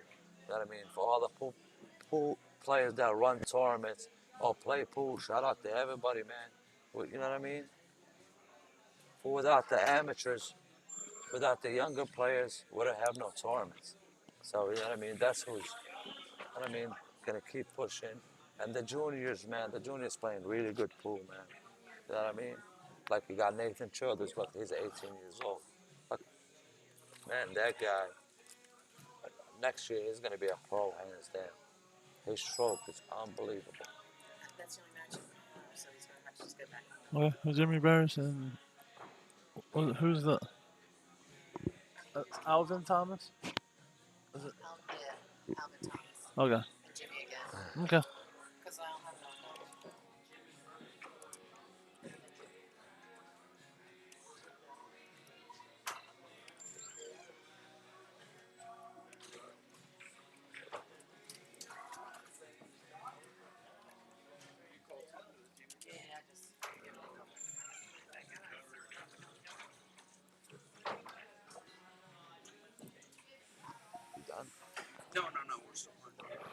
I'm going to put you guys on a short break, but it looks like we're going to be having Jimmy Barris versus Alvin Thomas coming up just shortly. So I'll put you guys on a short break.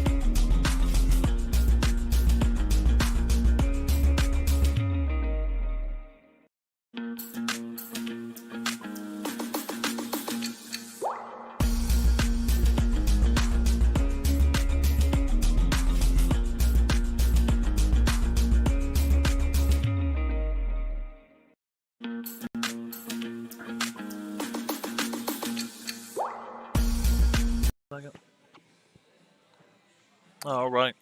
All right, guys, we're back again. Make sure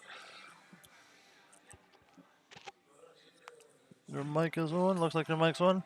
All right, Johnny Bloom. We also have was it Grayson Alvin Vaughn? Tom. Yeah. Oh, yeah. Oh, I'm Grayson Vaughn. I have Grayson Vaughn sitting here with me, a young upcoming player. What we have going on right now is Jimmy Veras versus Alvin Thomas. Jimmy Veras had to come back on the table because it's the only match that we have set up right now. So this should be a pretty good match also. And I think this is still on the winner side. So Pretty sure it is. let's see if Jimmy can keep his pattern going because he played really good that last set. So.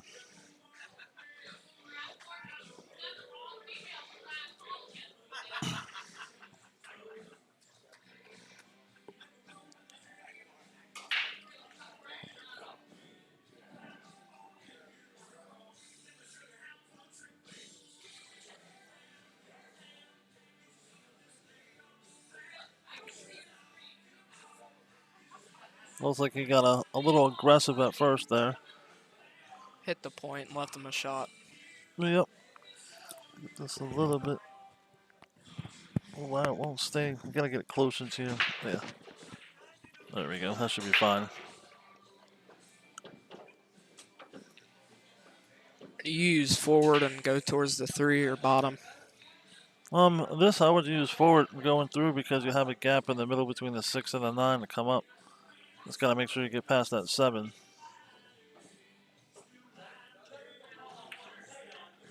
I was trying to come He around. trying to spin around it. See me, I would have tried to come up through the middle, but maybe that makes a difference between the players.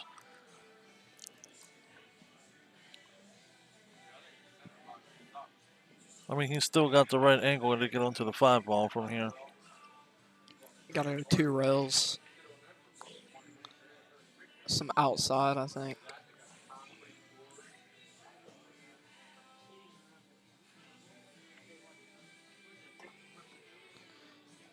That's the only problem with that second rail. It takes off like that with that English. With using that much English, things he end up Looks snookering like himself. he's hooked.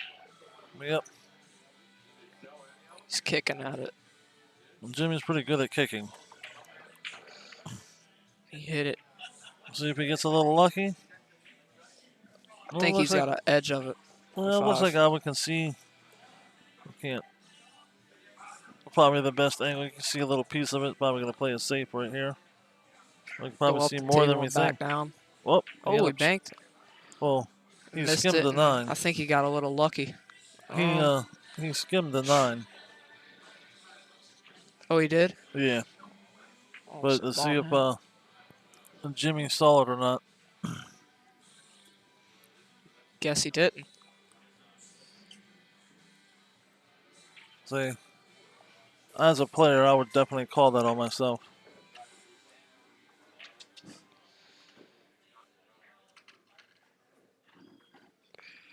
Jimmy should be fine, though.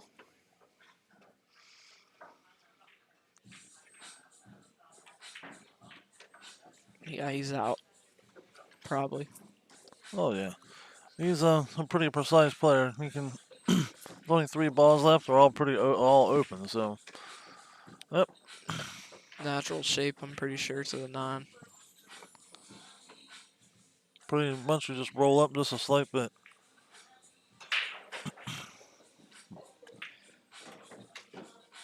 Perfect.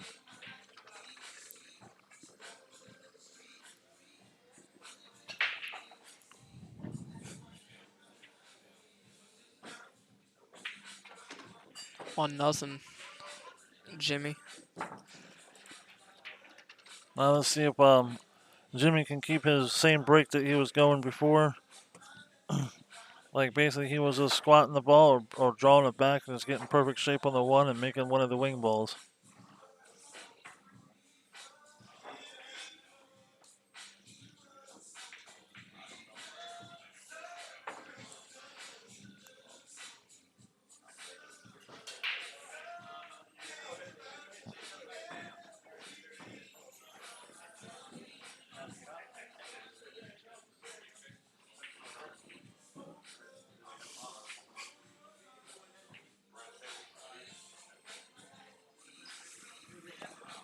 I'll watch an overhead view of his break to see what it looks like.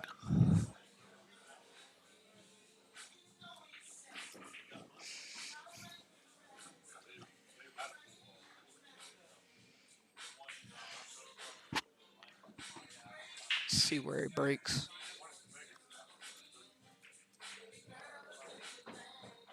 So Grayson, how's your brother doing in the tournament? He won 2 matches, 7-3, 7-0, and then he played I forget the last name, but his name's Chris. And Chris Bruner. yeah, he lost to him 7-3, and then he played Mike Soleil and lost 7-4. Oh, really? Well, I mean, he lost to 2 really strong players. Mike only missed 1 ball the whole set. He broke and ran every rack that he broke. And my brother scratched to make it 6-5. Oh, on really? 9 ball, I think.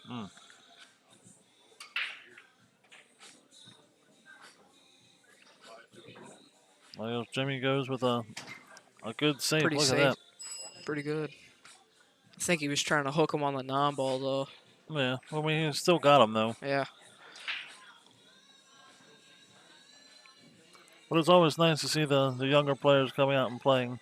And it's like, and I know you and your brother are both upcoming, youth players that I always look forward to watching play. Yeah. Never played on a TV table on this stream. No, really? Yeah.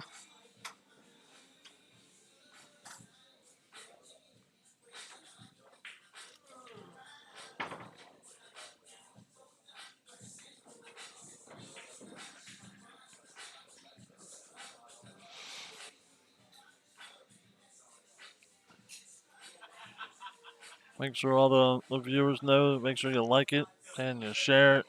Let everybody know that we have a tournament. And also, make sure you look on Brews and Q's Facebook page for all of our upcoming events, and also On the Hill Productions.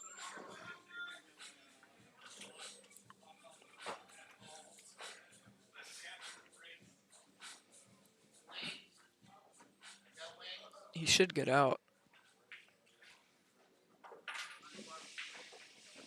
Where are you going to play the 2 ball? Looks like he's going to play it down at the bottom. We'll probably roll it up a little bit to play the 3 where the 7 ball is.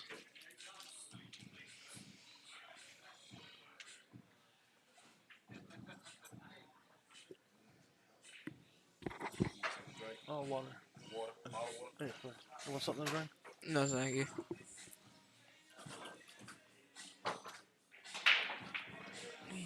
Hit a really good shot there. I think I'm going to just draw out to that left rail and come back out for the 5.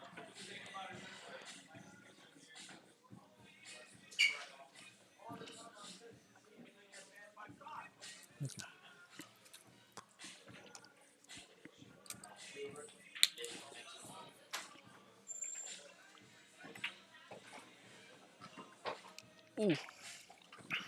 He got a pretty lucky kiss right there. It's just going to roll forward and come out for the 6 in the bottom right corner. Like, just squat it between the 8 and the 9. Or it comes closer to the rail. He's just a touch outside. I think you want to go hit that rail and then go Should 2 rail rails. Yeah. So you can't hold that ball. He hit it Oh, it good. came up a little higher. That's perfect. You want to go 2 rails out.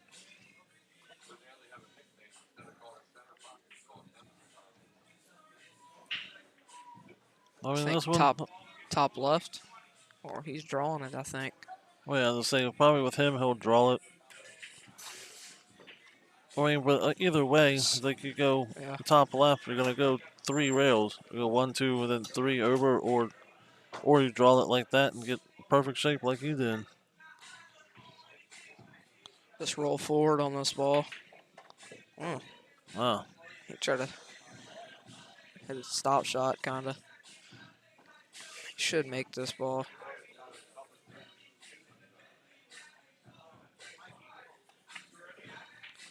2-0, Jimmy.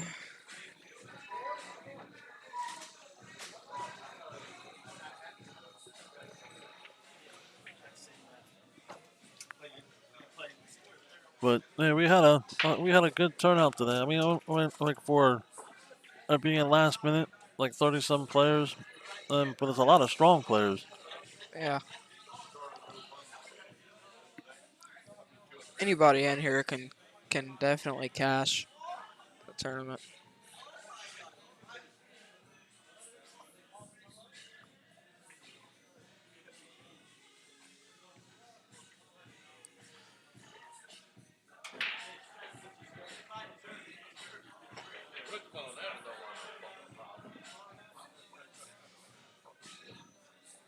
See if Alvin can keep his composure and see if he can come back and win.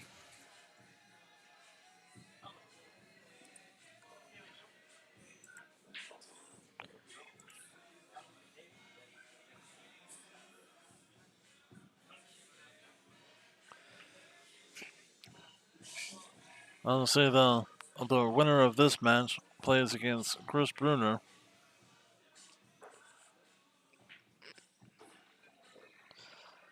We still have a couple good matches going on with Rick Scarlato playing against Scott Haas. Oh, my dad's still in.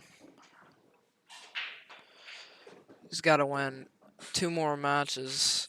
Wait, 1 more to get to Steve Fleming. Dylan Sporer still on the winner's side. So your dad actually plays the loser of Josh McCulley and Dave Dangle. That 2-ball bobbled.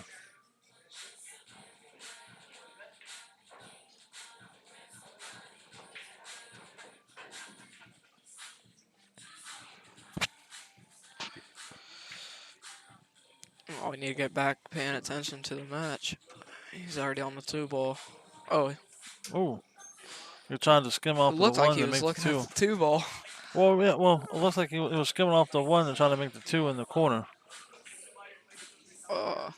He's going to play this on the side, I'm pretty sure.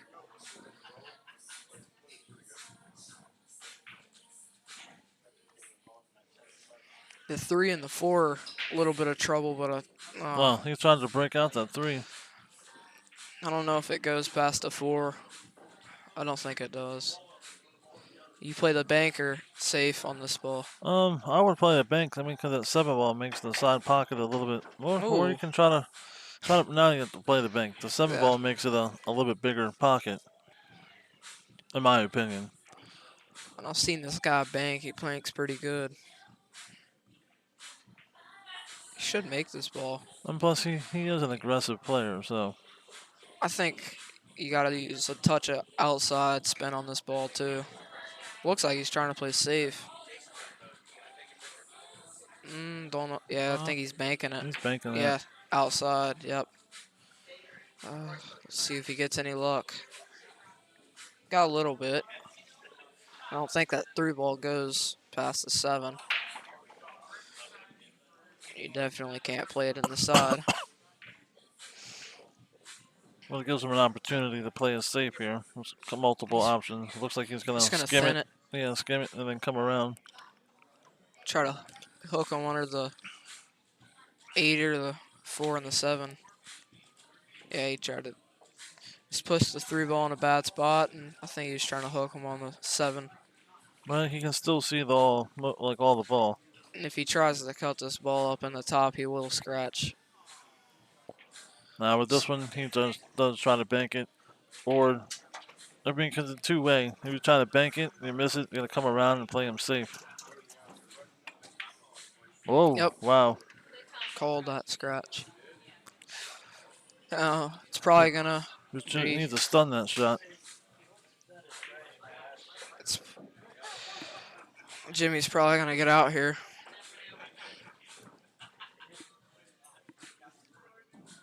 I think Jimmy's trying to get that rack off. Yeah.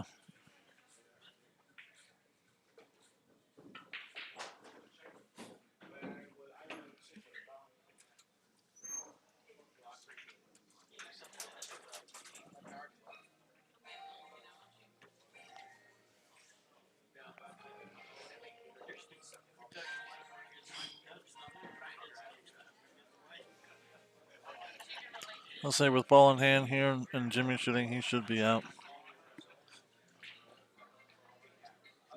Man, I'm not used to seeing a pink ball there No, that's at the my four. place. Yeah. Yeah. I think he's just going to go down and play the 4 in the bottom corner. Yeah.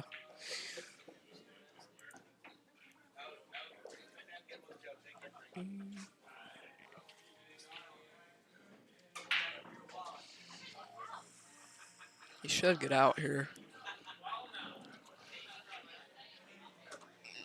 Now he's got to use some inside, I think. Just a touch.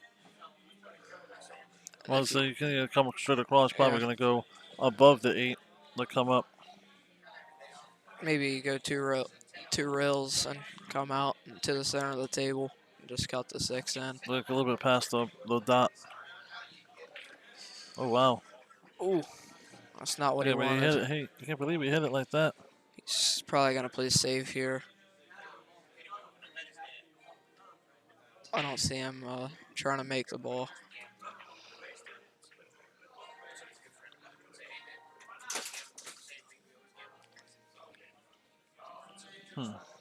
Yeah, he's going to skim off it and try to come behind the 7.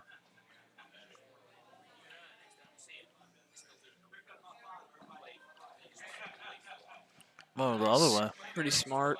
I mean, I think he's just trying to put the balls some distance in between them. Well, and he can't see the full ball to make it down the corner, so.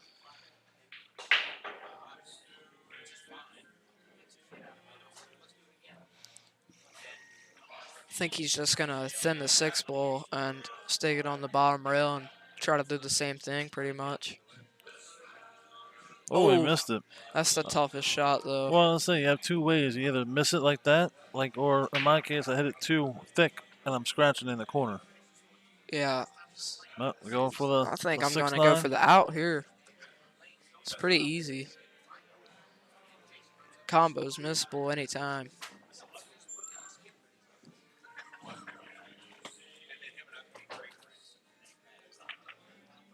See what? Yeah, that's the danger of that. Jimmy's a very aggressive player, I should say, on the table. In person, he's one of the most likable people in here. Yeah, so that's why when I try to get out, it probably would have been a lot easier. Makes it 2-1 now, just by that little mistake.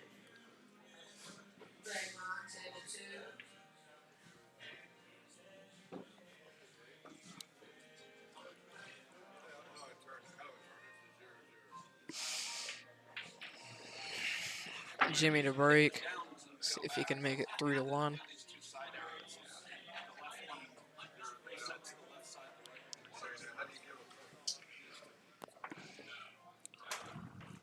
Let's try to watch his break from overhead again and see where it's going. Are you good? Because I'm playing again. What? No,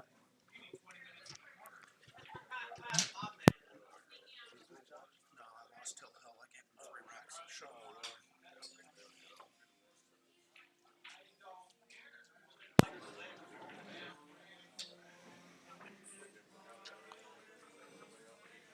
So he's breaking from the left side. That's where I break on the bar table. Hits him a little harder than I do. I like a soft break on a bar table. I mean, with the turtle rack, you don't have to hit him as hard. I mean, but some people are just so used to the one type of break that they have. Like Rick Scarlatta was on here a minute ago, and talking about like I played next to him, and he was doing like a little bit softer break with the turtle rack, when I was still breaking hard, and he was trying to tell me to slow it down. But some people just keep it consistent all the way across the board. I try to change it. Every table breaks different. So. But yeah, it's getting down here on the 2 ball. Got a little He's kiss still on got the 9 ball. So. I was like, he's still got a little bit of an angle, so. Should be okay. Just try to use a little top and shoot the 3 ball in the top right, I think. He might draw it back. Because the angle that he has, it might be. Looks like he's going forward. It's not jacking up any, so Well, he yeah. did go for it. That's the only thing I would be afraid of is hitting the four But ball. he's in the same spot almost that he would be if he drawled it. I don't know if that 7 lets the 3 go by.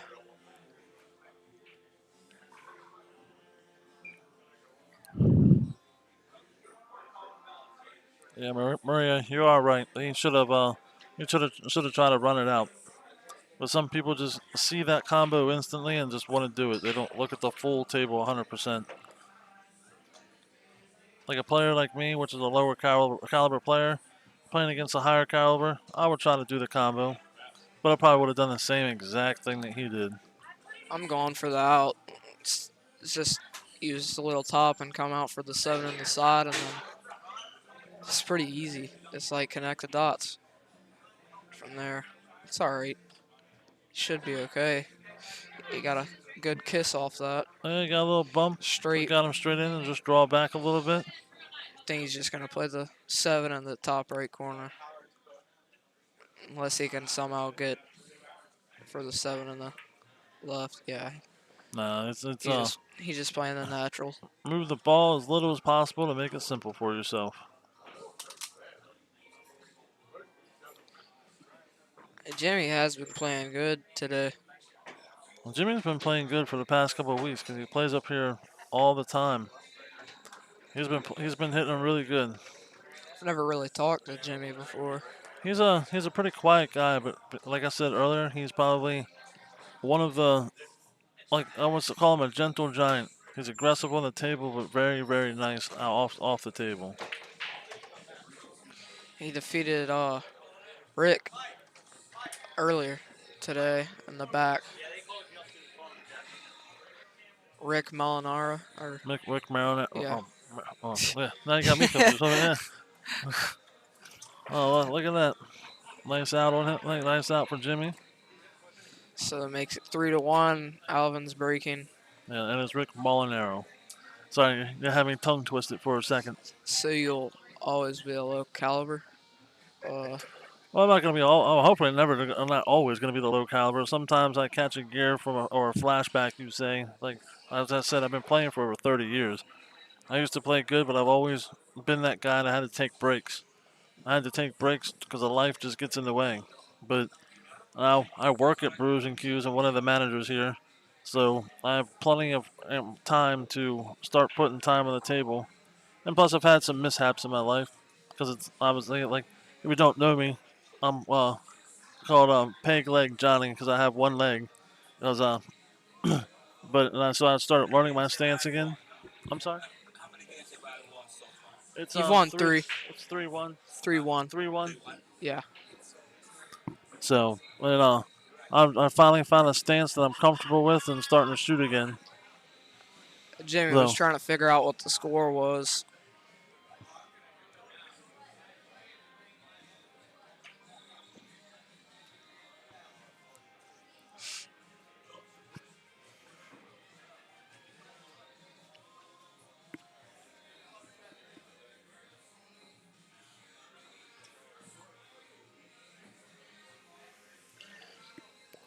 Let's watch Alvin Thomas's break from the top. Let's see what he does. Now we see that like he's trying to rack him a certain way because in this tournament there is a certain pattern. Everybody has to rack the same exact way. So no one can be blamed. Right, no one can be blamed for pattern racking because everybody has to do the same pattern.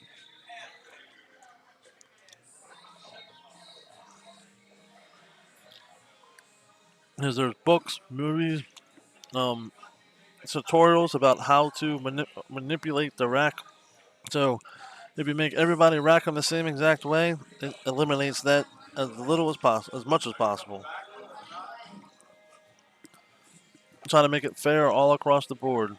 Like we talked about earlier, you're all playing on the same equipment, so why not make the racks all the same? We have a little sheet of paper that shows you how to rack the balls. Who do you think's going to win the tournament? I don't know. There's a lot of players that could like win the tournament. I mean, Chris Bruner is one of the, like obviously like probably the top player here, but I mean Jimmy Bears like from the last set that he had, he looked like he has full potential of doing it. I mean, I think I'm gonna have to go with Rick Monara. you think Rick? Yeah. I mean, Rick has been playing really good lately.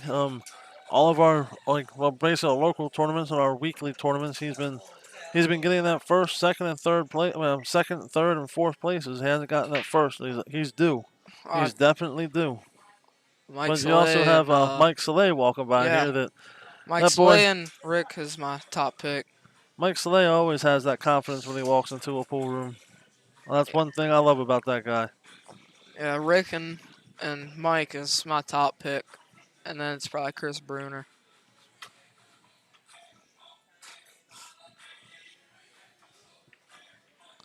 Is Tony Long still in? Tony Long. Did he play? Tony Long didn't play today. Oh, I thought I He must have came. saw him last night. He came last night for our Friday night tournament. Yeah, He hasn't been playing too much. I thought I saw him today. It was yesterday. It was yesterday. It was last night. We didn't make it to Maryland in time to play in that tournament last night. We got caught up in a little bit of traffic. Yeah, sometimes that happens. I mean, unfortunately, but I mean, you guys got to come out, and it's always nice sometimes to be inside of that pool room and just get the feel. I mean, obviously, you guys come up here a decent amount now, Yeah. which I appreciate that. But it's like just coming in and getting the atmosphere in your system. It's always good.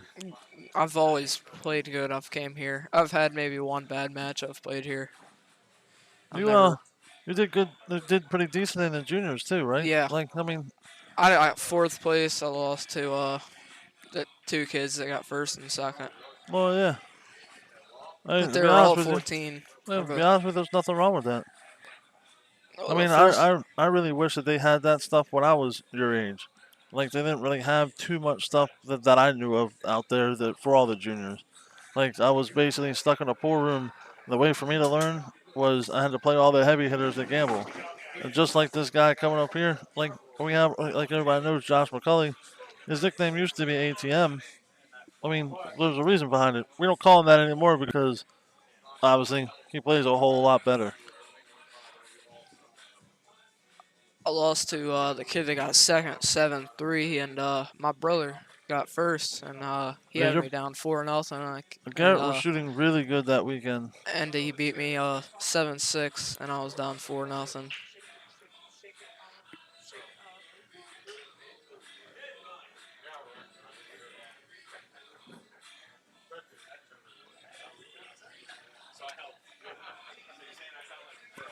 That's pretty funny.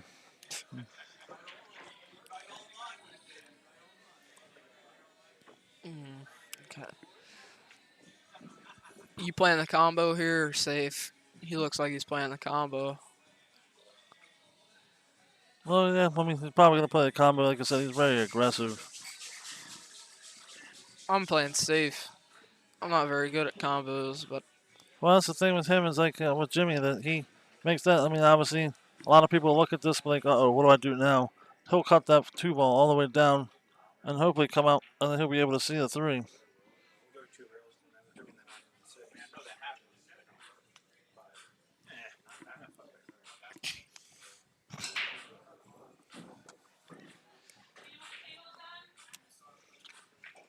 One more guy coming in here to commentate. He hit the point. I think he left him a little piece of the two ball here. Yeah, you can see a little bit of it, but I mean, it's going to be tough to get onto that. I mean, possibly make the three, but or you can just play it safe. Can you reach it across? What do you need? We got Josh McCulley back on here after a nail biter. I heard like Dave walked by me and said lost Hill, and then you won obviously, but yeah. I got lucky. I'm not even gonna lie. And it's not an Efren lucky either, where he's just lying to people. I got lucky. Well, like I always said, it's like that. It must have like had that spit shine on your horseshoe. Yeah. I don't care how far it takes me, as long as it keeps taking me.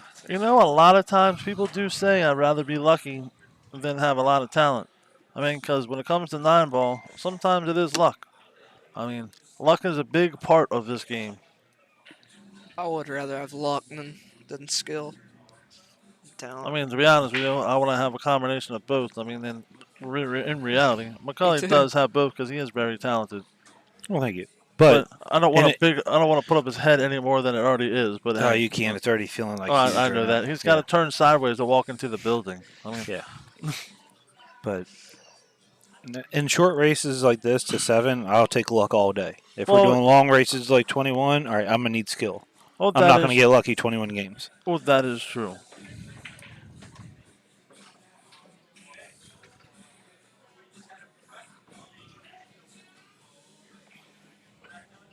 He's probably gonna get out here. Just gotta make this shot. It should be easy after I mean, that. this is the key shot of this rack right here. I'm rolling forward just to keep it simple. Looks like Just he's going shoot to try to draw it yeah. back. Played it pretty good. Yeah, hit that ball good. I just roll this ball on the side, a little bit of center or top left, and just come straight across. Here's some inside. Let's hope we don't get straight. I think he got a little straight. Well, I think he you should still be can okay. just stop it, though. Yep.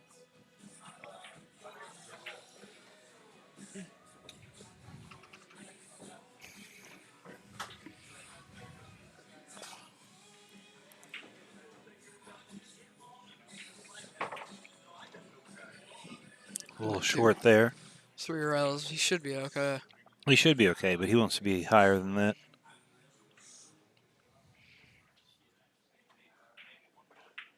All right. It's Perfect. 3-2. Alvin to break.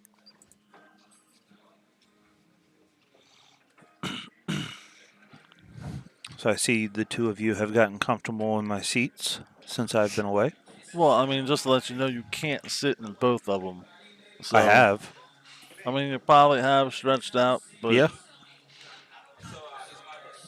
I've been here before, kicked my legs up on the one seat, leaned up against the wall right here, and call a match. Oh, we got somebody from Rhode Island, it looks like, and someone from, like, what does it say, Germany? Yep. Oh, I'm German, but I can't speak it. No speaking of Deutsch. I don't have anything to come back to that because I can't speak it.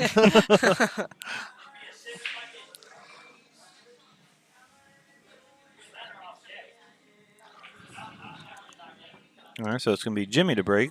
So apparently Elvin has Elvin won the lag.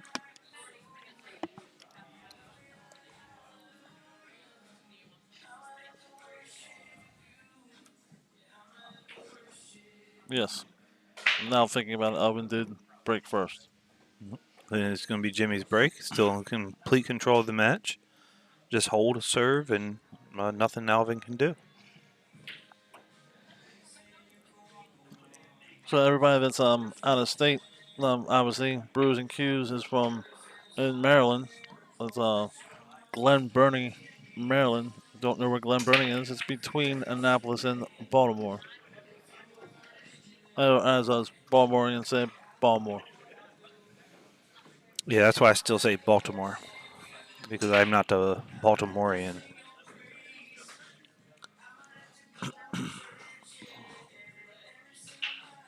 Well, you're from the D.C. area. Yes, I am. The district.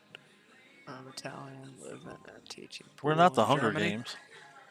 Teaching pool in Germany. District It's 9? pretty cool. It'd be District 1, actually. No, it's the capital. So it's not a district. I was to say, yeah, it'll be in the capital. But I guess I would be District 1 considering how close I am to the capital. Well, that's very interesting.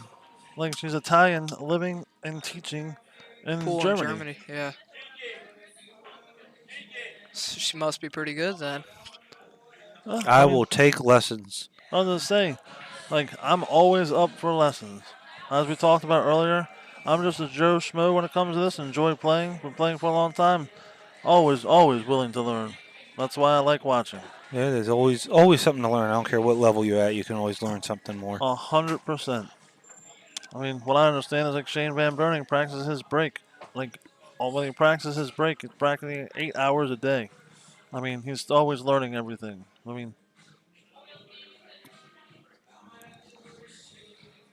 What balls are they using? They're using Cyclops, right? No, no, these are these, the Aramith yeah, TV table. TV table Because they've been balls. using Cyclops all over the place, right? Not the cue ball, but the actual balls. Yes. Yeah. The regular balls on most tables are the Cyclops balls, but every table is using the measle ball as a cue ball. My bad. That was a good breakout right there. Yeah.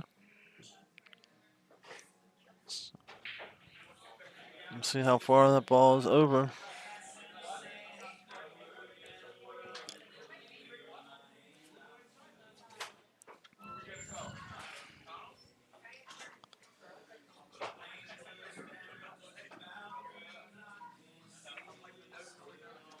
Uh-oh. Well, it still turned out good. He's It's gonna be gonna leave fine. us. Oh, yeah, got that Yeah, little he's bump. perfect. Look at that.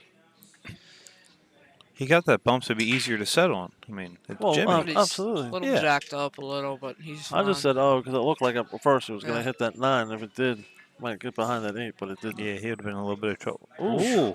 Man, he's almost missed Man, twice in a row. he banked that ball really good. Oh, Hermith balls, but expensive is worth it. What's the differences between the balls?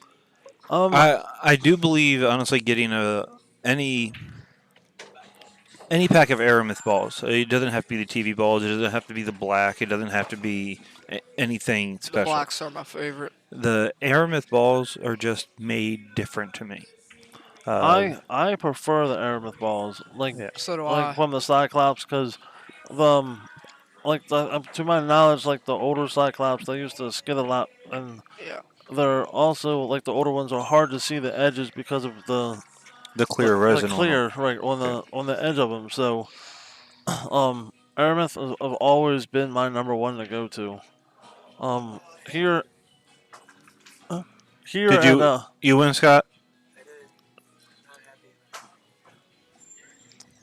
like here, like we have different sets of balls in the office for all like for us to try it. Like I said, we have 13 7-foot tables and then one 9-foot. So we've been like for whatever tournaments going on or whatever, we can sit here and practice with them. But and the Aramith ones have always been my favorite. Yeah, we have anything you can possibly think of in that office, and between all of them, Aramith balls have just They way hold better. up the best. Centennials. Centennial. If you can get a pack of Centennials, Centennials play great as well. But But the only thing with me with the Centennials, which I do like them, is that the coloring of them Yes. after time. But I mean, but a they lot of fade them, more. Yeah. right? A lot of them will do that. It looks like they took a little or a I don't know restroom who break or took the something. break. Who took the break? Thanks. I think yeah. Alvin took a break. Yeah, we have like a little player break. It is Alvin's actual break, so it would be his say to go on a break. I don't like people who take a break when it's not their break. Like if it's my opponent's break, I'll wait. It looks like he came back now. Scores 4-2. Aramith. One. Oh, Aramith number one. She's saying. I mean, but like I said, everybody has their personal preference when it comes to the pool balls. So, because I know, like when you go to the expo, like the Super Billiard Expo, they use Cyclops balls. I don't really like Cyclops at I mean, all. like I said, it's everybody's preference. Cause I was at Kentucky, at Derby City, Right, classic for the kids. It was Banks, nine ball, and one pocket, right, and yeah. they were using Cyclop cue ball with Aramith balls, and the Cyclop cue ball isn't heavy enough and won't break it as well as the. Well, yeah, So it's you a little can't bit break lighter in very it. good. Nobody in there could break as good as normal. Well, yeah, that's the thing. Like I've noticed with playing with the Cyclops balls, is that when they're brand new balls and you have a brand new felt on the table, the brand new felt slides anyways, but they slide whole lot more because of the clear coat. But I'm not gonna bash any Miss brand at all because everybody has their own personal preference and all about what's going on. So, some places have different a range of balls. It's not fair to everybody, but we're all playing on the same table.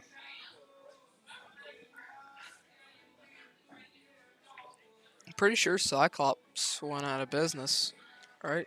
I'm I not think 100% Dinosphere certain. came over. I think Cyclop built the Right. Dinosphere balls, and they just quit making Cyclop and went to Dinosphere balls. So I'm not 100% sure, but yeah, there is a It's all about how the balls are made. The cheap balls will tend to crack. I have broken like the cheap set of balls from Walmart and stuff. I like breaking wise. Like when I used to break real hard, I've cracked them in half. yeah.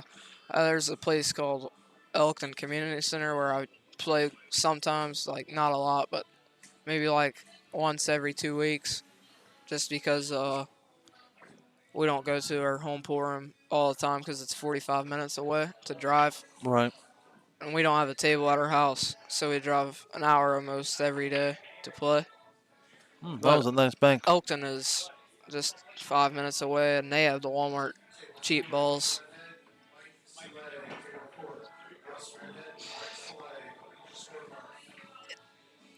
Doesn't really affect your play, but That was a nice cut down the rail. yeah, it is the biggest problem.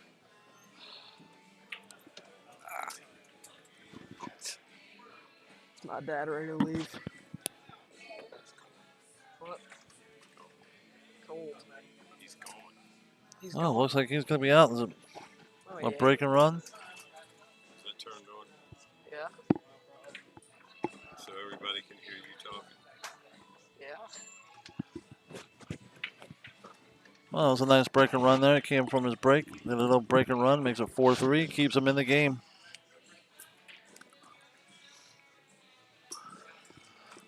See, now I get a little nervous when I have a guy standing behind me. Yeah.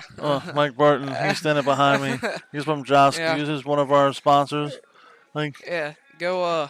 And what's funny, I love this guy to death. He's walking away from me, so hopefully he comes back and hears this. But I'll tell you, he's one of the nicest guys I've met. He always gives me a hard time. But we have the turtle Rex, and with his hair, Yeah. no hair, I should say, he looks like a turtle. Yeah. But I love the guy to death. I just like to give him a He's hard my time. sponsor. Oh, Yeah, that's right. yeah, That's right. Yeah. Well, I just got one of these fancy shirts from him because I always like to support him. For the tournament, I'm not any part of this tournament at all. I'm just the manager at the bar, trying to help out where I can and commentate when I can. But I'm a likable guy, I guess. I Does it get me a got shirt? same shirt as you. Mine's smaller and Well, I and would assume so. I have a blue, red, and purple. I have a blue, red, and purple too. Yeah. And you have a different last name on it. I don't want you to have my last name. Oh, well, one ball bobbled. Uh-oh. Keeping him in the match with that break and run. But the Well, 6 definitely ball kept him looks in the like it's match. wired to the 9, pretty much. Just hit it. Should go in. Get a little different angle and see what's going on here. Yeah, that's wired if you just hit the 6 into it. Pretty much. David, yes, you'll tell a difference in how they play. Yes, you will. Yeah, it's folding a pool table. Folding a pool table. Yeah, it played fine so far. A couple bummers aren't great. Oh, he kicked it the other way. I would have gone down to the bottom of the rail and try to kick at it, because if you kick at it the right way, it slides off and hits the 6 and possibly make the 9. But he left him pretty good there. That is pretty close. See it from an angle like this. Which way do you go? I think I'm gonna go. I think I'm just gonna clip the 1 ball and send it towards the 4 ball and try to hook him on the 7, maybe. So you have to go the way that he's looking at it, because if you go the other way, you go straight into the side pocket. It'll be close. Like this. Well, no, that's a tough Or one. you could. I mean, I if don't you know. jack up, you can possibly make the 1 off of the 7. But that's being too tricky, though. But you got to be totally jacked up. I think I'm just gonna thin it towards the side pocket where the chalk is, and Yeah. I guess just Use left. try to use left and spin Yeah. underneath the 5, outside. Yeah. You might need to jack up just a smidgen Yeah, just this is to do it. jacked up a Yeah. little bit. He should be Come fine. behind the Try 8. to draw right into the Yep. chalk. Yep, There you go. perfect. Come behind the 8. He did a little different than I did, but that's perfect. Well, I mean, with that angle, it's going to be hard Yeah. to really finagle it down to the 5. It's a good idea, but like that 8 is Centennials. almost a guarantee. Centennials, yeah. Yeah, That's the what pull they off- used to play with back then. Centennials. Yep. Until Airmouth came out, they took over. They used Well, Cyclops it's a going to little come bit. back up. Oh. Did he Yep, get a just rail? Just hit a rail. Yeah. But he did leave him straight in. He should get out here. Well, I'm saying just do a stop shot Yeah. there and then come down with a 3 ball. Yep. I tried to like kind of force it a little bit to get it off the rail a little bit. Well, yeah. With a stop shot, yeah. Well, the only thing you got to do is get down to the 6 ball. Yeah. A race to the 6. Unless he just goes for a combo, like maybe go from a 3 and then to the 4 up to the top and just hit it into the 6 and make a 9. Make a triple combination. Comes Rick. Is Rick Scarlato still on? Yep, he just lost his right? match. He lost his match against Scott Haas, and Scott Haas is a great player, and so is Rick. I would have loved to watch that on the live stream. Yeah, sure. They really not cheap. What's not cheap? The black Airman's balls. Yes, David, they are nice balls. I'm pretty sure they use them in the Moscone Cup. Airman's black.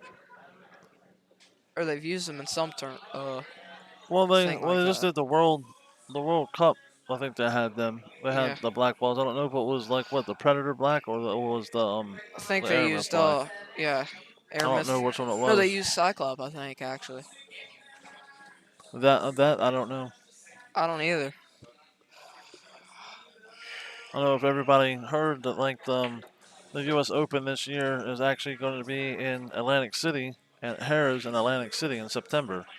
So it's not going to be in Vegas this year. So a lot of us like that are local will probably go out to it to watch it. I know a couple players have talked about playing in it. But now looking at this, Jimmy should be making a 9 here with a combo. Easily. It'll make There it you go. 5-3. It took Alvin's Alvin trailing. momentum away a little bit, but now it's his break. See if he can do a break and run and get his momentum back. Oh, okay.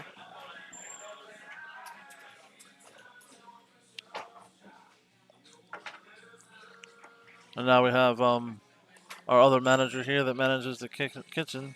I call him Baby Huey. He just walked by. And Charlie Gaines. Nickname is Baby Huey. And then I don't know if you just heard that laugh from Brett Stratemeyer walking by. Now that guy I've known for a long time and could play. Here comes Chris. Chris Bruner. Chris Bruner is a Bruner, good yeah. player. And here comes I'm just telling everybody that walks by right now because he's racking the balls. I mean, it's all good. Like we're in a. You ever been to Brews and Q's? We're in the cubby hole between the table 6 and the bathroom. So like we see everybody walk by, like Mike Soleil. Mike He's Soleil walking by is walking again. by. He's walking by with a chip on his shoulder, like always. but I'm confused because he's got water in his hand and coffee. Yeah. He's giving me the 7 later. He's giving you the 7? Yeah, I'm gonna let Dylan break for him. He's gonna give me the 7. We're gonna play. Bet. Yep. You gonna play him? All day. Oh yeah. All day? Yeah, my bank account and someone else. I think Mikey should win that. See, now this is the thing. You don't know how Josh plays? A little bit. He can catch a gear. He's been actually playing pretty good I've lately. seen him before, but I haven't watched him a lot. I've watched Mike Saleh a lot. Mike Saleh, I would never take anything away from that boy. He's like a brother of mine, but so is Josh. But that would actually, to be honest with you, that would actually be a really good game. Because how would you compare Mike Saleh with Rick Scarlato? Like, are they? Do you think they're like they'd be very pretty close? close. Yeah. Yeah, and it'd be really tough for Rick to give Josh the 7 ball. Yeah. But you know, this is all for cotton candy. That's all. Black. Please, same as. Oh, the black plays. Yeah. I don't think I've ever played with the black, but I think that makes sense. I think one time. That makes sense. I mean, all right, now it's Alvin's break. Let's see what he can do here. Last time he broke and ran. As he breaks and ran again, he's back into it. He's still in it, but he's just got to tighten down a lot. Oh, yep, they made that 2 ball. Looks like he's perfect on this. I mean, this looks like another good out for him. He should get out here. He just gets on that 3 ball pretty good, and he's out most likely. He should get out. Do you roll forward and play the 4 in the top corner, or draw back? Roll forward. Yeah, I mean. Well, that's what I meant to do. I meant to roll up like that. Yeah. I don't like use anything except for high to roll up on top of it. I think I would have did that. I didn't know if he had an angle like that or not, though. You gotta go. Well, I always like to see the players when they go down there like that. It looks like they're just free stroking. That one he took a little bit more of his time, but all the other ones he was like free stroking through it all. Yeah, I think it will be 5-4 here. Man, you're calling for that storm a little too early. Oh, did he scratch? Oh, I think he will get out though.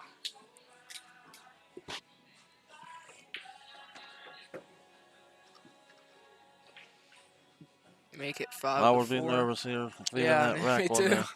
I've had them slide on me so many times. I'll walk around the table, chalk my cue maybe 5 times, and shoot the ball. All right, how about that? Keeps him in the game. That's his 2nd rack of his own that he has broken around to keep him into it.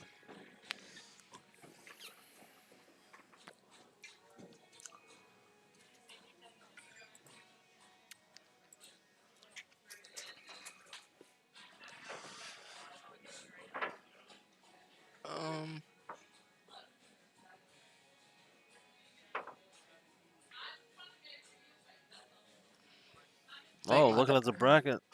My dad's playing, Josh McCulley's got to play against Scott Haas. My dad's got to win 2 more matches to get to Steve. And then the winner of that plays Dylan Spoor.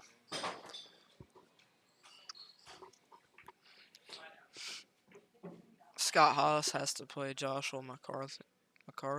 I don't know. Macaulay. Macaulay? Yeah, I didn't know how to pronounce it. At least I think that's how it's pronounced. All right, here comes Jimmy's break. I'm not going to do the top screen because that's been messing them up, so let's see what do. Look at that, made some balls. We got the little bump over. How about that? Just hit a stop shot, maybe roll forward just a little bit. Just a little smidgen. I think I might hit a stop shot here, actually. I don't think it's going to roll forward just a slight bit because I always get confused. The pink one is what? The 4? Yeah. Who's going to go the 2 to the 4?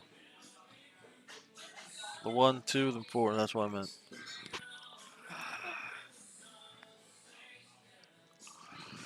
Oh, another good match coming up soon. I don't know where. It probably won't be on the live stream, but it's one lost side. It'll be Rick Scarlato versus Rick Molinaro. I think he's playing right now. Yeah, they're playing right now. Yeah, that's a good matchup. Yeah, so yeah, they're playing now, so it definitely won't be on here. I'd like to see Dylan Spoor and Scott Haas play on the TV table. See, I don't think he knows who you are. You just bet against me. What? You said you want to see Dylan Spoor and Scott Haas. I'm Josh. Okay. God, get this man When is your match? What? When is your match? They're gonna put us up on this stream table after. Oh. I didn't Oh, know. Maria, he definitely has a lot of body English. He definitely that's one thing that he is known for is Oh my God. playing good pool and body English. What? I look stupid. We didn't know who he was. Yeah. That's Josh. I told you Josh Yeah, I was know. gonna. It's Yeah. all right. You're not stupid. Just you gotta learn faces. That's all.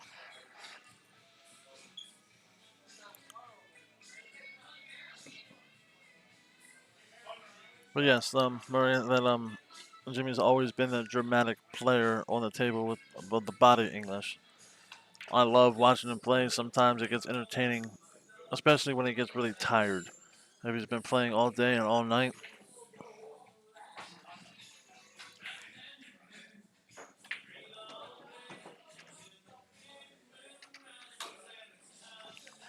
That's the Body one thing English. like I need to learn, like how to do with that is to play the 2-rail. I would have played a 1-rail, but I had to throw it into the pocket. Oh, it's body English. You know how it is when you shoot the ball. You know the body English when you shoot the ball and you're moving your body around. I mean, secretly, I want to watch the Scott Haas Dillon match. On the loser side somewhere. If I do that, if that happens, I'm guaranteed third.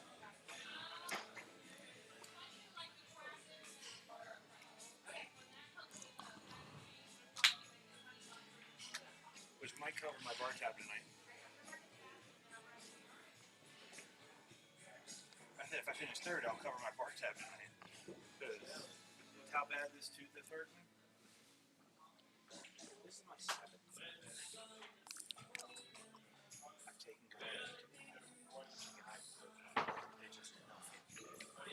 I even sent Brian across the street and got me some orange gel.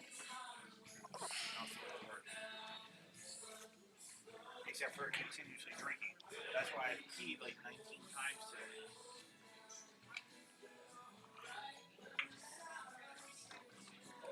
Got that bump. See, I would have tried to play more aggressive and gone 2 rails, but I probably wouldn't have gotten the angle that he had.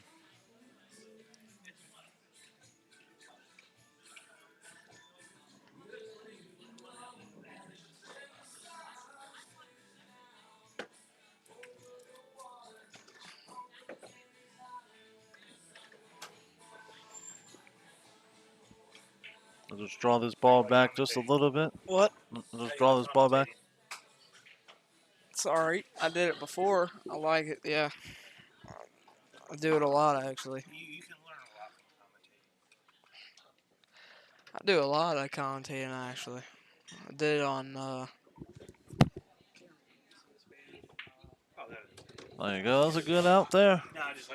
That puts Jimmy on the hill with Alvin's break and see if Alvin can do a break and run like he's done the last 2 times that he's broken. I did it on some other page at Kentucky. I forgot.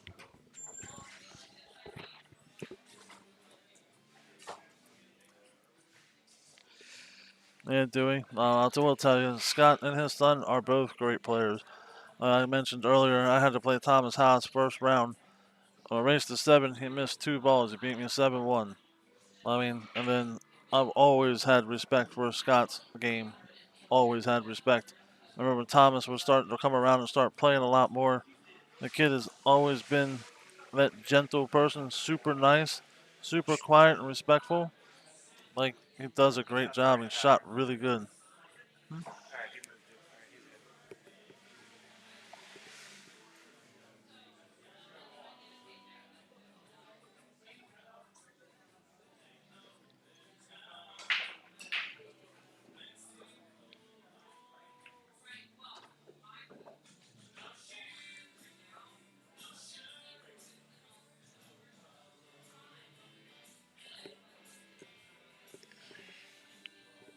So for everybody on here, I'm refraining to try to sing because I want everybody to keep listening to what's going on because I'm a horrible singer, but all this music in the background is making me want to sing.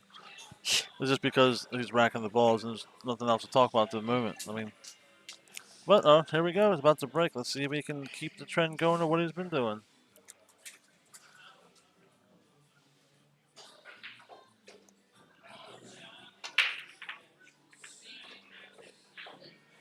It looks like a perfect rack. Oh, that one ball went. Well, one ball Never mind. full. I mean, the two ball is a little bit harder. Just got to make sure he's like skimming that six ball and making it two, or do you play it safe here? Because you can play it to come up and past the 9 and leave the cue ball down to where the 6 is.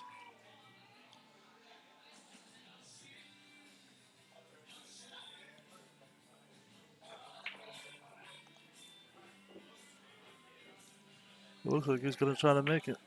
Ooh. Thought he made it. Slopped it in. I mean, it's playable on the side, and Jimmy should be out. He's got the 2 in the side, the 3 in the opposite side. And then playing the 3 in the opposite side, you play the 4 and the 5 in the corner. Come down for the 6. And then they can either play the 7-9 combo or play the 7 up top.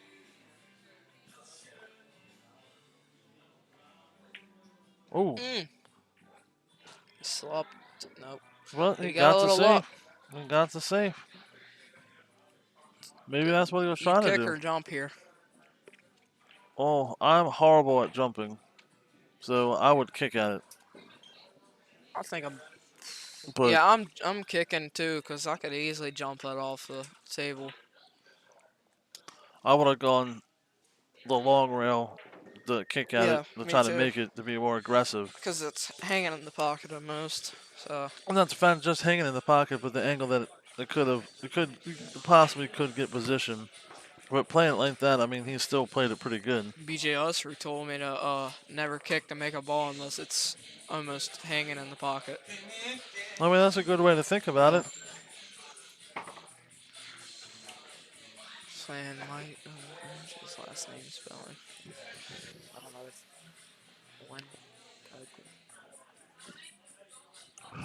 No, Win Pigler did not play today. He came out a couple of weeks ago when we had our monthly 10-ball tournament. And but he did not come out to play today. It probably is a doubles tournament or something like that that he played in. What do you do here? Here, I try to play safe. Make sure you don't scratch here. I think Well, I might just hit I'll it. play it to hit. Yeah, just like that, but he hit it a little harder. No, you can still see it, but he's got the distance, and it's a hard bank shot. I think I would have did exactly what he did, but hit it soft and just stick the 2 ball right But there now at that here, diamond. Yeah. here I would play it safe.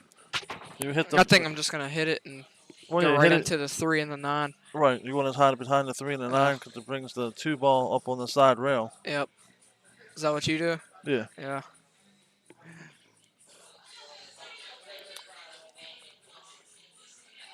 I mean, especially with this close. If you're down a lot more, just like that, get up there. Ooh. Almost. Yeah, almost got there. And that 9 ball is not wired, I do not think. It's makeable, but you gotta get the right shape. But it's definitely makeable. I think you gotta. I mean, if I was down further, if Jimmy was at 6 and I had like 1 or 2, I would have banked the 2 ball. Just because you gotta be aggressive at that time. You gotta get in the match somehow. Well, he's playing safe. Jimmy is not being aggressive, which is very smart. That was a really good shot right there.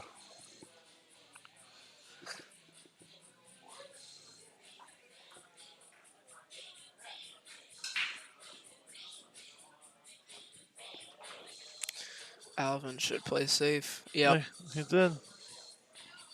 Left side of the 2. To this side. Bad choice. Yeah, he missed the 2 ball. Yeah. Gonna give Jimmy a ball in hand. Now. I think I'm going for the 3 foul here. Do you go for the 3 foul, or do you go to? It is. Oh, I mean, because of the angle. Yeah, I mean, you could possibly do that. As Rick Scarado's always told me, if you have an opportunity to try to 3 foul somebody, you do it. Yeah, at least try to play safe here so you can make the guy a little frustrated. Well, yeah, you have plenty if of options. if the Like, table gets open after this safety, then go for the out probably. But yeah. Well, I mean, if you play the 2 ball on the the left side of the table, like to go over and play safe and lock them up on the 5, you can make the 2, then have the 3-9 combination to win the set. Alvin needs to tighten himself down. Well, Start he's always been focusing that loose player. Looks like he's gonna try to go for it. for the out. Yeah. Well, if I'm going for the out, I think I'm putting the cue ball on the other side and shooting the 2 in the other side pocket. What would you do with the 3? Because I think I'm doing exactly what he does and just hit a draw shot, actually. Actually, no, I'm shooting it right where he is. I didn't know if it was that tight. He should get out. Ball in hand. If he gets rid of the 3 and the 2, it's pretty much open. It's 8 balls on the rail. That's all. oh, he bumped the Good 5 bump. ball. That's actually, I did not think of that whatsoever. And that was I didn't actually a really either. good shot. That's what makes the difference between a player like that and a player like me. You know, Yeah. like I not didn't think think of about it. stuff. Like I try not to move balls around because I don't know 100% where they're gonna go. You guys are lucky you have some good talent to compete against players, have good equipment, and like the rules you play. Well, Yeah. thank you. Yeah, I mean, real world. I'll tell you that this pool hall, not to brag, but I mean, in this the pool hall tavern at Brews and Q's, we do have a big range of players, from lower end players that love to compete to higher end players like Brandon Schuff, Sean Wilkie. I mean, Brett Stratemeyer. I mean, everybody comes from everywhere to come out here to play because we take pride in our tables. We take pride in our food. We take pride in our This is tables. my favorite pool room I've been in. I like to hear that. Thank you. Bar table place, and I think Q Masters is probably my favorite big table. I've actually never been to Q Masters. I like my home pool room. They got well, they just took out one of the bar boxes for the big tournament they're having there, the big pro tournament. So they can put maybe one more big table in there. They have one more bar box. So they have, I Getting the shot. think, Ooh. 3. That's going to give Jimmy a little bit harder of an angle to get on top of that 7. I think they have Where, big tables. so, tell everybody, where are you from? I'm from Virginia. Virginia. And where do you play at? On Q Sports Bar and Grill, Front Royal, Virginia. That's probably like, what, 20 minutes out of Luray Caverns? Yeah, about Yeah. maybe 30. I live about 15 miles away from Luray Caverns. Okay. Yeah, I was up there a couple months ago. Oh, he didn't get there. Yeah, I see What's the that noise? frustration. That is the squeaky noise is Brian Bianca, our Q repair guy. Oh. He's working on some Qs right now. You ever come up to Bruising Qs? We have a guy named Brian Bianca. He does Q repairs, does an awesome job, takes his time, and has lots of pride in what he does. He's back there working right now. Yep. He's not a bad pool player either. He tries. Yeah, he lost both matches today and went 2 and out, and he lost on the hill both times. Just like I did at Chop Tank. Yep. There you go. Just trying to play it for the safe. It's pretty good. I think at this point, I'm just gonna bank at this ball. Yeah. You have to swing at this ball. I'm banking at it because you gotta find a way to get the momentum back. Use outside spin. Let's let him draw. And he missed, and he might get a fortunate. Oh! I thought I was going to skim off that 9. That go to the overhead camera view. See how hard of a tight pocket. You got to hit it kind of soft, probably. You have to hit it soft with a little bit of English to throw it into the pocket. But the problem is it's going to keep you on the rail. And just let Grayson know the person behind him is Josh McCulley. Oh, see, he didn't use the English. He hit it straight forward and bobbled right out of that pocket.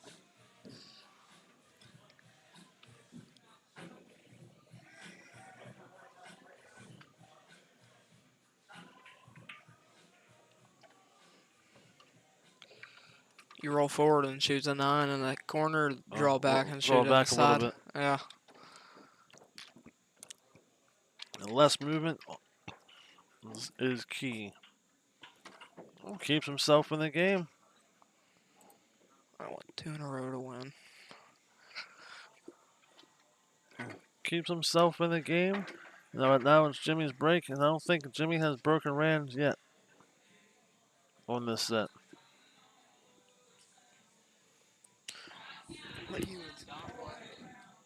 They might not be putting this up here, which I don't understand why. We're the only round in the winter side that hasn't played. Never seen you really play before. I wanted to watch it. Oh, I'm not that good. I get lucky a lot.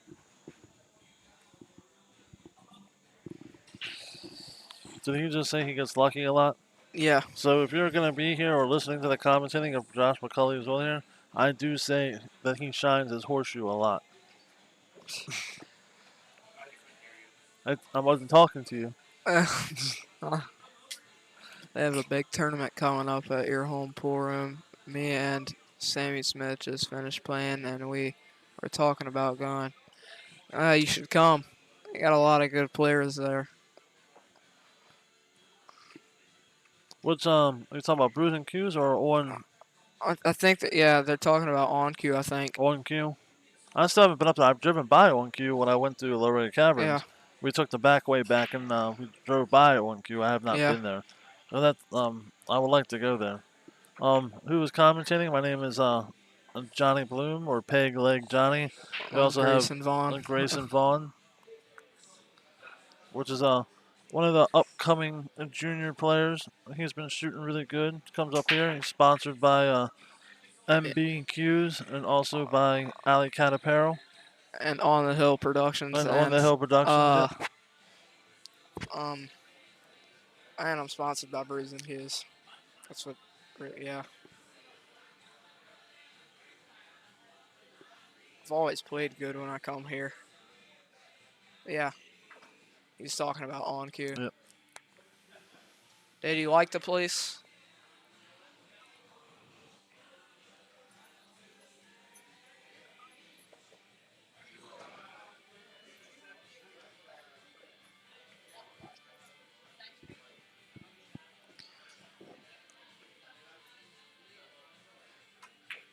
On cue is also running a doubles or Scotch doubles tournament there July 12th. Okay. For me and my brother to go to nationals, they're gonna give us 50% of the money back. Yeah. Well, it's like next weekend we have an event here that Skylar Hess, which is another juniors player, that I think he's sponsored by Breakout, but also and Predator, right? And Predator, and but we're doing an event here for her to get funds to go to Vegas for like the juniors qualifiers. Who's gonna break out? Jacob Olsen?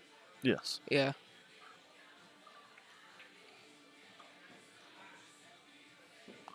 Oh, Rick Senior, like all the Scarlatos, they're a wonderful family. I like Junior, Rick Scarlato Junior is like a brother to me. I mean, he's my general manager, but that doesn't matter. I mean, one of those things that doesn't matter if he's my manager or not. He's like a brother There he is, to me. shooting right there, down on the ball in the blue shirt. Oh yeah, yep.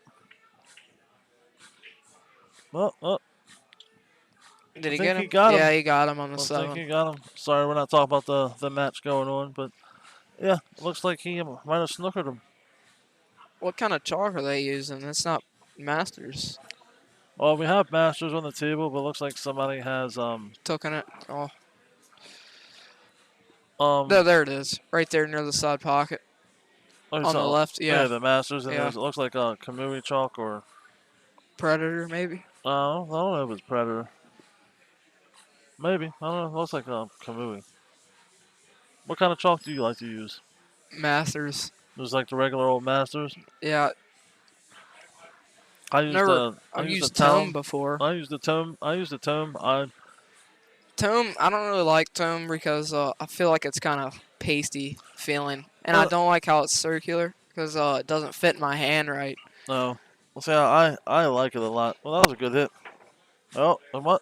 Look at that. Oh, he can see it, but it'll be a little bit tougher shot.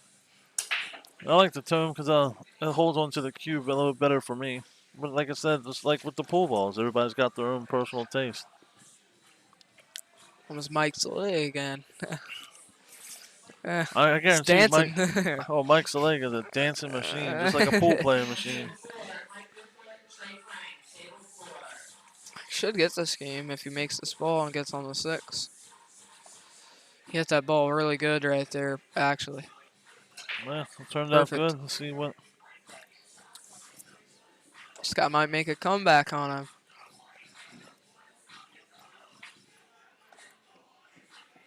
Oh, put it in the side pocket. Well, that's a good shot though. He just Yeah. bumps it up a little bit and plays the 8 in the corner. I think I'm hitting it, yeah, just perfectly right there. But he got on the wrong side, I think. But it's Well, fine. no. What you can do is just draw it back just a slight bit. You Yeah. still got a perfect angle. See, just like that. He's I mean, perfect. that's a natural angle right there. He's got his momentum going, and there you go. And it's Alvin's break. 6. It's Hill, ladies and gentlemen, and it's Alvin's break. It's a great match. Greg.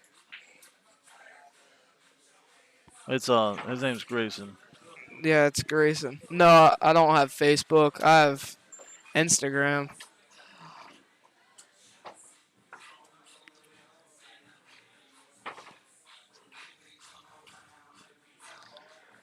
I'll tell you also, like we have a lot of junior players that come through here, and I'm always like I love watching them play. Like even when I used to go to Expo all the time, I used to go there and just watch a lot of the juniors play, just because it gives me inspiration just to see that the sport the billiards is growing. That's the only way that things can grow is we have the juniors like learning how to play and learning respect in the game and everything. So it's like I'm always glad to see that. Greg is my dad. Alvin plays good and Loose. Yeah. Yeah, he always wears the Yeah. hat like that. Like, every time I've seen him, he always has that Yeah. hat on or a hat like that. Yeah. But yeah, he does play loose. OG, yes, that is true. I used to wear one of those things, but every time I've seen him, he's always had it.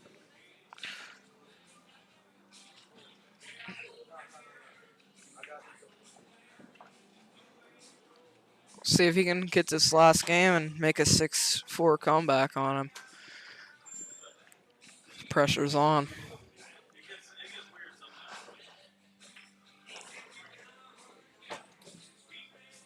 I think Jimmy went to the restroom for a moment. I do too. Says OG. Yep. That's the old name brand of those hats. Always has that hat on. Yep. Yeah, he always does. I feel like I remember seeing him at the Barry Berman Memorial at Q Masters. A possibility. A lot of these players travel around all over the place to play.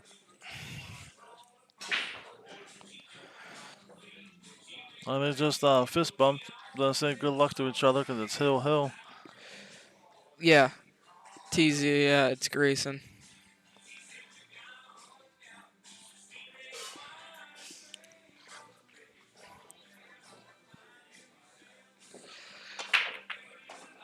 Well, there you go. He made Hit that point. He's got a shot. Look at that. That's a good break right there to be Hill. What? One ball does not go on the side. It goes in the side, but not the corner.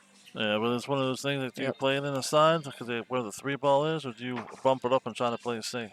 I think I might. I'm gonna be a little aggressive. I'm gonna play aggressive here, yeah. Because you have multiple pockets to make that 3 where you can make that 1.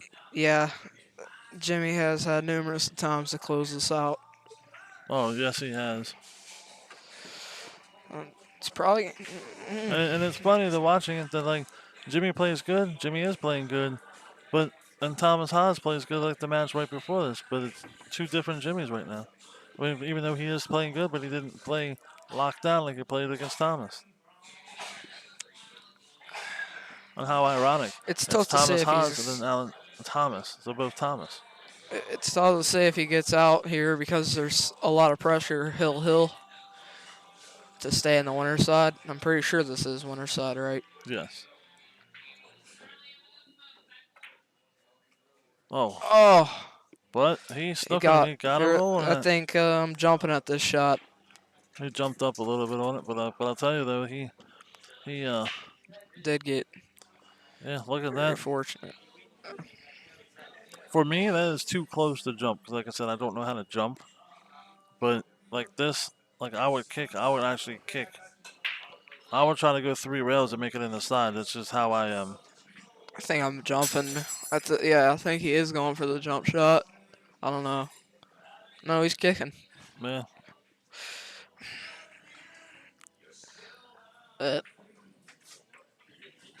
Oh. Well, he left it good. Didn't leave him very much to No. do. I think I'm playing safe here. Just push the 3 underneath the 7 and let the cue ball sit at the bottom rail. Yeah. He got lucky. Who got lucky?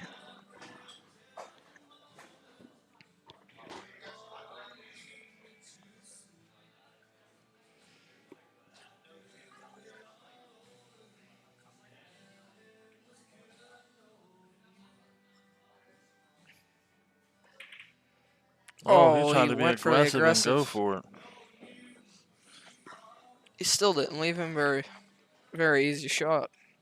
I mean, But like the looking at it, 7 and the 9 are tied up right now. It's not wired, so.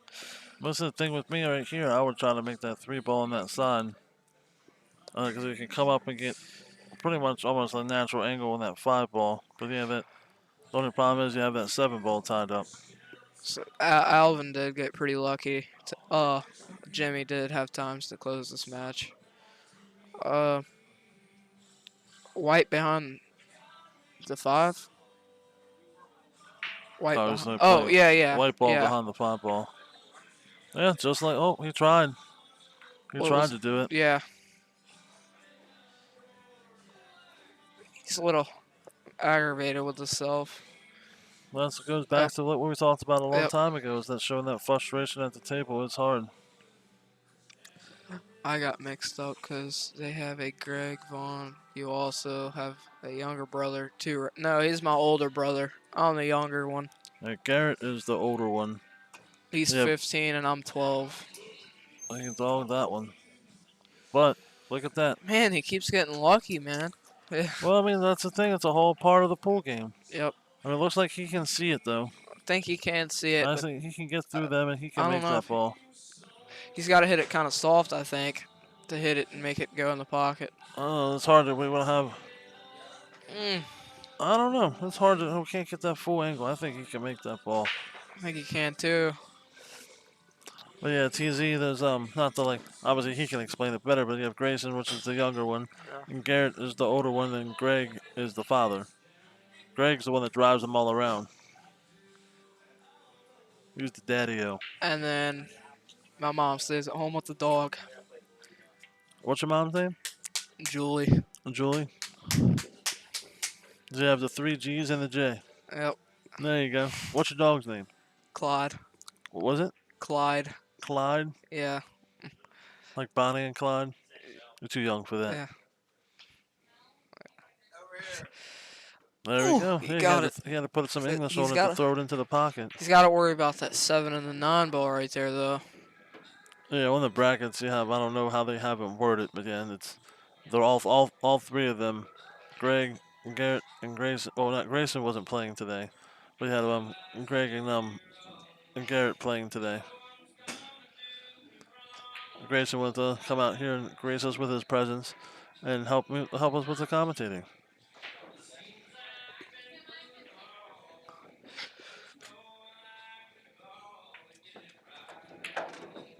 Oh, he tried. Oh, that would have been Oh. a great shot. Now he's got to.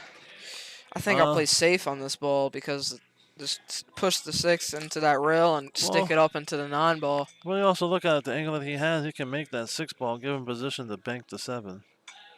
Yeah. Yeah, I think I am going to bank at it now that I look at it. Oh, I don't know if I would have did that. It just broke it out now. Yeah, but that 6 ball doesn't look like... That 7 ball still doesn't go.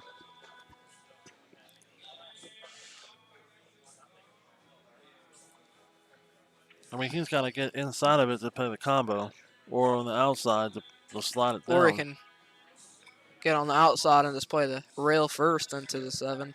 Yeah, that's pretty close to do the rail. That's what he's going to try to do, looks like.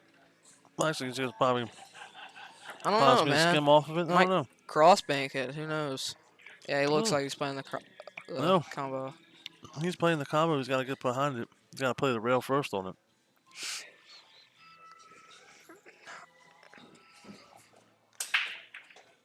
You got it. Okay. Nope, ending scratch. Oh, man. Man, that's unfortunate there. Okay. It's all about the rolls on the table. I don't think he gave it to him. Yeah, he didn't give it. Wait, yeah, he did. Yep, well, that was the match, ladies and gentlemen. Looks like Jimmy won 7-6. It was Hill. Alvin tried to see what he's trying to do here. Well, that was a little bit different shot. Let's see who we got next. We're probably going to be getting the call soon. I want to go ahead and put you guys on standby. What's going on?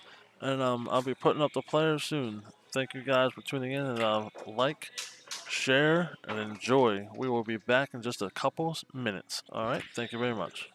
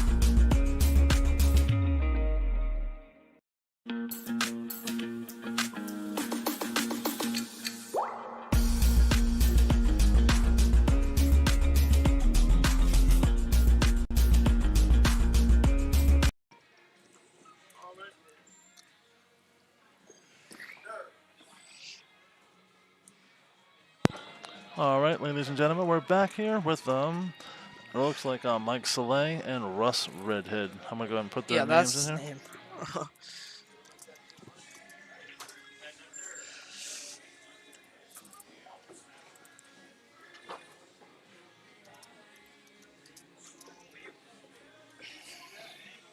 Who do you think is the favorite in this match? Well, I mean, I don't like to show any type of favorites, but I mean, I do. I like both players very much, but my homeboy right there, Mike Soleil, I think he has this one. But I mean, bar box, anything can Anybody can happen. win, yeah.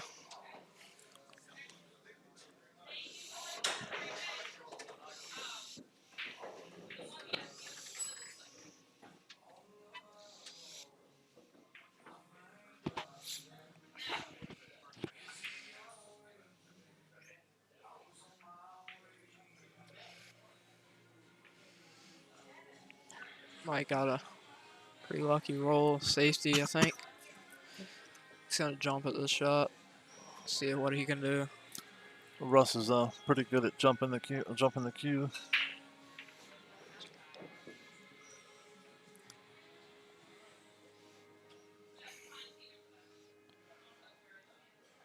Is that a shaft? Just oh no, I see it now. No, he took the butt off of it. Yeah. That was a very good shot there, and got a good shape. It's always the controversy when it comes to the older players and the newer players of how the jump cue has changed the game completely. When I was brought up playing, that we didn't have jump cues, and we had to learn how to kick and everything else. And now it's like, for me, it's hard to adjust, but a lot of the good players can adjust pretty easy. I play with Roddy Morris's U.S. Open 10-ball championship jump cue. He gave it to me.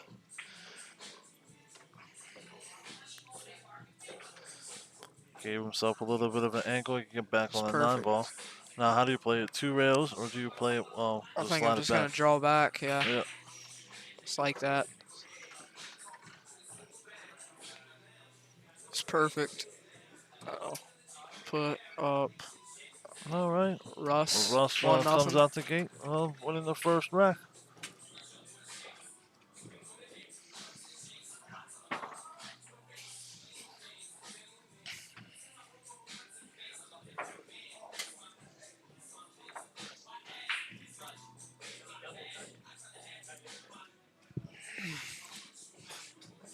My dad is winning 6-.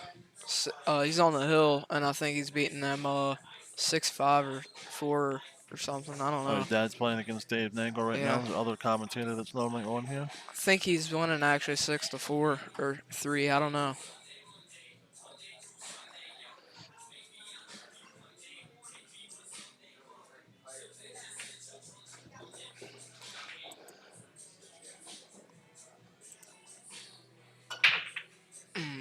Okay. Mike broke. I think he got dry. No, he made a ball. Made the. Wait, no, he made it. He missed. He didn't make a ball. I don't think.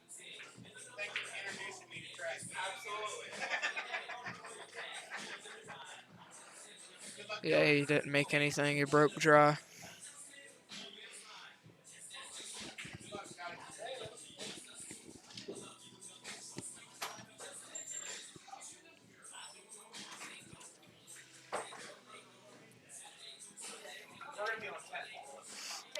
Okay. Those hoodie drawing. Yeah. Yeah. I wear hoodie strings when I'm at my home pool room, and they just get in the way of my cue. I try to take them off. My hoodie. Yeah. I have a friend that honestly Rob Cord that plays up here Yeah. a lot. He's another really good player. He wears hoodies all the time. Yeah. He doesn't have problems with the strings and he tucks them in, but he has a problem with his pockets. So like in the hoodie, so he tapes the pocket that like on his shooting side. He tapes it shut all the time. I'm always making fun of him because he always has the yellow tape on it. But it's smart because for his hand won't get caught or anything. Yeah. I like Rob. Rob's a good guy. Yeah.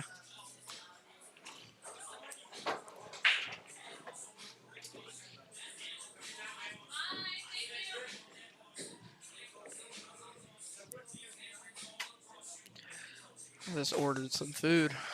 Haven't eaten anything really all day since the morning. Well, that's good because we got some good food here. Same with pockets. Hey, what we were just You're talking right. about with Rob. Yeah, the pockets. Yeah, he always tapes it shut for his hand won't get stuck. Looks like Mike snookered him on this shot. Yep. He tried to make the 2 ball and ended up snookering him. The rules of the game, people. The rules of the game. Yeah, he's taking off his hoodie right now.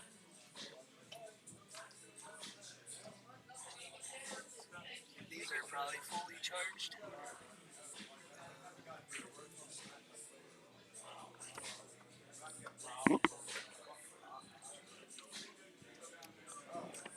Mike Slade took off his sweatshirt. Catch that, yeah. Thank you, sir. I reckon Rick Molinaro still playing. It looks like Rick Molinaro and Rick Scarlato are done. I don't know who won that match. I don't either. I can find out. Have they updated it yet? I'll find out in 1 second.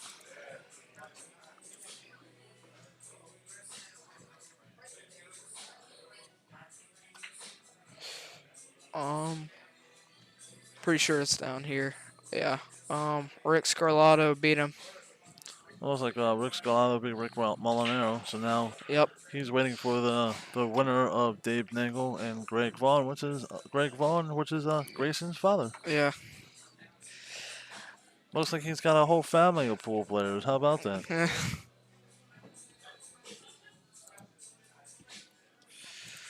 Okay.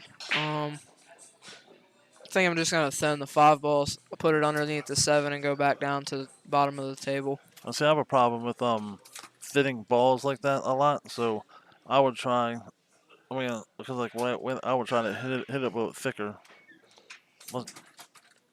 That was actually smarter. Oh, yeah. I think I would have wanted the safety I said, but Yeah, I would have to try to hit it thicker because hitting it thin for me, it's hard to do. okay. I think I'm just gonna hit the right side of the 5 and put the cube underneath the 7. Yeah.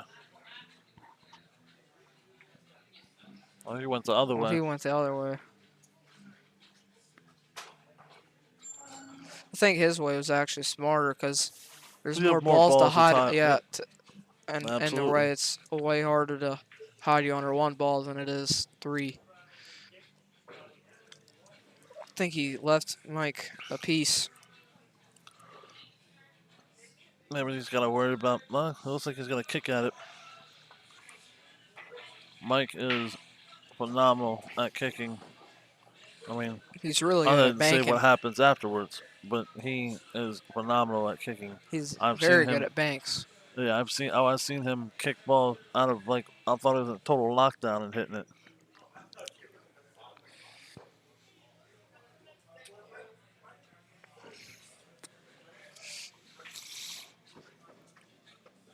So you said you ordered something to eat? Yeah. What did you order to eat? I just got fried pickles. I don't eat those a lot unless I'm at the Swift Run swimming pool at Elkton, Virginia.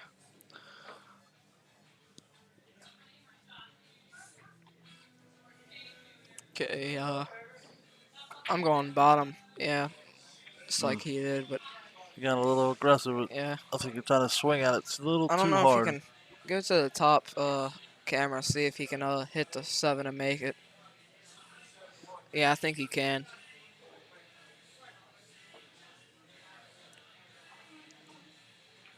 It's kind of hard to tell. It looks like he's trying to make it. Oh! Well, he snookered him. He's going to get his jump cue out, looks like. Yep. It's hanging in the pocket, and it's also near the rail, but it's down the table, so it's possible to jump it off the table. He's trying to see if he can get that angle. As long as you get the arc on it, they're not going to jump it off the table.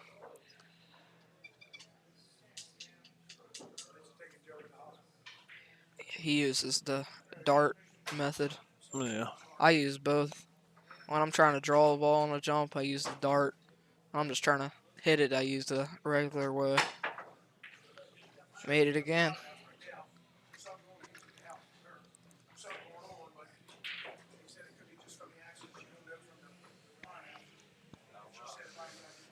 Okay.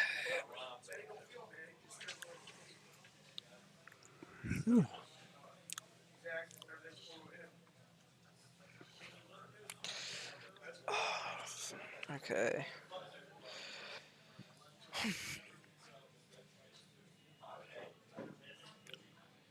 So you said Josh is a good player? Josh is definitely a good player. He's not a pro, but he has beaten a lot of pros in tournaments. So Like, is he like around Sean Wilkie's level? Or? No, he's not Sean Wilkie's level. He'll probably be mad at me for saying this, but probably like a ball underneath like Rick Scarlato. Well, that's good. But he's still really good. But the biggest thing with him, he's fearless because he has nothing to lose. He's fearless. So like Earl Strickland, he doesn't care what happens to him. Earl Strickland's done so much in his life that he doesn't care anymore. Absolutely. Shoot at any ball. Did Mike win that rack? Yeah. Oh yeah, Mike won it. Mike. I got it. Yeah, it's 1-1. Sure. I can see on the upper corner. On the screen, they can see part of their scoreboard that they use. We have it on table. And at Brews, we have a scoreboard on table 6 and also at the big table.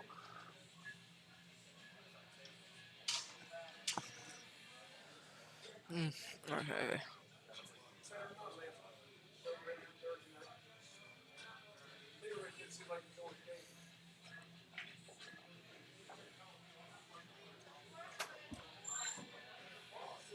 So it looks like your dad won. Yep.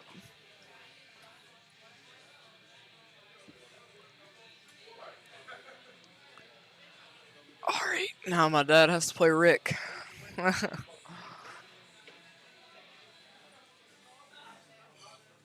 right, let's see what his break does.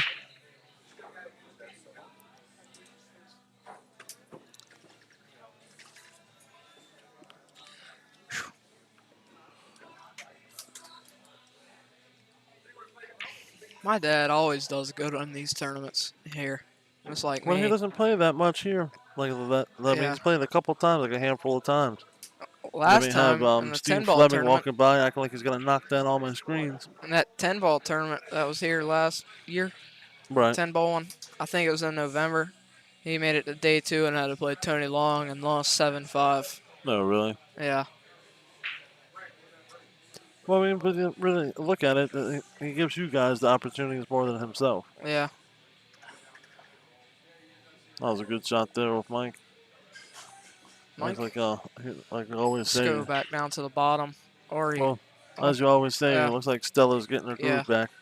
Mike is getting in his groove now. I'm going to play the combo to the 6. Oh, he made the extra shot. He didn't want to do that. He's fine, though. He'll bank this thing. Yep. Look at that. Like I had eyes. Just knew it. Okay.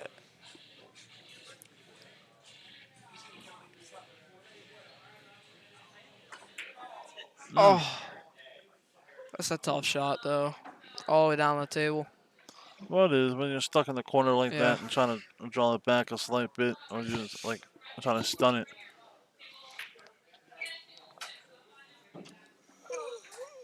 He missed it. Yeah, he got a little frustrated there.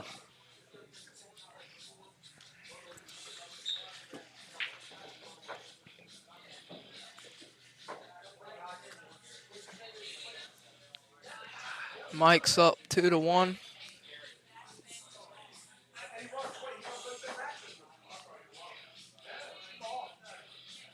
Oh, looks like they have the match going of Josh McCulley versus Scott Haas. Who's done?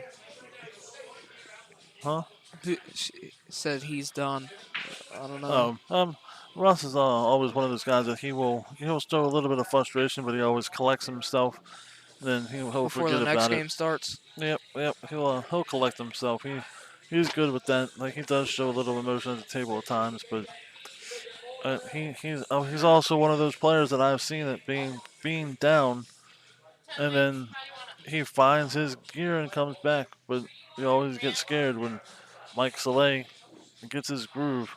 That boy gets a groove.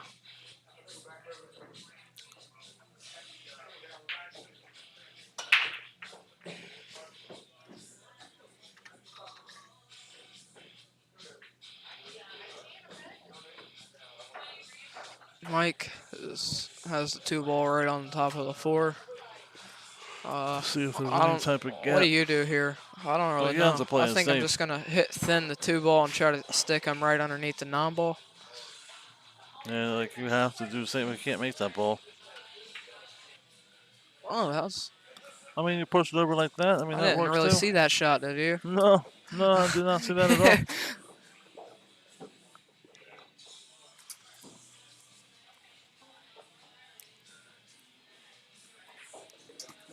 This is a B-side match, right? Yeah. To Mike my Slay. knowledge, yes. Mike Slay lost to Brian Jones at the start of the tournament. Yeah, right here. Yep.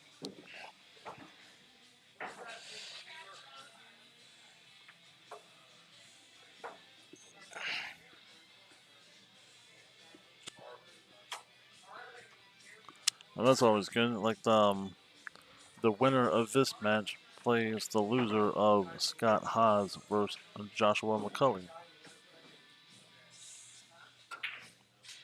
Ooh. There's another Scratched. another good match going on. Lloyd Boyard versus Brett Stoudemire. That's a good match. Yeah. I mean, Lloyd catches that gear. It's going to be And, hard for Brett to keep up, but And Brett then catches the gear. the winner of that plays Brian Jones. Yeah. So that'd be another good match right there. Yep. And then my dad and Rick has to play.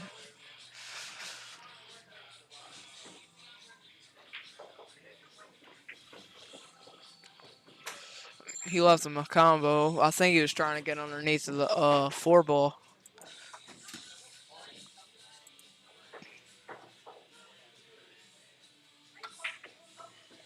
Yep, left him a nice combination. That's a tough shot on the 3. I think I play safe here. With the 3 ball? Yeah, you have to play it safe. Yes, yeah. Okay.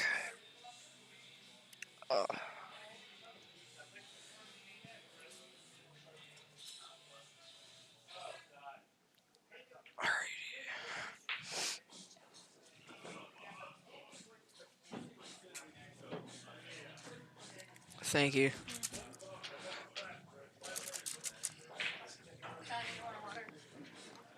I'm sorry?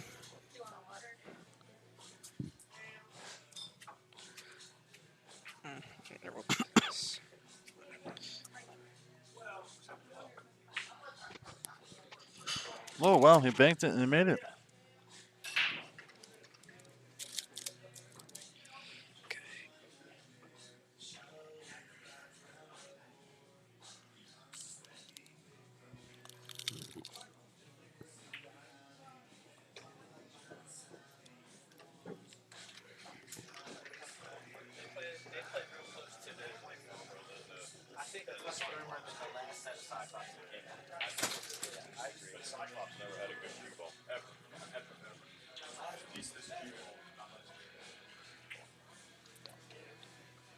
I got baby Huey over here sitting next to me, aka Charlie Gaines, or should I say Charlie Gaines, aka Baby Huey. That's our kitchen manager. So any complaints about the food, you go straight to him. I'm just kidding. There shouldn't be any complaints because everything is good.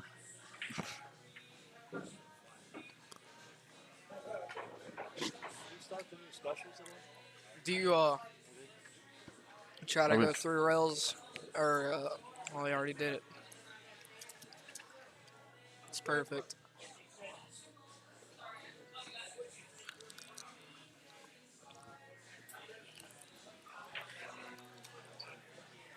Well, you concede the match on that. So now it's 2-2.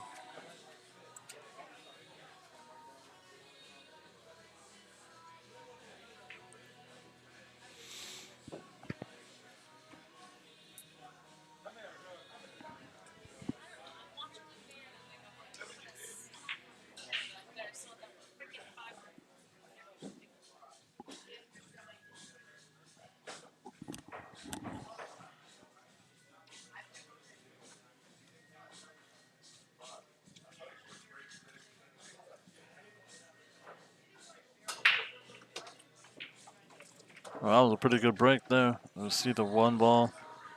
You can do a combination already and see that. They was trying to move that rack.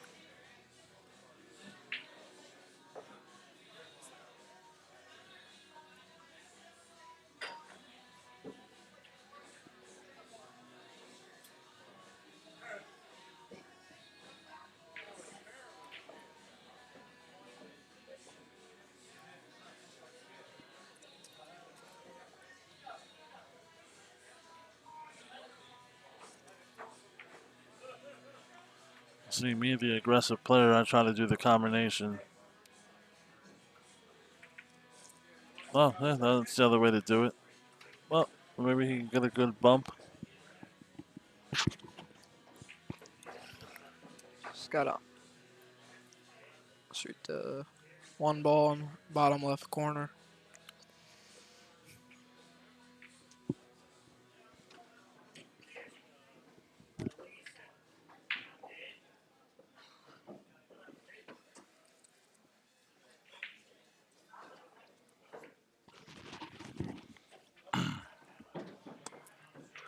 That was a pretty good shot. He should be out here. There's a natural angle to get onto the 6 ball. I'd say as long as you don't hit it too hard. Even with an angle like that, it can still get onto the 8 ball and play it in the corner pocket.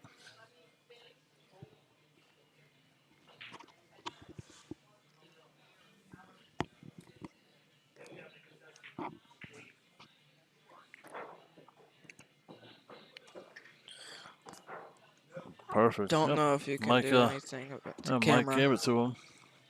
The camera's out of focus.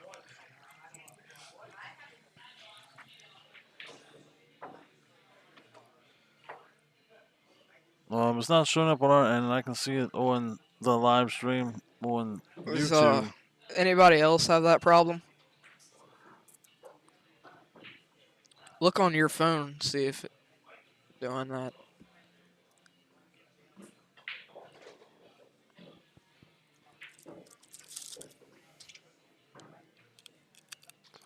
I think the camera's automatic focus.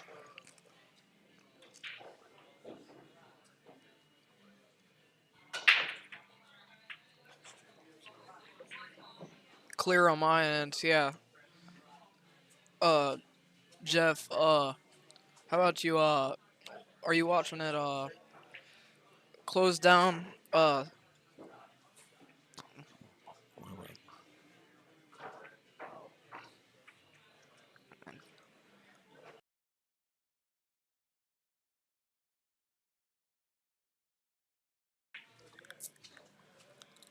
All right, so it looks like the one ball is stuck in the pocket. I mean, 3 balls, the only one that could be an issue, but if he gets the right angle on the 2 ball, he can get onto the 3 ball and play it up top.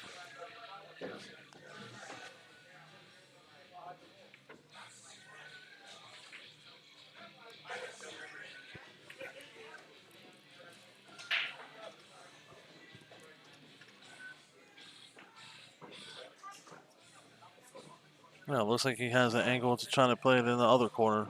Not the corner I thought, but he can still play it in there and get position on the 4 ball. Well, he bobbled the ball, but he had him snookered.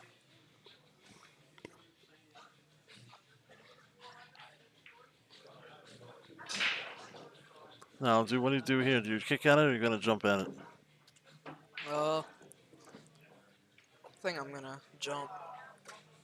I mean, in this situation, I would probably try to jump it, even though, like I said, I'm horrible at it, but I'm still going to try to jump it because it gives you a lot of room.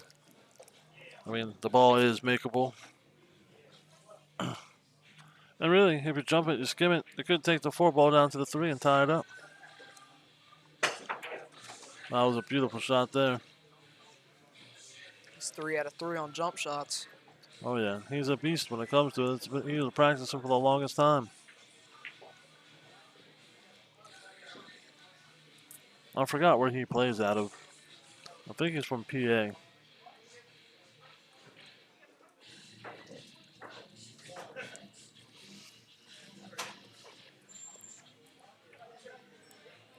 Well, we got that little lucky bump. So I would have played it the other way to try to bump the 8 over. But I mean, that works too. A little stretched on the table. So now with this, you're trying to go 1, 2, like 2 rails to play that in the upper corner. Or yeah, you draw back like that. That was the only thing. You get the same exact position the other way. So either way. But he moved out to 7, made it easier for him. Get a little luck of the bump draw.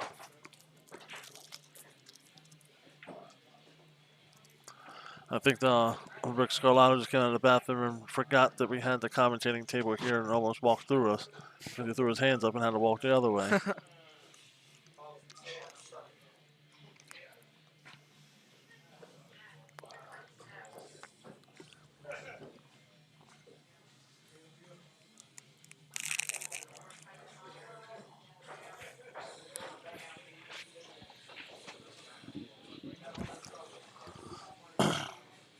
So now with this, it's I'm already at that angle. I want pretty natural angle. I mean, you can get position on it, just cut it in the side, and then get your position right on the 8 in the side. So he's have to hit it hard. Perfect. Draw back just a little bit. Good to go. Or we're gonna be using high to come up the rail. Yep.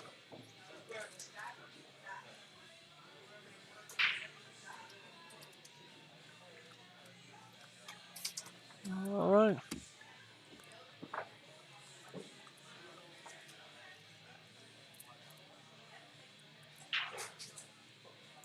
He's got it. Figured it out.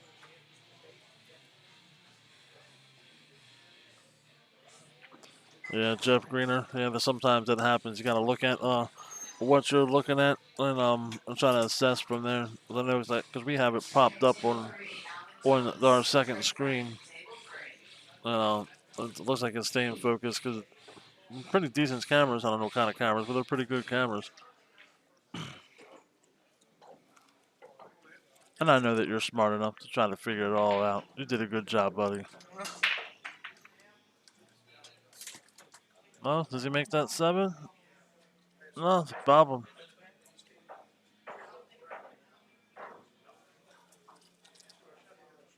A dry break. Well, it looks like Mike just plays the 1 forward, plays the 2 on the side, got the 3. See how he does with this, as long as he takes his time. Oh my goodness, my goodness. Guys, I'll be right back. I'm gonna go get a water and put my food away. Or give him the tray back.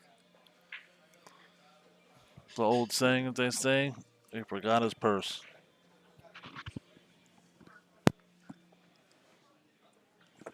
I mean, that's mean no offense to anybody. But he had to play it a certain way and play it soft. But he didn't hit it hard enough. It looks like one of the players is using a restroom break for a second, so I'm going to go and put you on a player break for 1 second. I'll be right back.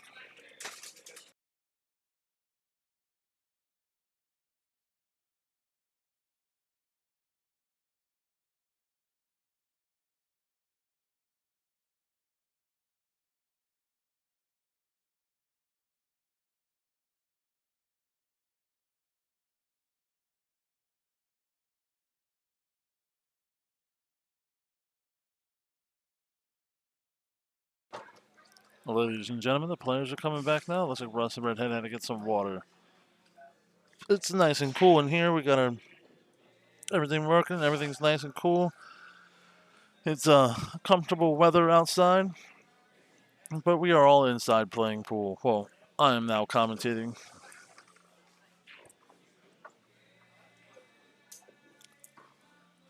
Let me get a different angle here. Oh, looks like I might be able to see a piece of it. I don't know if he can make it. Oh, I'm trying to play it off the 3. That's a smart move, but unfortunately he didn't make it. But that was a really good effort to try to make that ball. I probably wouldn't want to thought of that and try to play some type of safe.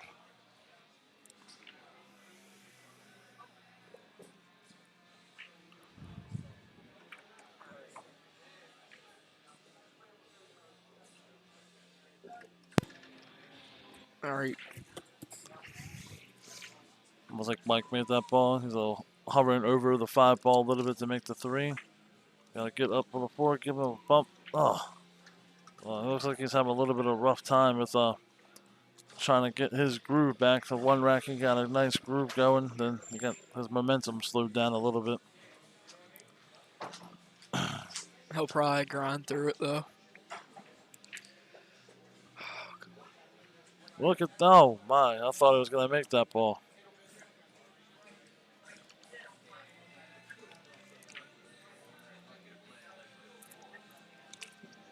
The play is safe here. Just bump the 4 ball out. Lock him. I will try to lock him a little bit more on it, but that was a really good shot though. Okay. Mike is kicking again. Boom. Oh! I thought he was going to make that ball, but So look at did this. I. Look at this. Oh. Kick safe, I think. Oh, yeah. I think he got him, yep. Yeah, he definitely got him. How about that? Man, we are seeing a little bit of luck today, but like I've always said, it's always will be seeing, it's part of 9-ball. Part of the game, always will be. And this guy likes to jump. See if he can get 4 out of 4 on him. I'm glad somebody's keeping track of that one.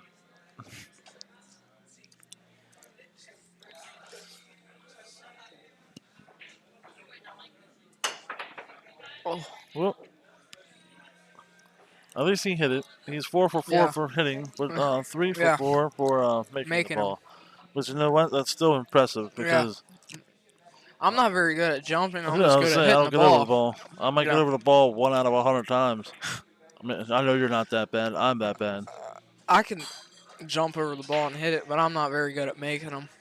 Well, yeah, that's all. It takes time and practice. Like a lot of things in life, time and practice. Mike should have. I'm not going to jinx him. I'm not going to say nothing. We just got to pretty much just slide the cue ball over from that 6 ball. Do it up a little bit. That's perfect almost. Yeah, that's what I'm saying. It's fine anywhere really on the table as long as it's not behind a ball. He's going to make it. And he got perfect position on that 8 ball. You can always tell with Mike when he starts getting into a groove.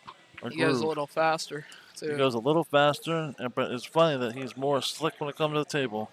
They keep conceding the games, so therefore, like, wow, Mike, that's a pretty tough shot on that 9 ball, too. Well, yeah, I was going to say. I wouldn't give that to him. Maybe a straight end one, but that was a pretty tough shot. Yes, Jeremy Grayson is in the booth with me. And yes, it is Johnny B. Peg Leg Johnny in the house, too. Holla. Ooh, ooh, ooh, ooh. Yeah, Jeremy. I commentated a lot with Jeremy Mason. Yeah, Jeremy Mason is awesome at doing the commentating. He's an awesome person, too. Me and him have to match up sometime soon, also. I like Jeremy. Good guy. Nothing much, man. Just sitting here, got knocked out of the tournament. Figured why not come in here and try to talk to people and have a little bit of fun.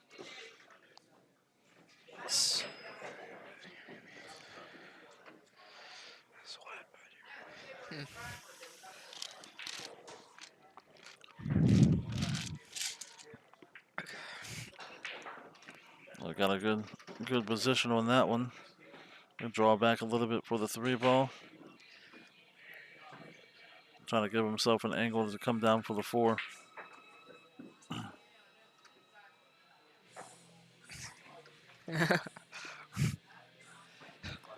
too kind. Remember that when me and you match up soon. All right, Jeremy? Be very kind to me. And yes, we will. Let me get some more practice in, and then we will definitely be matching up and put it on the live stream and have some fun with it, man. I'm not matching up with anybody. I don't want to lose anybody. Well, see, that's the whole part of the game. We gotta win. We gotta learn how to win. We gotta learn how to lose. And you know what? I've gotten to the point I know how to lose. It's time for me to start winning.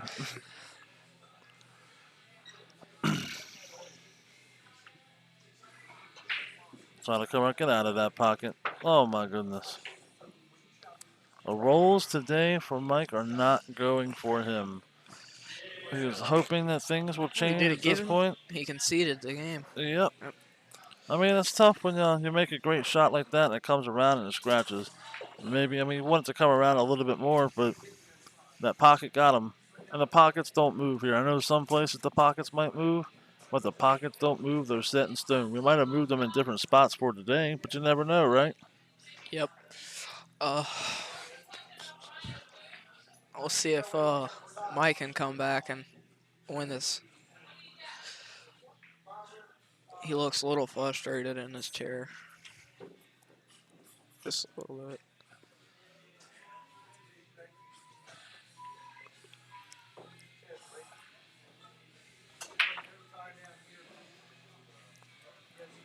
Oh, with that 9 ball sitting in that pocket like that.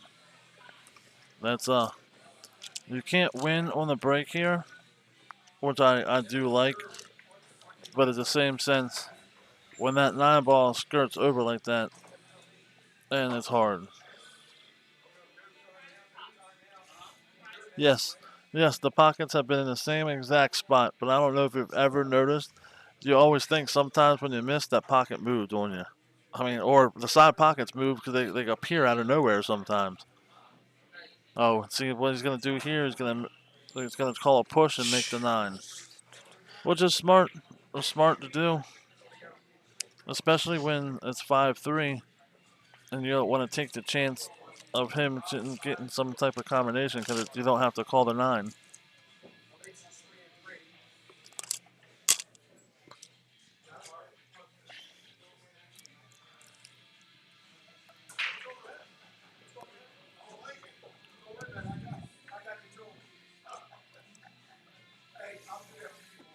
Did he get him? I don't know if we got him there. Yeah, I don't think he got him. I don't think he got him there. Definitely, he's going down to shoot the ball. He feels confident at the table right now. It, I think. Yeah. Oh yeah, you're supposed to with that. Yep, it comes around natural angle, it'll come right on the 3 ball.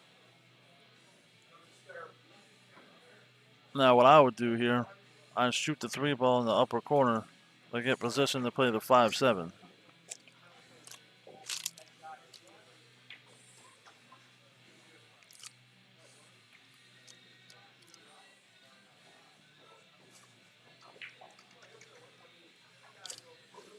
Now remember, Jeremy, if I'm telling everybody the wrong thing to do, just remember that's how I play. Whenever we decide to play.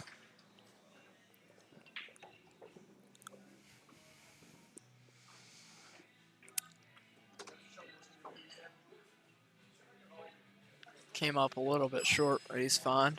Well, you Just ever play watch the 8 ball on the bottom left. Yeah. Yeah. You ever watch Russ play? His mechanics are very good. Like everybody says, it's like took the kiss. Like everybody says, like the fundamentals and your mechanics make a big difference in your game. But his mechanics are very good. Not very well, very good. Russ on the hill.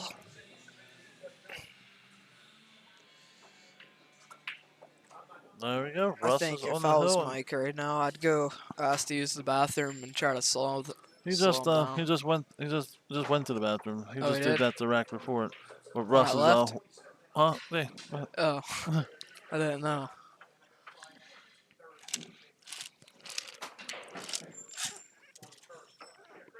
But I definitely appreciate everybody watching and listening to our commentating. I'm still kind of new to the commentating, so I'm trying to get used to it all.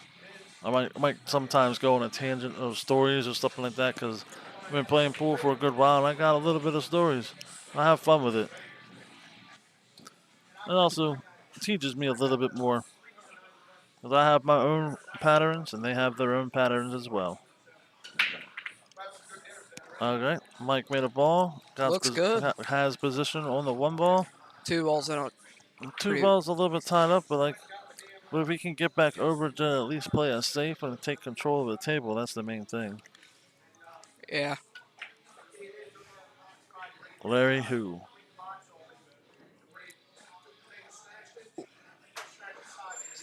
Talking about. No, they ain't talking about Larry Kressel.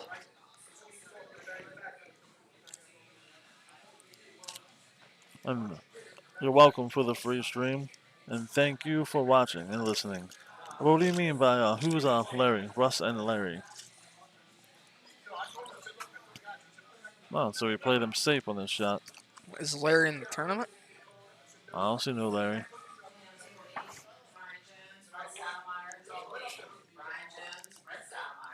That'll be a good match. Now they just called Brett Yeah, I know. Stratemeyer and Brian Jones.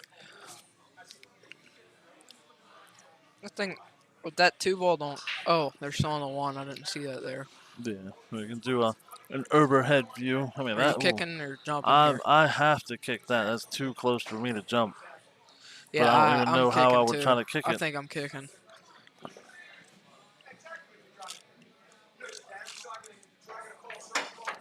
Hey, he got over it, but unfortunately the ball came over to give him position on the mitt to make the 1. Whew, that ice is cold. Jeff, I don't know the status of Josh and Scott. They're on the whole other side of the table. I could go whole look. other side of the room. You want to go check it out? I'll go look, yeah. Grayson will go check out that. Oh, real world, you're talking about Jimmy. Okay, yeah. I mean, that would be a good matchup. I think it hurt Jimmy a little bit playing on the same table back to back with that one. But I mean, who knows? The way this is set up, they could match up. That's a nice save there on Mike's end. Slowing down the pace. That's a good shot. We take a look at the bracket. I mean, let's see what's going on here. See how Russ and Jimmy could meet up.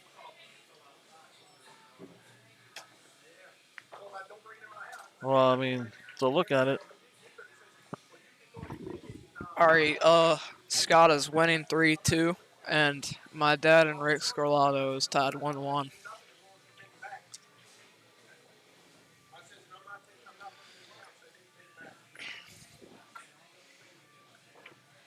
If Russ and Jimmy meet up, that would be in the finals, just as of right now. So I mean, that would be a good matchup in the finals.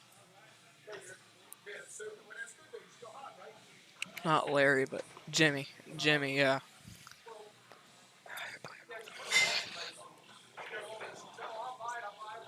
Okay. Oh, on the unfortunate side pocket corner, bumped out the 4 ball. Is Jeremy Mason still here? Well, he hasn't said anything, but I'm sure he's probably watching. Jeremy's probably doing. Oh man, that little man, that's skid the off worst of that kiss. 6. Oh, I did not see that coming. Slid right off of that 6 ball into the side pocket. Because of a 5 ball run out. Looks Mike's pretty. way, if he gets this, he can still win. Oh, absolutely. Can win right now.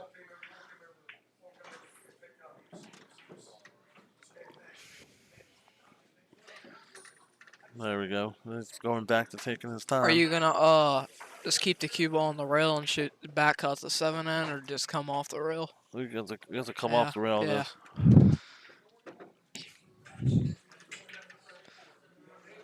Chris Bruner is playing right now, I think.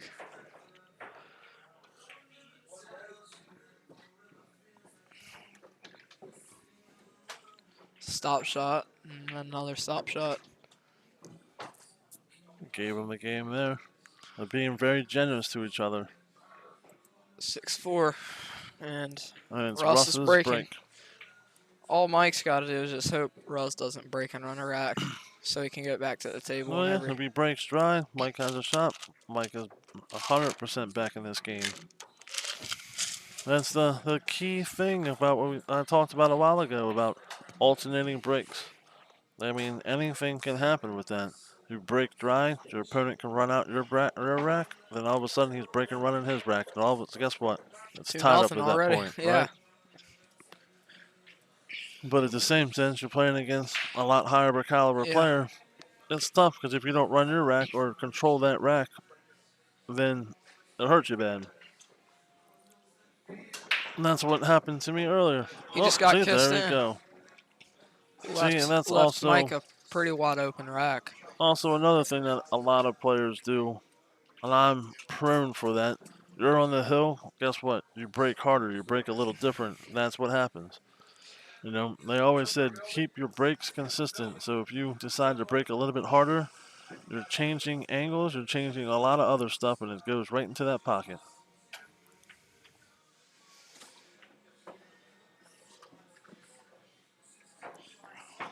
Mike has a wide open rack. And you can look on his face. He's got a face of determination right now. If he can make this 6-5, it might put a little pressure on Russ. Oh, it's going to be a 6-5 and Mike's break. Yeah. I Is don't that know. 5-ball go? Looks Man, like I it. don't know. That's close. I think it goes. Looks like it goes. Yeah, Yeah. yeah. That's It a goes a great lot easier shot. than we Yeah. thought, right? Yeah, how about that? That was a perfect shot. Now he's just got to use some top and come off that rail just a little. Yeah. Perfect. Yeah, he's perfect. He's got a perfect angle to come right back down to the center of the table for Just the don't 8. hit it too hard. Yeah, that's perfect. Stella's getting his groove back.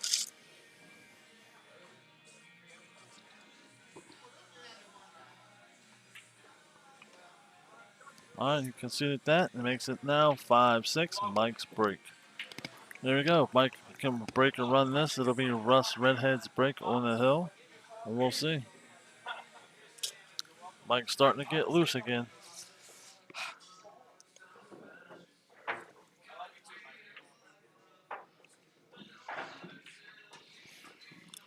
Good out. Yeah, it was a good out. That was a very good out. I mean, with the pressure that you have when it was 4-6, and you have to get out on that because if one little mess up could cost you the match, it was really good. Playing fast and, yeah. Well, that's when he gets his groove. When he plays fast and loose, and you see that determination on his face. He's got that look of death, ready to murder somebody to go on the table. But as soon as he gets off that table, I guarantee he'll be laughing, joking, have a good old time. Always does. Broke dry, I think. Yep. Just a little aggravated with that one. Well, yeah, I mean, that was a good break. Yeah. If he would have made a It's ball. wide open, too, yeah. man. I'd be a little worried right now. It's wide open. All you gotta hope for, all the opponent has to hope for is to get out of line one time. Get out of line one time, gets you back into the game. You got to get back in line. But it's unfortunate that with a dry break like that, when your opponent's on the hill, you took yourself out of it. Now you got to rely on somebody else. It's just like with football. You got to win the division to guarantee your spot. He's left himself a pretty tough shot. Well, I mean, he's got a natural angle to come back up with a 3-ball, but it's just make cut. the ball. Yeah. But see, that's what you brought into. No, I think I'm gonna play the carom into the 9-ball. Nah, you play that. What I would do is because you're on top of that Yeah. 5-ball, you gotta play that 2-ball, or play safe. I mean, you can hit it full, come past the 4, and try to lock it up on the 5. Yeah. Actually, yeah. I wasn't paying attention to where you jacked up. Yeah, I'll look from the side angle. On the table, it's probably a little different too. Oh, he's got a kick at it. Wow, that's ballsy. And yeah. If he hits this ball, if he even hits the 9-ball. There we go. There, I think he's playing the smarter shot right here. Just like I said, get over it. Nope. Did he get him? Oh, yeah, he got him. Pretty bad, too. Yeah. He can't kick. I mean, he's got to go. He He can can't go. kick to the bottom right, or I mean to the right because the 6 ball's in the way. Well, I mean, no, he can go. He can go 3 rails and come up behind the 2, but you're pushing that 2 ball down to where the 9 is. Yeah, See, that's what he he's has probably to go gonna 3 do. rails here. I don't see anything else. He Oh got, wow, he got lucky. yeah. He got lucky on that. I think I'm tying up a ball here. Well, I mean, you already have 2 balls tied up pretty much.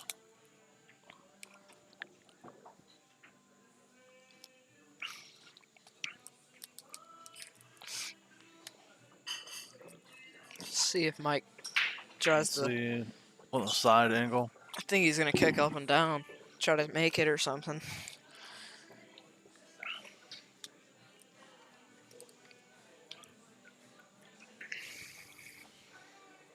He's just gonna shoot at the 9. Well, Just take the that's smart, yeah, combo because he away. wants to see where the 9 would go. Russ is suffering from the.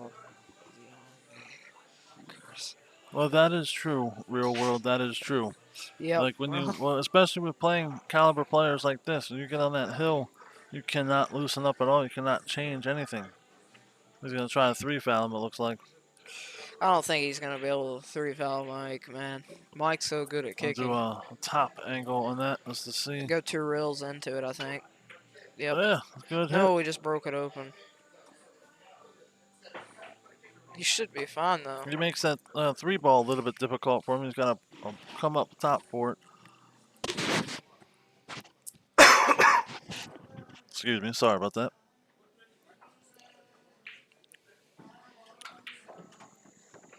This isn't an easy shot. You gotta go 2 reels back over to the 4.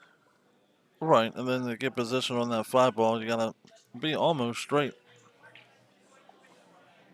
I mean, you can give yourself a little angle, try to go between the 6 and the 9, but I think precise, I'd play precise, safe precise. on the 5 ball. I'll just, man, that's tough. I mean, obviously you make it here. I mean, you can bump out that 9 or bump out that 6 from this angle. Or you can just play it like that and we not even think about that. How about that? No, I didn't think it went past that 8 ball.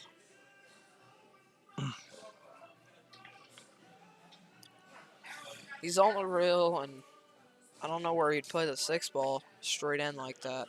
Well, I mean, you can, I mean, what I would try to do is I would make the 5 in the corner, come up, bump the 9, and give me a position to separate the 9 and the 8. It gives me a position on the 6. But that's also could be the reason why I'm sitting here doing the commentary and not playing pool.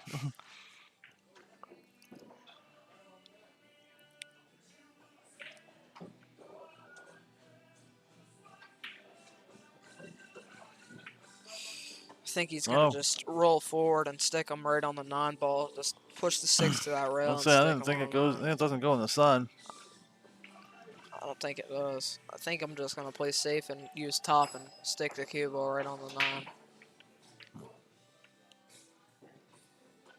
9. He's thinking.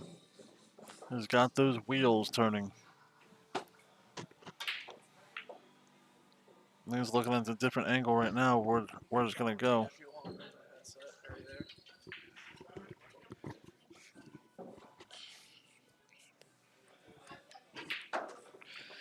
Yeah, it looks like he's gonna play the safe. Yep. A smart choice there. Now Mike's gotta kick this in or something. Well, yeah, it's pretty close to jump, but like I said, he's a good kicker.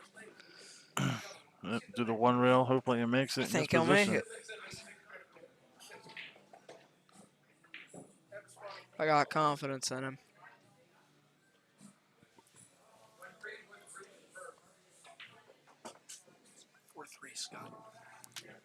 All right.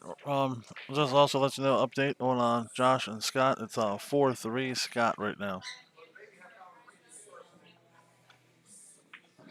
Oh no, that's the Oh worst. No. That's the worst. I mean, he did a great job of hitting it, but the unfortunate part is the side pocket has been there for what somebody say before? Hundreds of years? Yeah. That is correct. This table's even been made for 100 years. Well, in general, Yeah. the pool's been around Yeah, for a long yeah. time.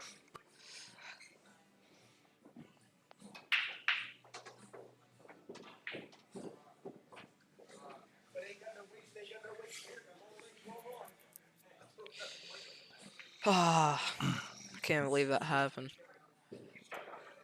I'd never see that coming.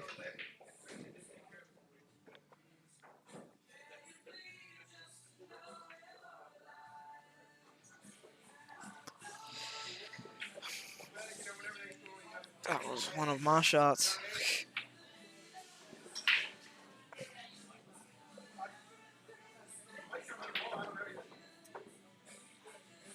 It's probably not good for you then. Was one of.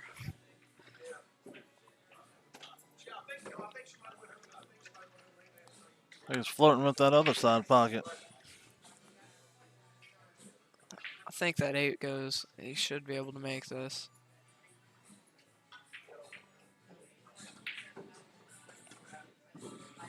And he got the angle for it. Think he It's a little close on the rail into the pocket, but to make him shoot this one. might have got this. All right, guys. Well, there you go. Russ Redhead won this one. You can have 7-5. my spot. What? I appreciate you guys tuning in right now. We're going to go ahead and take a pause. We'll be back. All right? Yes, actually, we don't have any matches to come up soon, so we're going to shut the stream down because we need to shut it down once during the day anyways. So if you look for a link on Facebook or on wherever you found the link to get to the stream this time, the stream should restart in about a half an hour, and we'll be bringing the Winterside Final Four matches to you. Thank you.